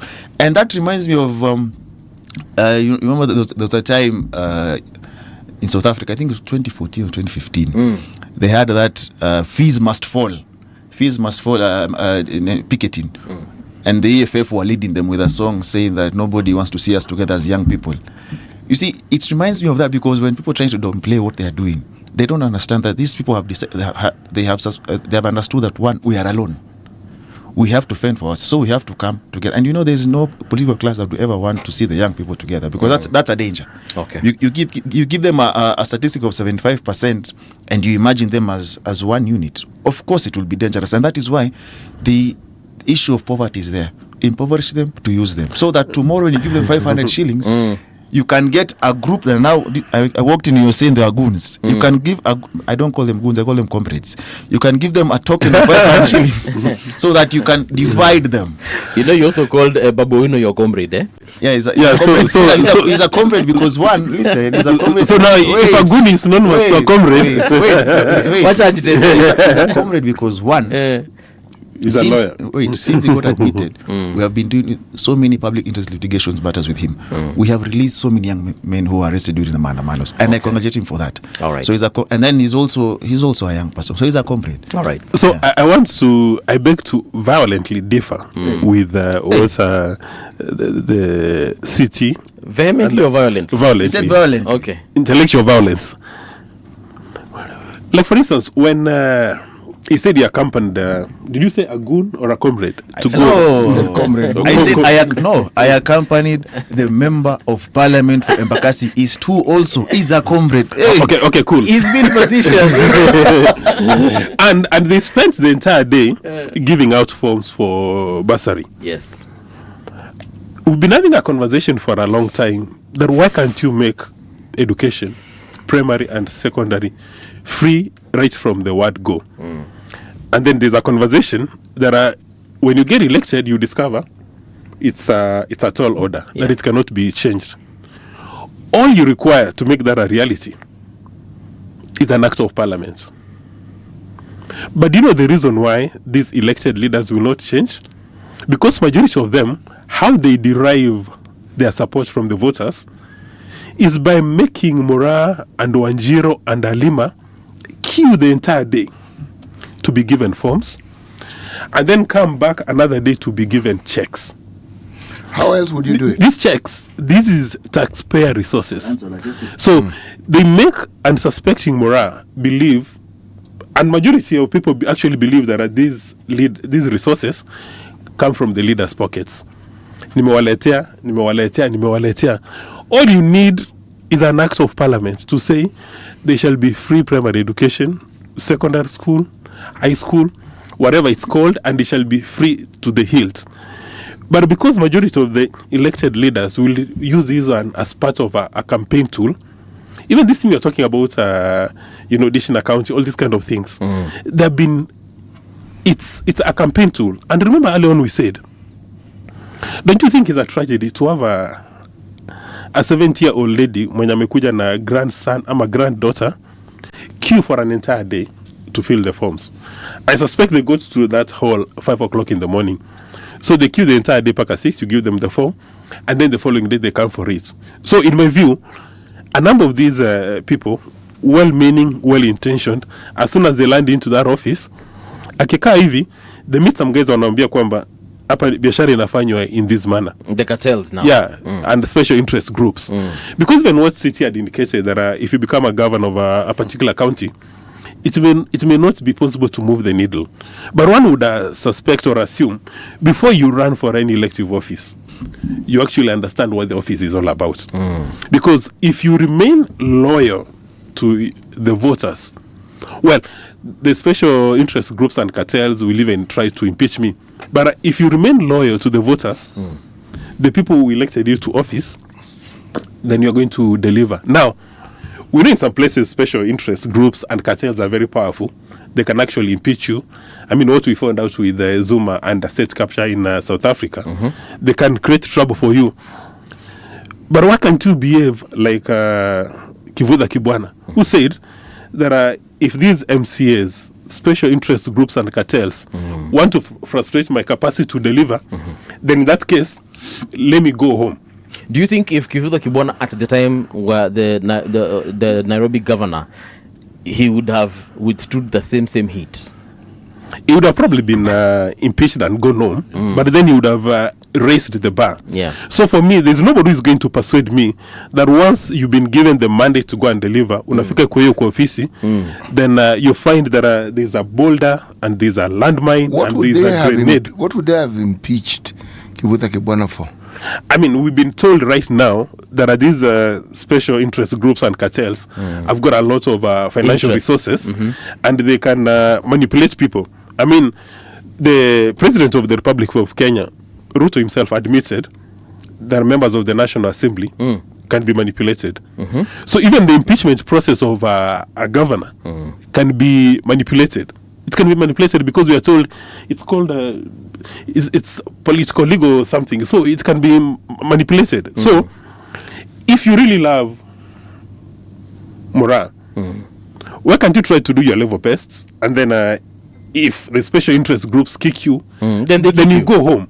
I mean, we can give many examples. Like I always give an example of an MP from my area, Dr. Protas Kemachimumanyi. He served as a cabinet minister for 5 years, but you would still see him driving a beat up Volvo. Ikiharibika yeye mwenyewe ana repair. Watu wakimwangalia wanasema this is a good man. But others wanasema this guy was a cabinet minister. Why didn't he allocate himself resources?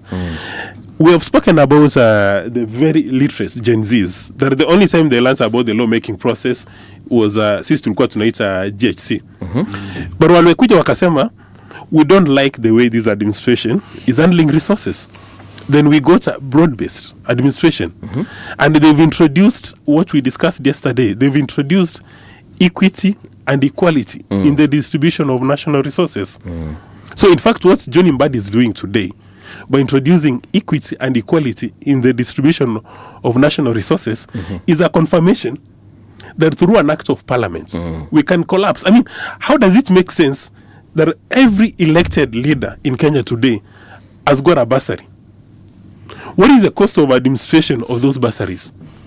Like, for instance, when they went to give out forms the entire day, what is the cost of printing those forms?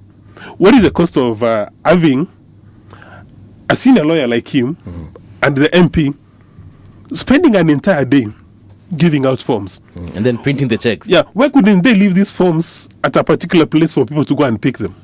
Why must you give out a form? Unakuja, you give it a form, unapiga picha. You give a form, unapiga picha. Let me just answer that, because you see, the same question is asking. I had the same questions. Now there's the reality. Number one, ground. No. In reality, number one, he asked about cost for going there. There was no cost. We just went with that. We got there with but the forms were on a piece of paper. That paper must have been bought by someone. Now here's the thing, and must have been printed. How much would those those forms cost? Even if it's one bob, the point is there's a cost. So he asked a question as to why he can't just have the forms put somewhere people to pick. There's the reality. The reason why he was giving those forms personally is because you have to realize those forms can also be sold. All right, they can also not get to the people. That is number one. So him giving them out personally is because, one, what he talked about, the touch with them. They actually expect him to come and give out the forms. That is number one. Before we got there, they were already there waiting.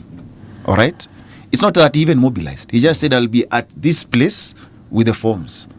So they got there before he even got there. So he gives out a form, and he's also watched for the fact that some would want to come back and take another form and go sell. I go back to the level of poverty. People sell those forms for as low as 100 shillings. That's a lot of money, man. You know? So at the end of the day, those forms, he gives out those forms, that, like I said, personally, so that he makes sure that no one will, because if you delegate that comes another problem. People might start saying the people you gave that job only give their friends and leave the rest of the constituents. So you have to actually not just appear, but have to be fair to them, because you have to go each and every ward to grant out those forms. So when I asked him about this, and Mgalamu Hake Kempe, he is very passionate about education. He tells me he got here courtesy of education. All right. I mean, we see what he does on YouTube. Of course. So I do understand the importance he puts in education. He even challenges me, boss, Rudi Shule Fanya 1-2. I know, you know. So at the end of the day, me going there, I wanted to understand this issue, 1, of bursaries, 2, of forms. So away from the education aspect, then he tells me, it's not just education. It's, to this woman, this form means their life, the child of that life is moving. that tells you there's desperation. It tells you the poverty. And most parents, if you remove the issue of school fees, chakula tatafuta. It's a truth of the matter. So when I say I would want a situation where we have the free primary and secondary education, a reality in this country, because I understand the backlog on the parents, how that can actually give them some form of relief. But for that to happen again, you have to have goodwill from those in office, because tomorrow, inshallah, I might become, let's say, a member of parliament, all right? I move that and I try to change that. If some people are panel beater, these people have whips. If they are whipped against me, there's nothing I'm going to do about it at the end of the day. So if you had people who are like-minded, I don't understand why you can't have a scenario like Cuba. We have money. We just spend our money in the wrong priorities, if you ask me. Because at the end of the day, I tend to believe, Thomas Sankara once said, the best of liberation is that of the mind. You can't liberate yourselves without first liberating Upper. If here hasn't changed, my friend, there's no way you're going. It's easy to sway you if you haven't liberated your mind. And that is how you see it had to get to up. I don't know, some say we never really got independence, and those who were colonized, we were just granted, but to new colonial masters. But people had to sit down and say, by the way, what this was doing to us isn't right. You have to have that reality moment for you to actually want to change things. That is what I believe in. Before he concludes the conversation, now to end the ground, can you imagine the time elected leaders spend giving out these forms? Can you imagine? I mean, his comrade spent an entire day. So it's therefore rational to come to a conclusion that most elected leaders would spend a full day giving out forms. And he said there was no cost. Obviously, there was a cost, maybe borne by private resources or public resources. Now, if you've got the capacity to give out the forms for one day, one would assume you have the capacity to introduce a legislation in the National Assembly. It could even be a one-line piece of legislation. Education, I don't know what's mandatory, will be free. And mobilize MPs, lobby your party leader. Now, if your colleagues fail to support this piece of legislation, then you can actually tell us, nilijaribu, nikaanguka. And then now you can go back to your other business. I mean, the point I'm trying to make here is that the cost of printing those forms, the cost of administration, there is merit in just having a piece of legislation. Can I ask which you would be a question? sufficient. What do you think is the opportunity? You're talking cost. What is the opportunity cost for a politician who understands what it is that people expect? These forms, everything I know about politicians who know their job, you chime in with what the people expect. That's why, and you can tell that person has been re-elected. People feel this man understands us, has our needs. These mundane things that seem useless, if it matters to people, then it is not useless. Can I tell you guys something? Perhaps Kitui County, specifically Kitui Central, that is, whose MP is Dr. Makali Mulu. Highly regarded economist. That guy, in his constituency, by the way, you just download the bursary form. You fill it, and then you send it, and you wait for matokeo. Yes. And so people don't need to make a... The only time he will meet you, by the way, is on the day of Nini. On the day of now giving out. And I'm saying this because I feel a lot of home for my cousin. Alikuwa anahitaji school fees ya university, akanitumia link, akanambia, because nilikuanga na laptop, akanambia bro nijazie hii kitu, do the necessary, na nikamjazia na akasotiwa. City is different, and a rural constituency are completely different. You can't do that in the city. It is reality. completely different. You see, that's why I said I had to go. I had these questions. I had to go. I mean, look at the reality. City politics is way different. Another MP does that, Otendo Molo. But you cannot replicate that here. So they expect you to show up. They expect you to hand them. It is that touch they want away from those forms. Do you understand our needs? That is number one. Away from the forms, once the forms are done, they need to have a conversation. They want to talk to you. They want to talk to you. Yes. They're telling you, by the way, away from these forms, there's this challenge. Kuni barabara hapa, kuna hii. So away from that, he says, and it's not just an entire day of forms. Away from that, there has to be a It's dialogue. an entire day of interaction. They That's tell you, what by it the way, na actually ishule laboratory, ishule sijui. That's the thing. Those are the things they want, and that is the reason why he says you get re-elected.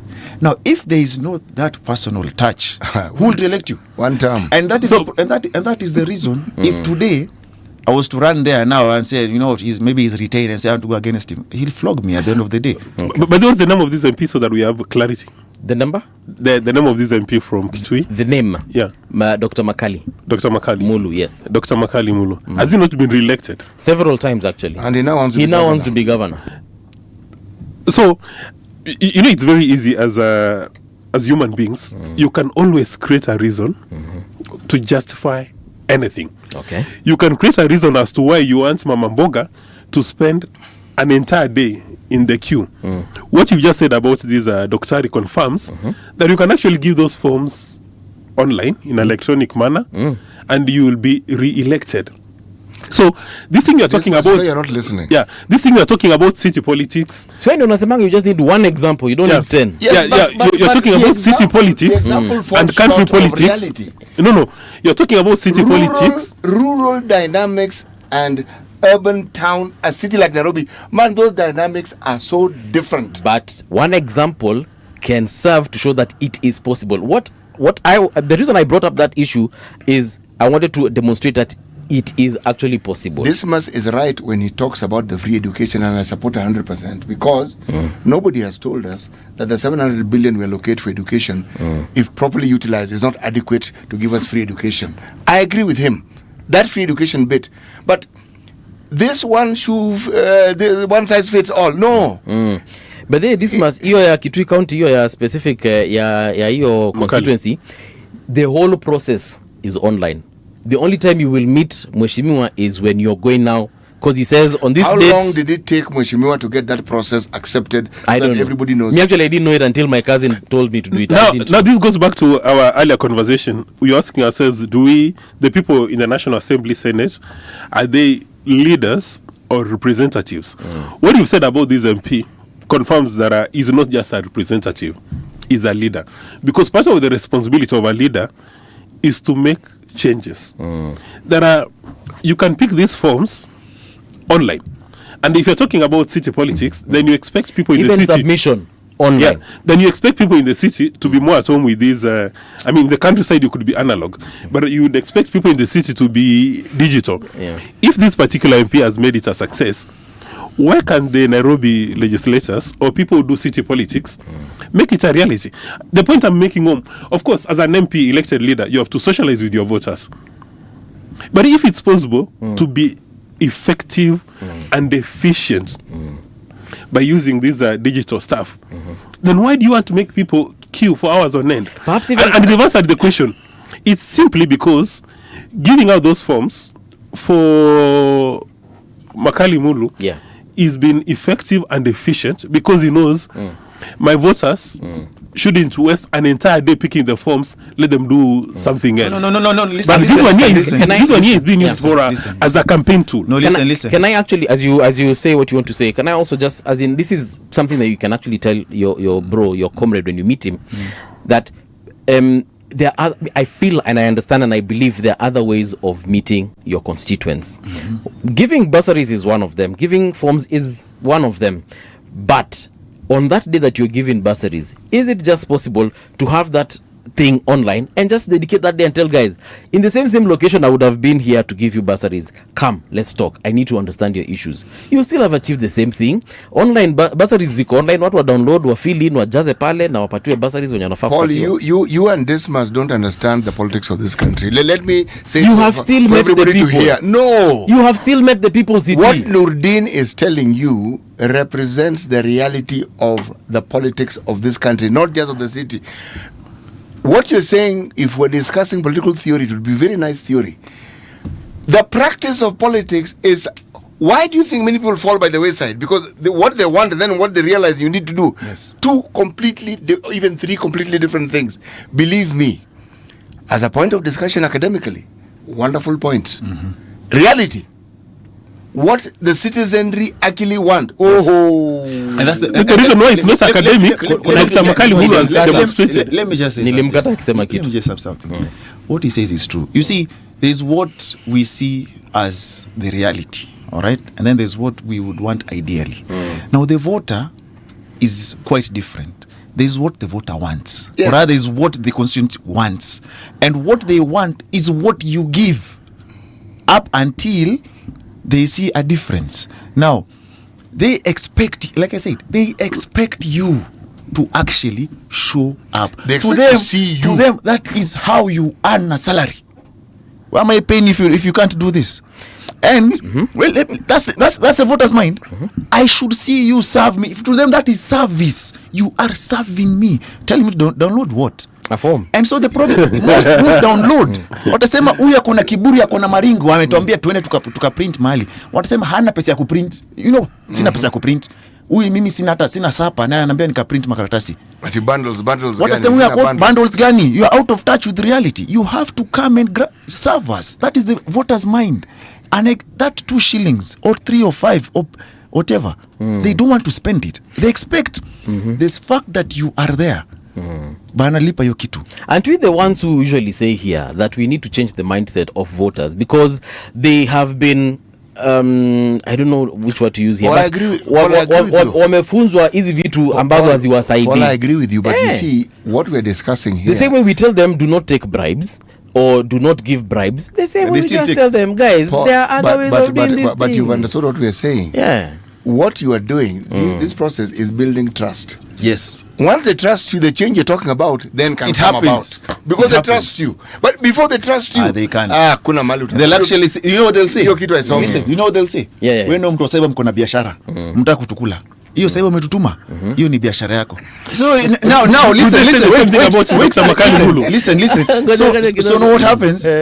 Whoever is vying against you, that will be the propaganda. Munaona hata anachukua pesa yenu kwa ile. That's a sad reality. So most of the time you just avoid issues, all right? Up until But if you ask me, for example, if we can just collect all these bursaries that we have and make education free, that would be the only solution out. But away from that, what you're trying to say would never, it hardly works. Last word, yes. There's Makalimulu on Asaiba. I don't know. Actually, someone is asking here. Ameuliza, where is that message? I think I may delete. But anyway, alikuwa anauliza kama watu wa something to do with bundles. Imepotea. It was a very good point. But look, if it's possible in Kitui County, where not everyone owns a computer, where the cyber cafes are not as many as they would be in a place like Nairobi. There are few and spread uko. Yeah, if my own cousin told me, bro, ni downloadie kitu, ni jazie kitu, na uni submitie, na nikamfanyia, and by the way, alipata yo bursary. There we go. If I could do that for him, surely it can happen in Nairobi, where cyber cafes are literally at every step, where everyone has got a bundles to bet. Kama uko na bundle ya kubet, my friend, uko na bundle ya kujaza nini? Ya kujaza form. That's all I'm saying. Or simply just make education free. Then there's that. Listen, the easiest thing out of this is to make education free. And I agree. Because as you rightfully say, we need to change the mind of the voter. It is also the hardest thing to do. A voter who has decided on something most of the time. Yes. There has to be a level of trust between you and that voter to actually make them see things differently. Because the same garbage that you might see as a menace to someone is an avenue to make money. I agree. To someone, that is how they actually make a living. Like the dumpster we've talked in Dandora. I have a friend of mine who runs a business. He told me, do you know when they get there with their trucks, they are light the vehicles, they are drivers. Then those boys take those cars, they drive into the dump site. You can't. So that is someone's enterprise. So to us, you might say, Bana, this thing is an eyesore. This thing is a health hazard. Bana, this is my kitchen. This is where I eat. So you see, the dynamics we also need to understand in as much as we're doing change, because also change can't be panel beaten. Waje nikwambie Kitui Central Mali unazungumzia, the population is around 175,000. Embakasi hisi is 900,000. So niambie hiyo mpango yako ambao unasema how exactly would it work? Believe me, political dynamics, if you do not take note of the fine details of what you're dealing with, a beautiful plan will go awry. Actually, let me buttress this point. We need to end, guys. Yeah, we have to end in the next 2 minutes. 1 minute. Yeah, Kitui Central, you've said it's 175,000. 900,000. 900,000. Kitui is 175. Embakasi is 900,000. Yes. Then tell me, from a logical perspective, is there not merit then in having it electronic where you have a bigger population? Yes, there's merit. There's merit. In fact, there's no question about the merit. We are talking about yes, political. That is it. That is it, guys. Unajua mimi nakata hiki tuniweke news. Sawa. Thank you, Nurdin. I appreciate your time yesterday and today. Happy Easter to you. Karibu ni sawa jina yako Dismas Mokua. Even those on miss checks. Imagine hivyo ndivyo ukiapply online utapata pesa. But thank you so much.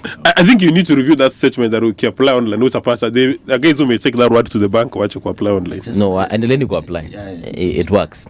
Sawa. Coming up next, guys, Gloria Oroba, former senator and currently woman rep aspirant. Radio generation, the sound is fine. Pump it up, turn it high all the time. Let the music move you, let's sway. Radio G's got your jam all day. Radio Generation, the home of urban soul.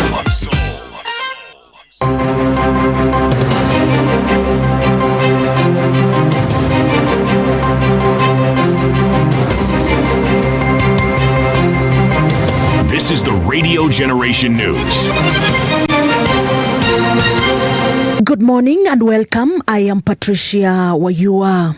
Health Cabinet Secretary Aden Duale says over 130,000 police and prison officers have been enrolled under the new Usalama cover. The program, implemented through the Public Officers Medical Scheme Fund, is aimed at improving healthcare access, with Interior Cabinet Secretary Kipchumba Murkomen terming it a step towards universal health coverage. The scheme, operating under the Social Health Authority, provides cover for the principal member, one registered spouse, and up to 5 children. Dependents qualify up to the age of 21 or 25 if in full-time studies, while children with disabilities are also catered for.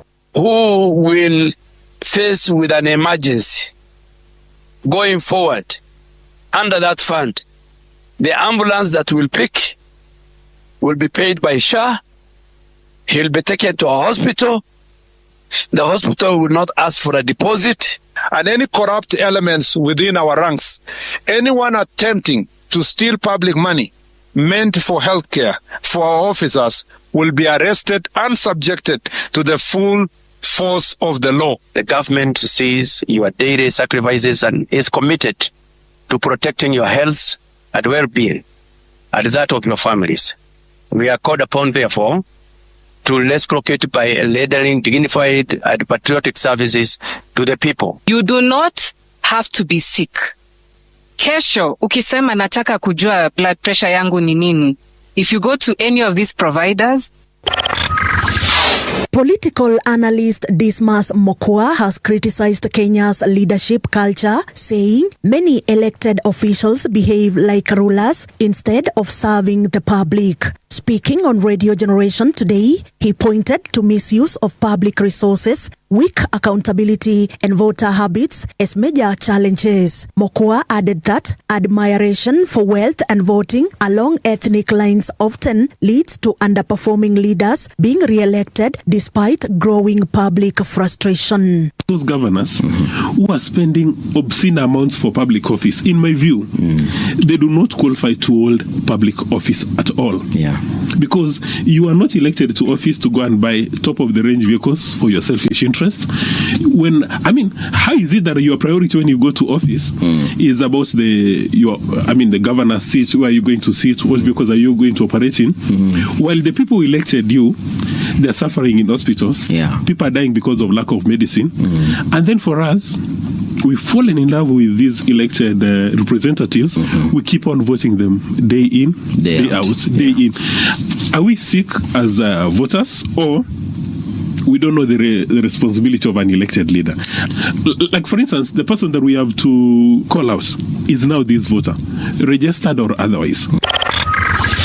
Wiper Party leader Kalonzo Musyoka has urged Kenyans to stay hopeful this Easter, saying the country can overcome its challenges and rise again together. In a message on his X account today, he acknowledged economic struggles, youth frustration, and declining trust in institutions, but encouraged citizens to stay strong, united, and optimistic. Musyoka said Easter is more than just a date, calling it a time for personal reflection and hope for a better future. Treasury Cabinet Secretary John Mbadi says the government is prepared to cushion Kenyans against a potential rise in fuel prices by utilizing the Price Stabilization Fund. Speaking before the National Assembly's Finance and National Planning Committee on Thursday, Mbadi assured that the country has sufficient petroleum stocks in the short term, even as he cautioned that the ongoing Middle East conflict is already impacting some of Kenya's key export sectors. The current fuel pricing cycle, 15th March to 14th April, is not likely to be affected since the product concerned was delivered prior to the Middle East conflict. If, for example, the price was to increase by about 60, especially diesel, which is the most significant for our economy, diesel is most significant. If it was to increase by 60 shillings per liter, if you take off VAT, then that comes down to about 51. Then that 51, then we bring in the stabilization fund and try to moderate it. I may not go into the details of how much we are going to cover with the stabilization fund, because again, it is the responsibility of EPRA to announce the prices. And that's the truth on Radio Generation. Good morning, I am Patricia Wayua. The views and opinions expressed on this program are those of the guests and do not necessarily reflect the views of Radio Generation. Radio Generation assumes no responsibility or liability for the interviewee's views. This is Radio Generation. In the beginning, there was morning radio. But now there is Radio Generation's The People's Breakfast, curious and bold, getting facts from the shadows. That's what it is. Now, as the city wakes and secrets stir, a bright new voice shines. The People's Breakfast, your morning, your voice, your journey. Good morning. Good morning, my neighbor. Welcome to the home of hard truths and bold insights, Radio Generation. Good morning. How are you doing? It is now 11 minutes past 9 o'clock. It is our last hour, but this one promises, like I usually say, to be the best hour. Because in the house we have Senator Orwoba. She is currently now a woman rep aspirant.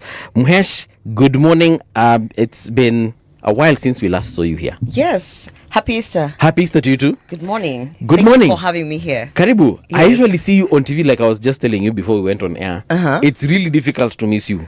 Why? My lipstick or what? No. It's difficult to miss you on air, on a screen because you are smack in the middle of it. Kama hauko hapo kando ya Matiang'i, uko kando ya Gachagua, ama unatembea nyuma ya Kalonzo. Like we cannot miss you on screen. I am playing my part. I am playing my part in helping to fix this country. Yeah. Yeah. Which is a good thing. And part of it is also to be visible. We're going to have more women coming on board, because it's not a movement that is exclusive to men. So I'm playing my part. One thing that the last time you were here, you didn't tell us that you wanted to be a woman rep. Did you? Did she? I can't remember. Did it? Yes. Was I deaf? No, I think you're just stuck that I want to, because last time I vied in Bobasi constituency, but this time I am vying for the Kisii County Women Representative seat. Yeah. Why Kisii? I mean, I'm from Kisii. I know you are. I know you are. But if you allow me to finish my sentence, this is what I meant. Why Kisii? Yet hapa hata Nairobi I think tunakujua zaidi kuliko hata Ushago. How do you know this? Mimi ni city ninamwambia. Ama hiyo ndio swali yako. Si mimi ndio ninauliza swali. Wewe ndio unaongea. So niwache kuinterrupt mazungumzo yako. Si utauliza yako. No, first of all, let me apologize for interrupting you. But having apologized, let me ask. What makes you think Yeah, she's not popular. hajulikani kwao. Okay, apology accepted. But now that I have asked, NCT has added that very good detail. Yeah. Why Kisii and not Nairobi? My calling has always been in Kisii, and the women of Kisii want me to go and represent them. They feel that they have not gotten what they thought they would have gotten from their current leader, and they also feel that I'm in a better situation to be able to articulate their issues and push for gender matters, youth and disability matters. So I mean, probably they have seen my work in the Senate and they've seen my work out here. So unajua ukiitwa unakubali, unaitika. Speaking of which, by the way, mbona ukuendea useneta? I mean, PTSD? No, maybe in the future. And I believe the senator of Kisii County is doing a good job. Okay. And he has not declared that he's not vying for Senate. Had he declared maybe that he's not vying for Senate, I would probably have... Because he's doing a good job. He has, especially his oversight role, he has done a tremendous job making sure that the county government is being put in check. And he has been vocal on matters, human rights, injustices and the things. So, I mean, he's doing a good job and he's still wanting to go for the same seat. So, where we have a vacancy is the women representative seat. Nairobi. Yeah. Okay. The incumbent is really underperforming. And the people of Kisii County collectively have seen it, they've witnessed, and they've said that huyu tulimpe kazi lakini ilimshinda. Sasa tumeona uroba, wewe ndio utaweza. Hebu nikuulize mheshimiwa, kazi ya women rep ni nini? What do you mean? It's a very valid question. What exactly is the role the of woman rep seat is an affirmative action seat because they realize that there's a big gap in terms of representation of gender matters, youth and disability matters in both the National Assembly and in the Senate. So in the National Assembly, they created an affirmative action seat to make sure that that voice, that angle, when we are discussing any matters, it could be matters of infrastructure, it could be matters of development, it could be policy matters. But when you have men sitting there, sometimes they don't think from an angle that is inclusive for all the society, including women, girls, people with disability and youth. So that seat was created to bring in that gender lens. People often think that that seat is there for distribution of pads and bursary. And it is because, to be honest, I'm sorry for cutting you short, but it is because the people who hold that seat have never shown us anything beyond that. Because, to be honest, they also don't understand. They also don't understand, and that is why, by the way, a majority of the office holders have really underperformed. So for me, I want to go in and show people what that seat is about, and particularly the people of Kisii County. Yeah, because they are feeling like, okay, we have a woman representative, but we don't feel like, as women, as youth, as people with disability, that there's a voice in parliament. And for many reasons, one, again, visibility of your leader. Two, it is having that voice. Some people, many women representatives have actually never spoken in the house. Being able to push the agenda in terms of the pain points that the people, that special constituency that you are representing holds. So I'm looking forward to it. I believe that the Kisii County Abagusi, they have chosen the right person. So I'm up for the job. So I'm just waiting for 2027. We take office. Which political party are you vying on? Come again? Political party. The political party that I'm vying on. Of the very many that we have, yes. I am in United Opposition. Okay. So when the United Opposition declares who they will give, but definitely in Kisii County, we are going with Matiang'i. Right now he's in Jubilee. If tomorrow he goes to whichever other party, we will go. For us, our political party is Matiang'i. Okay, now I understand. Is Matiang'i the brand. So if Matiang'i the brand goes wherever, huko ndo sisi tunaenda. If today he finds himself in DCP, you are running on a DCP sisi ticket. Tutaenda kwa Matiang'i. Akijipata kwa ODM, you will run on an Matiang'i ODM. Akiniita niambie simama independent, nitasimama independent. Hivyo ndivyo tutaenda. Yeah, I follow my leader because I trust him. I believe that he has the best interests of the people of Kisii. And I believe that with his track record as a person who has fixed a lot of things, I have no reason to doubt his guidance. So if today he tells me Oroba, hata wachana na hiyo kiti, kuna ile ingine nataka kukupatia, for me that is my leader. Yeah, so whichever party that he asks me to run on, I will it run, is the one. That is where I will vie. Right. Yeah. Well said. There's this group that refers to itself as the United Opposition. United Alternative Government. She has made it very clear that she is in that group. Yes. I am aware. I am aware they're the United Alternative Government. I understand all that. Mm-hmm. A question that always arises, and more so in this studio, when we have members of that grouping, is what exactly do you plan for this country after the one term has done its course and has run the marathon and has gotten to the finishing line, which is the election? What do you plan to do? Because I'm envisioning a situation where this group that refers to itself as United Alternative win. So what do we expect from you when you win? City, we have many plans. First, we need a factory reset from all this Rutoism, all these burdens of taxes and whatnot. But let me highlight the most important plan that we have. City, we must bring everyone to book. All these corrupt leaders, all these things that are happening, 6.3 billion Kenya shillings being stolen. People think it's going to be business as usual. No. I can tell you for sure, because I'm part of the people who are formulating that manifesto. And I can tell you, corruption is going to be the first thing that we want to deal with. And you know what that means? Senator. No, let me tell you what that means. Let me just tell you what that means. You know, there are people in this current regime who've gotten away with murder, quite literally, practically. Only in this regime? No, but listen, you have asked us because for us, we have united to remove this regime. Yes. We have united to basically go out there and say, Ruto and his people, because we have witnessed it firsthand. Most of the people in the United Alternative Government have witnessed it firsthand. Myself being in there, having witnessed what was going on with the diaspora jobs and all that, and having been a whistleblower, trying to fix it while I was inside and being thrown out. You know, I have witnessed it with my own two eyes. I can even I can substantiate all what people are claiming are allegations, because we have victims of this corrupt dealings under that. You look at JB Muturi, who was the Attorney General and then later served as a cabinet secretary. He has witnessed it. When you listen to him talking, he tells you of instances where he is hounded down at the airport and given documents to sign our country into some form of contractual agreement or some sort of debt, something.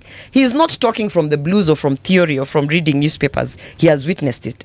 Rigathi Gachagua sat in cabinet and even had special functions in terms of some of these things like agriculture and the the issue of substance abuse and whatnot. When he talks about the corrupt dealings, he is not talking about it from theory. He can give you names. He can bring witnesses. So, people think it's a joke when we say it's not going to be theory as we are going to deal with corruption the way we've been hearing other countries. No, we are going to charge, jail, and bring those people to book. And not only that, listen to me. Right now, the conversation that is being had is, okay, what do other institutions or because we have institutions, it's not like we are going to start doing it ourselves. We will ESCC for the longest time has just been sitting there like a toothless dog. We have institutions that actually, if given a chance to be independent, they will run the show and they will bring people to book. But most importantly, the money that has been stolen by the State House boys and all the other corrupt people in this regime has to be brought back.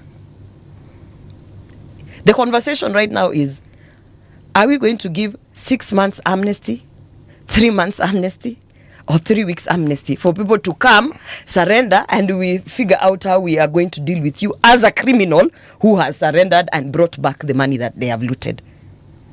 All these people walking around, you are seeing, buying cars of 16 million, 20 million, unasikia mtu amenunua nyumba huko Dubai. Let me tell you, the institution that we are going to make sure is resourced properly, number one is committee, because we are going to have a lot of people going to committee to serve their sentence. Number two, we are going to make sure that judiciary, which has become literally our last line of defense right now, is properly resourced, because we don't want that business where a case is brought and then 3 years down the line nothing has happened. Oh, investigations, prosecutor, no. That is one thing we are going to deal with in terms of resourcing those institutions. EACC, whether it needs an overhaul up top till bottom so that it can be able to work independently. That this, for me, I felt I need to talk about this because there are people, very young people. We have seen young permanent secretaries who have never worked anywhere. Now this is their first rodeo, running around stealing money. These nyota things and whatever. There's so much corruption. They actually believe that, no one has ever been arrested, charged, prosecuted and jailed. My friends, I have a message for them. Mahali mumekaa na mumeshikilia pesa hiyo, kitu ya kwanza tafuta pesa ya bail kama utapewa, juu sioni ikifanyika. Kitu ya pili, because it is being tabulated how much money these people are stealing and where they are taking it. They don't imagine that we have the details. All that money has to be brought back to the exchequer. Asset recovery is going to be very busy because they have to bring it back because at the end of the day that money belongs to Kenyans. But now, Mheshimiwa, before you head on over to manifesto number 2, or rather item number 2 in the manifesto, on this issue of corruption, this is not the first time that anyone has told us about it. On even things to do with drugs. Kuna wakati tutaambiwa wale sitting MPs and cabinet secretaries when you're involved in drugs. We've never seen that list. Tutaambiwa nani ana fund Al-Shabaab, hatujaipata hiyo list. How are we sure? Can I also tell you, this is the first time that you are hearing leaders speaking outright and giving details. Whenever have you had in the past any leader coming to a podium and telling you, this company is owned by this person. This person is a proxy of this person. This person took this money out on this. Whenever have you had? Before you would hear people say, wanaiba, and they just cut around it. So that we mean business. Look at how we are dealing with the situation now. It's no longer about just throwing an insinuation or an allegation. When Dr. Matiang'i was a CS, Gachagua was asked to substantiate twice. And he came with receipts. It's okay, but if we were not serious, I want to give you an example. He would come back and say, in the future, we will show you for now, but we are serious. I want to give you an example, an active example. Dr. Matiang'i, when he was CS, just before the elections, he warned Kenyans that, they should be careful not to vote in watu wa wash and other kinds of criminals. But he never even mentioned what, because he, as a CS minister, as an interior minister, he knew, because I'm sure he has intelligence in regards to that. Because by the time you're saying don't vote in to a wash, don't vote in drug dealers, do not vote in these criminals. So, okay. So you have an issue with him having not mentioned those days, the names of these people. Right. But let me ask you, so was he right or wrong? To be honest, I don't know because I don't have evidence of any drug dealer. So what is your question? My question is, if at that time when he had the authority to give us names, he didn't give us. No, now he's in the United Can opposition. I tell you something that I have come to be allergic to? People who start sentences with, if at the time you were in office, because first of all, let me just tell you something. Why I want to say that is a lazy thought process is, number one, are the circumstance as a cabinet secretary when he was in office. Right? Do you really believe that he never took the names and everything to the people who were in charge? You mean DCI, EACC and the rest? I don't know. Yeah. Are they not the ones who would have given him the names in the first place? Yeah. So those very institutions, are they not the ones who would have known these people? So my question is this. My question is this. When you have an active citizen in whatever capacity coming out to give you some level of information and warn you, what issue do you have with them? You'd rather they keep quiet? No, the issue we have is this. Maybe I voted in a drug dealer and I don't know. Maybe I voted in a wash person and I don't know. No, Paul. Yeah? That's what you think. I think that when politicians speak about each other, there's an othering process that takes place. Okay? Somebody they worked with just the other day here, they disagree. Suddenly that is the worst person that they've ever seen in the history of mankind. When they then agree somewhere along the line, they become friends again. Yes, but we were just joking with each other. But at that time, they spoke in earnest and seriousness. Yeah. The discussion about corruption is long overdue. The things that the group that refers to itself as the United Alternative Government, that is good for us to hear that they intend to do that. What plans do you have for the country beyond jailing people who have stolen? And what is it that makes you focus on this particular regime when the previous regime had issues which are absolutely similar to the ones we have now? The regime before that had their own issues. Let me answer that question. What is it that is making us only focus on this regime? Why? Number one, a majority of the United Alternative Government principals and or followers actually voted for this regime, helped this regime to take over power, and worked for this regime. And the reason was, when we sat down in 2020, 21 and 22 to be involved with the William Ruto campaign, is because the things that we were talking about resonated, and we felt we need to literally save the country from, remember that time we also had a lot of corruption, right? We had a lot. We had things like hell of a lot, not just managed a lot. Equipment services. You Yeah, remember? yeah. We had the COVID billionaires. Remember? SGR. We had SGR. Arorki Morer. Arorki Morer is still hovering up there, and it's still a very live and active case even now. You know. And when we were sitting in that think tank and speaking to our presidential candidate, who then, remember, William Ruto, the first thing he said is he will put a commission of inquiry for state capture. And all of us felt this is where we need to start, because you need to first showcase that whatever has been happening in the past should not be tolerated anywhere in the future. And if you showcase that, then people also have confidence in your regime, in your government. What happened? William Ruto went into office. Do you know we even had when you're doing campaign and you're building the manifesto, you can see people who are interested in certain issues, right? For instance, when it came to matters, gender and whatever, I would somehow always gravitate to the issue of women empowerment, fixing women issues. So there was an assumption that whichever other group, working group, whatever, I would somehow be there. When it came to this issue for state capture, there was also a lot of interest in terms of the supporters, even the financiers of William Ruto, and they were gravitating. And we came up with the document, the framework, how we are going to deal with the commission of state capture, how we are going to institute it. We have numbers in parliament, how we are going to bring it to law, so that, because it was going to be an independent commission serving for a period of time. William Ruto entered and became so much more focused in doing business. Where we were seeing corrupt dealings when we were trying to run for that government, he saw opportunities.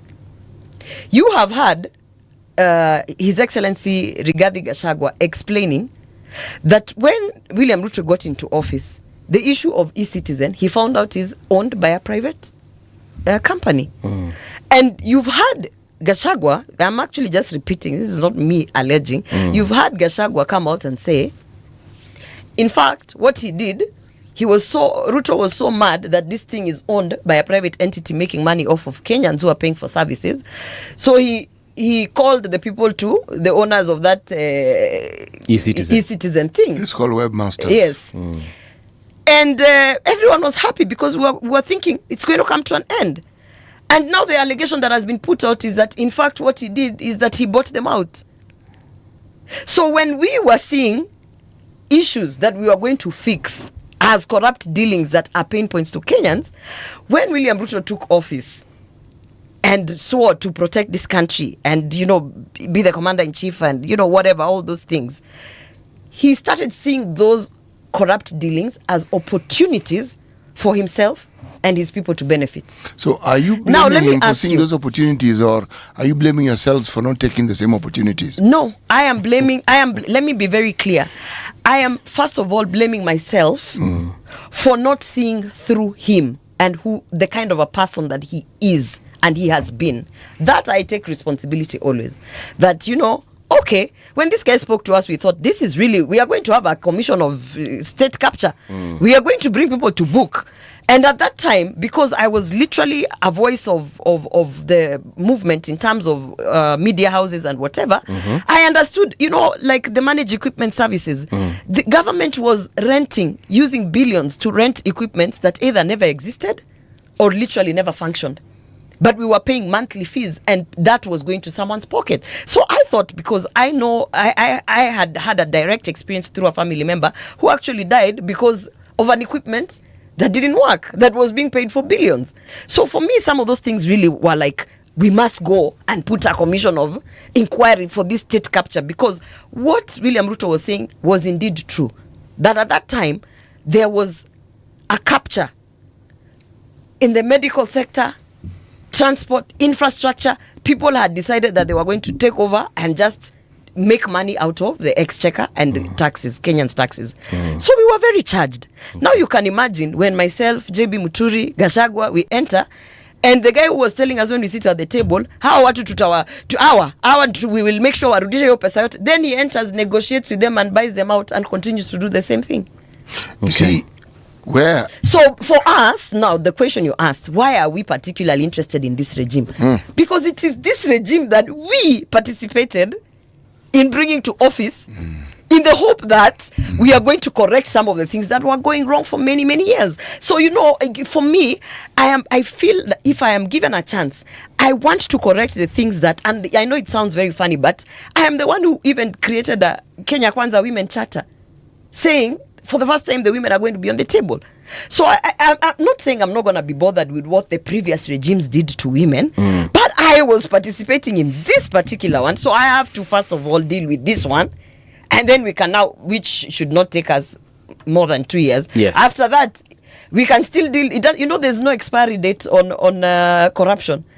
There's no, you can't say that I was corrupt 10 years, 30 years ago, so hiyo imeisha, sasa hiyo time muda imeisha. No, we can still deal with, there's no expiry date on criminal activities. So what happens what happens if you United Opposition captures power, then the person again you trust, let's even assume it's JB Muturi, you trust JB Muturi, then he gets in power, then he does exactly. Now this time round, because you see, this thing is you learn as you go.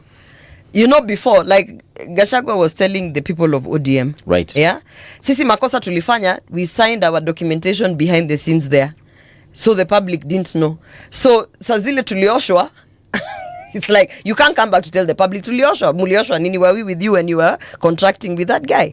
So he was telling ODM, learn from me. Yes, as you sign behind the scenes, let him announce to the people of Kenya that in fact this is what we have agreed, so that when you come back to, because we are now putting stopgap measures amongst ourselves, because we are politicians, right? So we know each other, and we forever, a politician will always be like, lakini ninaongelesha city ananisikia kweli, watch out, so that I make sure ananisikia, let me do ABCD, which now we are more aware. The same thing, the voter is also more aware now, that politicians, they come, they lie to us.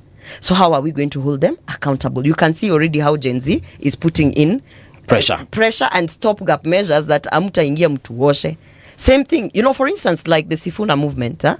Not that I know much about it, but I know for a fact that at the beginning they were very excited, like, people would send money directly to his number. And it has gotten to a point where the same Gen Zs are like, wait a minute, can we get a structured way to contribute to the movement? That's also the voter becoming more aware that they are dynamic, they are moving.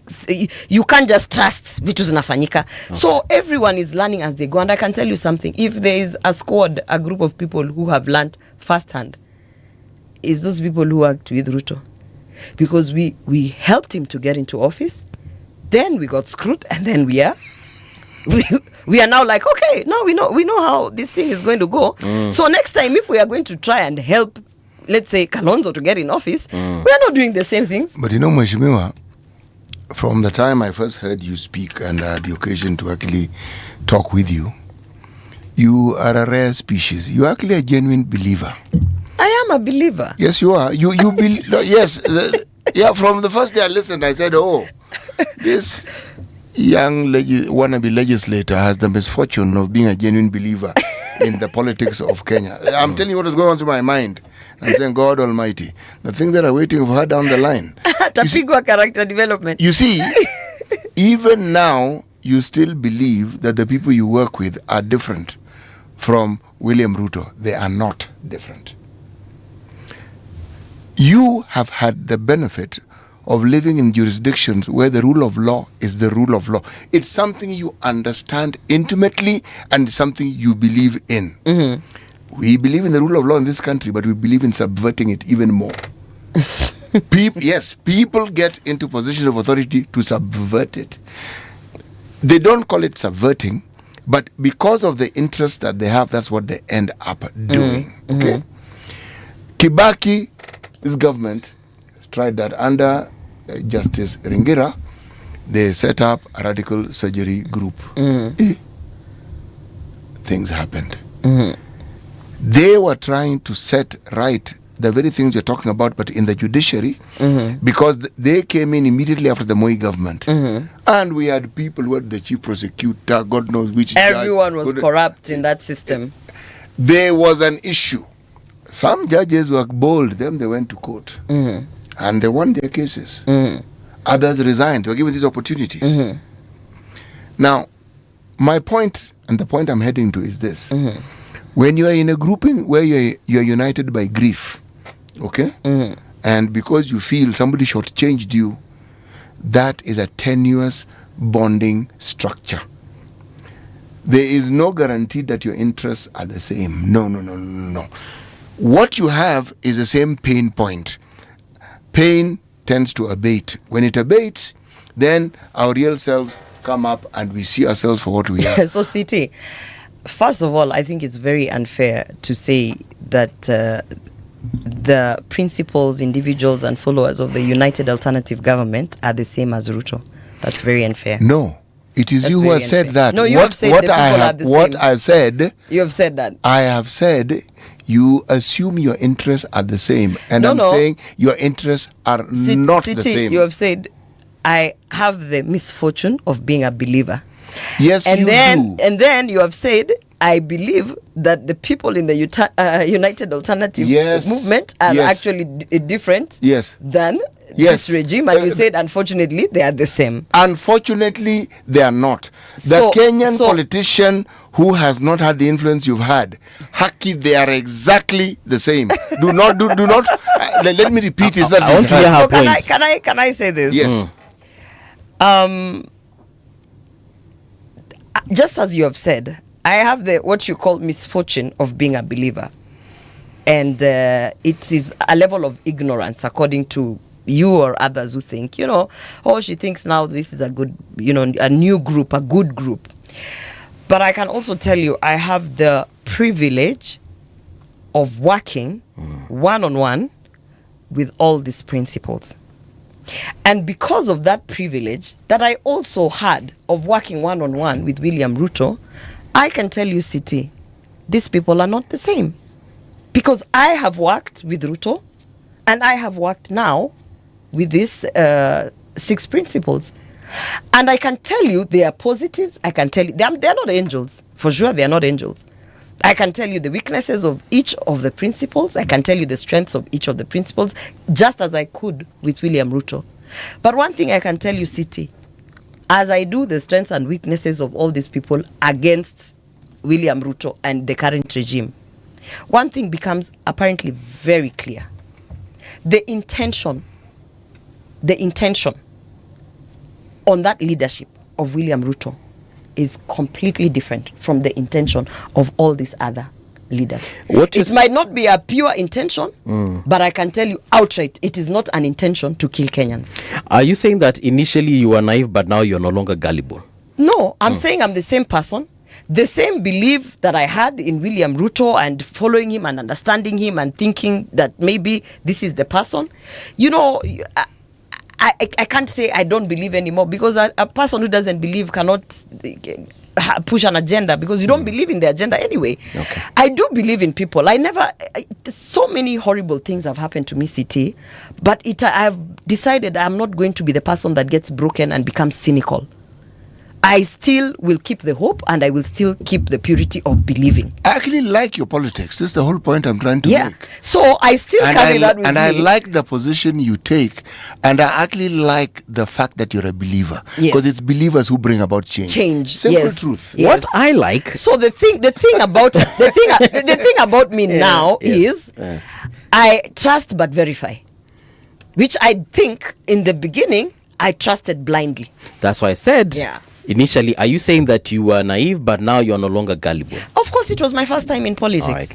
You know, as your first, like now I get people who come in, they say, oh, Mheshimiwa, we are joining politics. And I see what they're doing. And I want to tell them, oh, you're going to get banned. But I also know that if there's an approach that you take with a person in the space, that the moment you tell them, they just start thinking, oh, this guy is just they don't want to listen. So nowadays I might not tell you outright, oh, don't do that, it's going to ban you, but I'll find a way to bring you to see the sense. And then after your first twice umechomeka kidogo, you'll be like, you'll be calling, sasa Glo, nifanye aje tumeitwa ABC, because now you understand that I might not be a veteran politician, but I have a few things I have learned that you can benefit from. All right. Yeah. Now, you've told us that you will fight corruption. What are you fighting next? No, we don't have to fight all the time. Okay. The one thing that we are fighting is corruption very, aggressively. Yes. And for the first time in the history of this country, within the first 6 months, there will be arrests, charges, and convictions. And for those who don't want to be believers, they can say, oh, we've had it, that's okay. Right now, we understand that there is a trust deficit from the public. The second thing that I will tell you is the manifesto that we had as Kenya Kwanza was not a bad manifesto. That manifesto was actually the reason why all the Kenyans, literally, against all the dynamics that were there, voted for this guy, Ruto, in. Because the items in that manifesto are actually items that make sense, that you want. When we talk about ensuring that we reduce the debt burden, that's what all Kenyans want. We want to stop borrowing. That was one of the biggest thing in the manifesto, that we will make sure each and every single year we are reducing that gap. But when you look at now, we are at 13 trillion. So you don't necessarily need to go and create a new manifesto. You just literally need to make sure that we are reducing. And one of the reasons we are focusing on that corruption is hizi pesa zote hao watu wameiba wamepeleka huko nje. We are not going to overtax Kenyans to try and get that gap so that we can go and build the dams that Ruto has not built and promised. We are just going to tell these guys, leteni hizo pesa ama tuwashike hapa, because hizo ni pesa za wa Kenya. Mulete iende where it is supposed to go. People were shocked to hear a confirmation that the Nyota fund was in fact a loan. We had been talking about it being a loan, and they came to studio and lied that it was not a loan. And then Oparanya, in his wisdom or his age, forgot and told Kenyans that actually it is a loan that we are going to have to pay. Do you really think that, honestly, it is okay for us to go take a loan and then come and do politics with it of handouts, knowing full well that this money that is being given to these entrepreneurs, even the attitude that the entrepreneurs have, they have been told ni pesa yao. They are not going to refund it. They're not going to repay it back. It's not a revolving fund. So now you are literally, in fact, that is where I call, I say, you are guilty by omission or by taking action or not taking action. And one of the things that I believe William Ruto should be charged as an individual, an office holder. I know people will come and tell me legally you cannot. We will find a legal way. To be charged is that he outrightly, as the person who should have duty of care to Kenyans, outrightly, through his actions or his inactions, went out and made decisions that were outrightly the intent was to kill Kenyans. So, and Senator, I believe that is the same as drinking and driving and killing someone. Senator, so it is your actions that killed someone. Yeah. And you cannot say, oh, but I was just... No. You were drinking and then you were driving and then you killed someone. That is murder. William Ruto, in his actions or inactions, has actually caused the deaths of many Kenyans. And I believe if we sit down like this, through all those things that he has done or chosen to look at, like this thing for the Kenyans dying in Russia. Yeah. He's been aware from when they were being recruited. I made him aware. He has been aware, but he chose to look aside. So all those families that have been burying photos because they cannot even get the remains of their loved ones. How did you make him aware? I told him, I texted him. And I literally sent him all the information that I had in terms of these fake diaspora jobs and what Alfred Mutua and that team of hooligans there were doing. This is before the drama in the Senate? Yes. Okay. Before we even, the only reason actually I brought it directly to the Senate inquiry is because I kept on telling him week 1, week 2, week 3, week 4. I'm like 5 weeks in, but I'm a senator.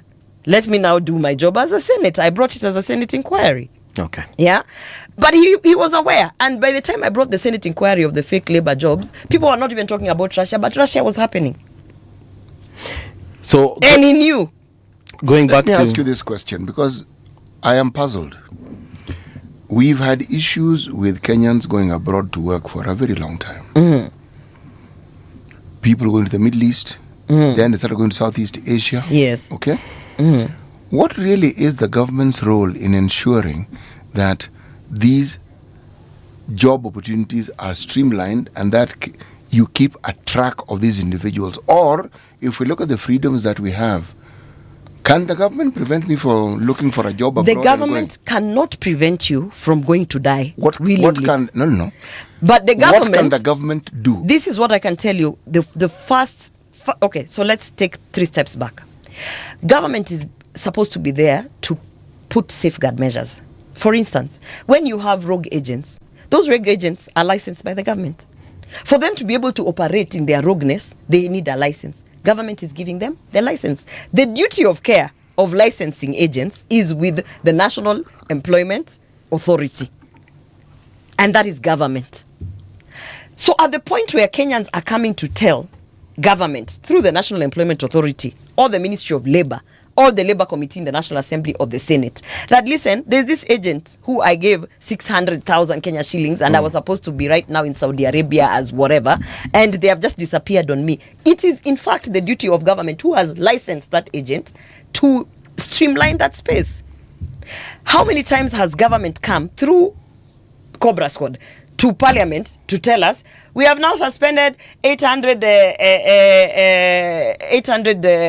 agents? When we ask for the list of the agents that you have suspended, it becomes a whole, so we are putting it together, blah, blah, blah.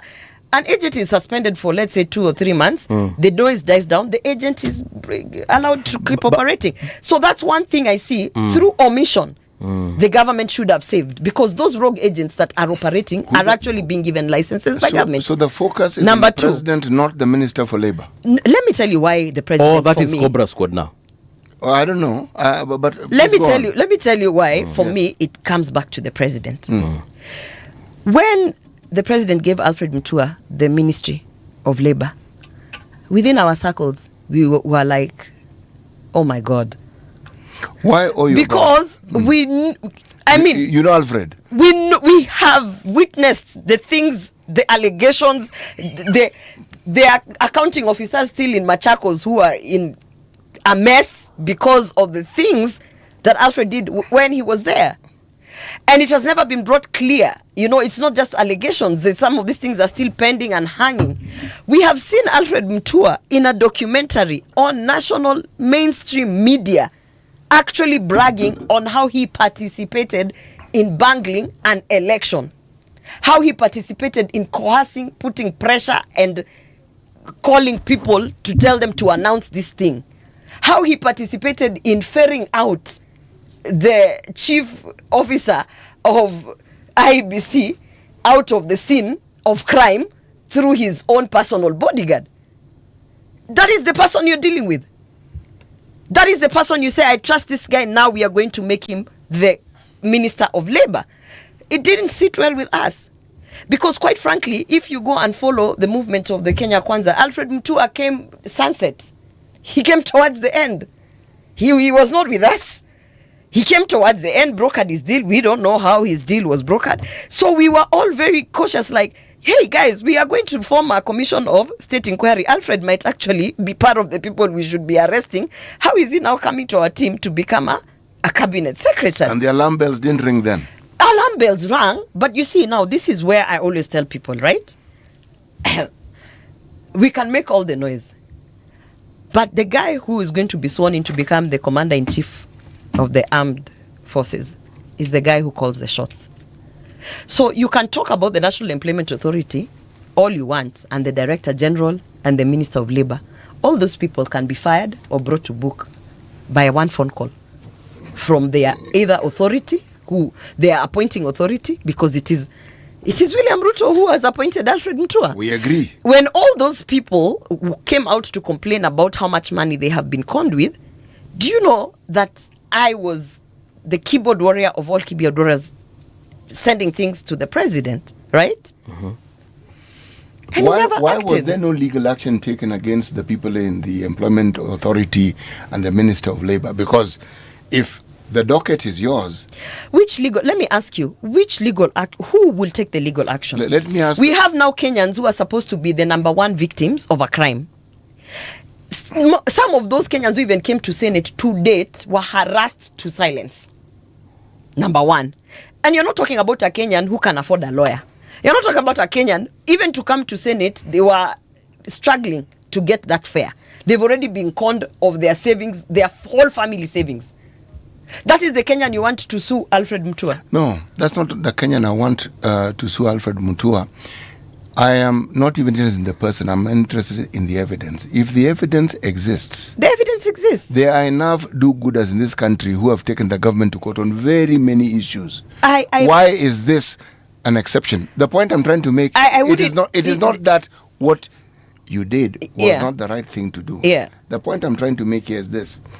If you talk to a lawyer and they talk to you about the chain of evidence that you need to prosecute an issue, okay? If you start from the very top, the likelihood of it going very far may not be high. You start with the office bearer whose duty it is on a daily basis to do that thing. Siti. Yes, please. On your line of thought. Yes. Because you're asking, why is this an exception? Why hasn't No. taken? That's not what I'm asking. I am saying that if we speak of having evidence that points to the massive wrongdoing that you're speaking of, somebody has to be held to account, because there is an officer in charge of that function, and it isn't the president. Yes. The president is the overall boss of everything. And that is why the Senate inquiry had started.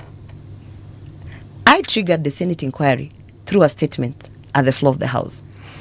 And in that inquiry, I asked very pertinent questions. The government is talking about having taken 700 and something thousand Kenyans out abroad. Can we have a list of those beneficiaries of that program? Number one.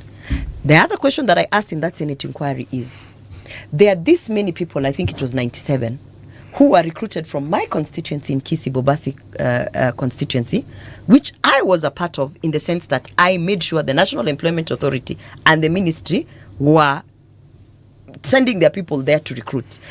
Those people, 6 months later, had nothing to show after paying monies. I asked up specifically about those 97 people. Why are they still in the country after having paid and gone through the process and having been shortlisted? And having been assured that they would get a job. Yes. Yes. Another thing that I asked, I said, there is allegations from all sorts of other people about people paying monies towards agents in the National Employment Authority, and those, including the big recruitment in KICC. If that program was for sure successful, how come we have never seen another recruitment in KICC? Isn't it supposed to be a sustainable program with continuity? How come we only did it once? There was so much complaint. Watu wakaoshwa pesa. If indeed they are saying that it was well, how come they've only had massive recruitments until the noise started, then they shut it down? I asked about it. So what happened in the Senate inquiry was, the framework is there. When you ask about it, the ministry sent the statement so that they can respond. As they are responding, you as the statement holder are responsible to help the committee to bring the evidence. Do you know that we even had witnesses sitting in the inquiry who came in and spoke, showed M-Pesa messages and receipts and conversations between the agents and them, telling them by Saturday watakulia Christmas wakikuwa kazini, right?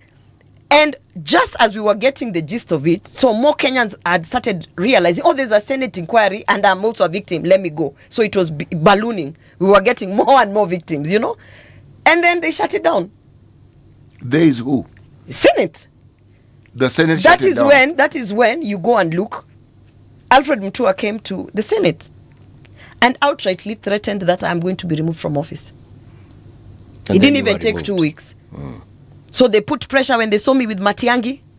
They, you know, haona sasa ameenda na Matiangi sasa, you know. And walitafuta kisababu. You know how they honor, this is a problematic person, huh? And he was working day and night. The day when my seat was declared vacant illegally by the Speaker of the Senate, Alfred Mutua was in State House. And I know for a fact that he had put so much pressure on the president through the proxies. They were there with the Kamba community. That day is when my seat was, the Speaker was called and told. So that is a hold he had on the president. Like we but are the question as it is asking, why is the president allowing it to happen? What is it that we don't know? I mean, of course, New York Times told us that one of the companies associated with his family is somehow making money through insurance. I don't know those allegations. But if he has clean hands, if you have clean hands, why are you protecting a criminal? So so those are some of the things that used to happen previously.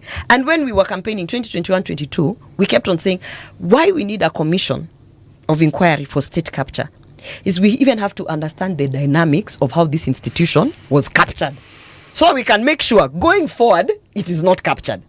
Instead, William Ruto entered and captured all institutions plus parliament. Both houses. He actually didn't capture parliament. What do you mean he didn't capture parliament? When people in parliament accept to sell the birthright, if I'm used the term, the delegated powers given them, they decide to sell it. They have decided to sell it. An offer is made and you sell it. It's not even yours to sell in the first now, place. let me tell you why. Let me tell you why it is captured. Remember the commission of inquiry of state capture, as I've told you. Why we wanted to form a commission then was so that we understood how is it possible for you to influence an independent institution to the level that they cannot operate without your go ahead.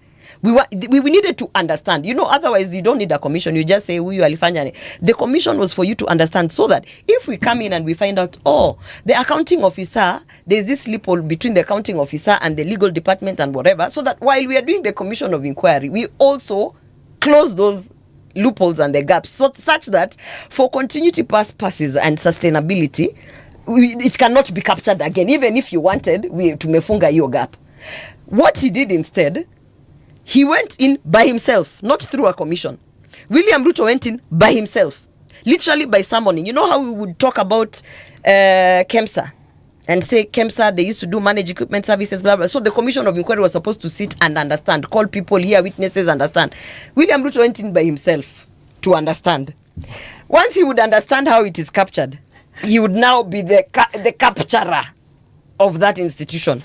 That is why you call it that this parliament has not been captured. People have sold their birthrights. They have. But capturing parliament required that you sell. That is why for him, he went to understand how do we capture parliament. You buy the votes. Willing buyer, willing seller. No, but you see, if the commission was there, they would be able to then put those safeguard on making sure that it's not captured. That this is what the president did, even that commission would have been captured. Senator, imagine tumefika mwisho wa kipindi. No. I know. But let me tell you something. Yes. Let me give hope to Kenyans, because what I don't like, I see a lot of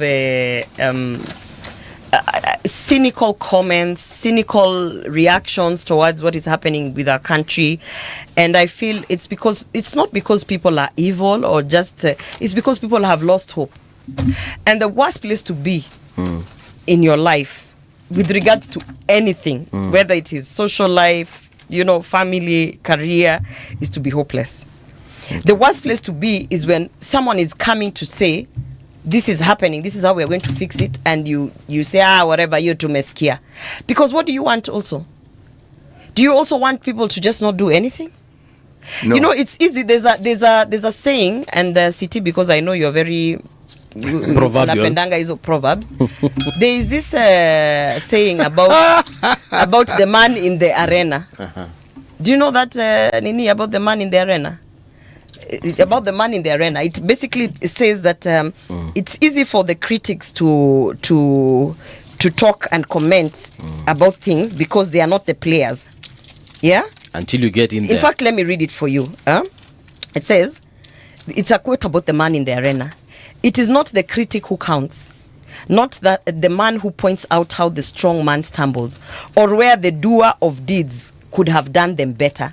The credit belongs to the man who is actually in the arena, whose face is marred by dust and sweat and blood, who strives valiantly, who errs, who comes short again and again, who spends himself in a worthy cause, who at the best knows in the end the triumph of high achievement, and who at the worst, if he fails, at least fails while daring greatly, so that his place shall never be with those cold and timid souls who neither know victory nor defeat. Where?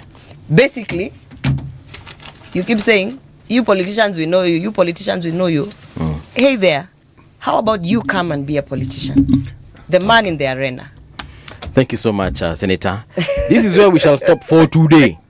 But tunajua sisi tutakutafuta tu tena. Umetupatia tu vitu mbili kwa hiyo manifesto. Sasa sijamaliza, lakini next time umetupatia moja na ukatuambia hiyo nyingine ni manifesto ya bottom up. We no, hapana. Please do not. I said you cannot reinvent the wheel. Okay. The problems are the same. The solutions are there. It is the implementer of the solution who has gone rogue. So we are not taking that manifesto. We are not taking that manifesto. How can you say we are taking shisha and affordable housing? I stand corrected.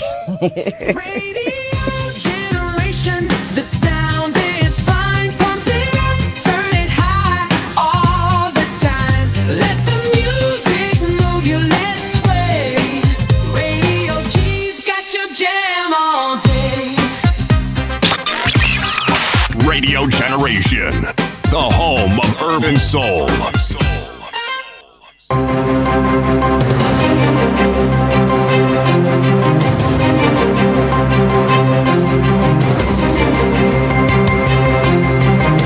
This is the Radio Generation News.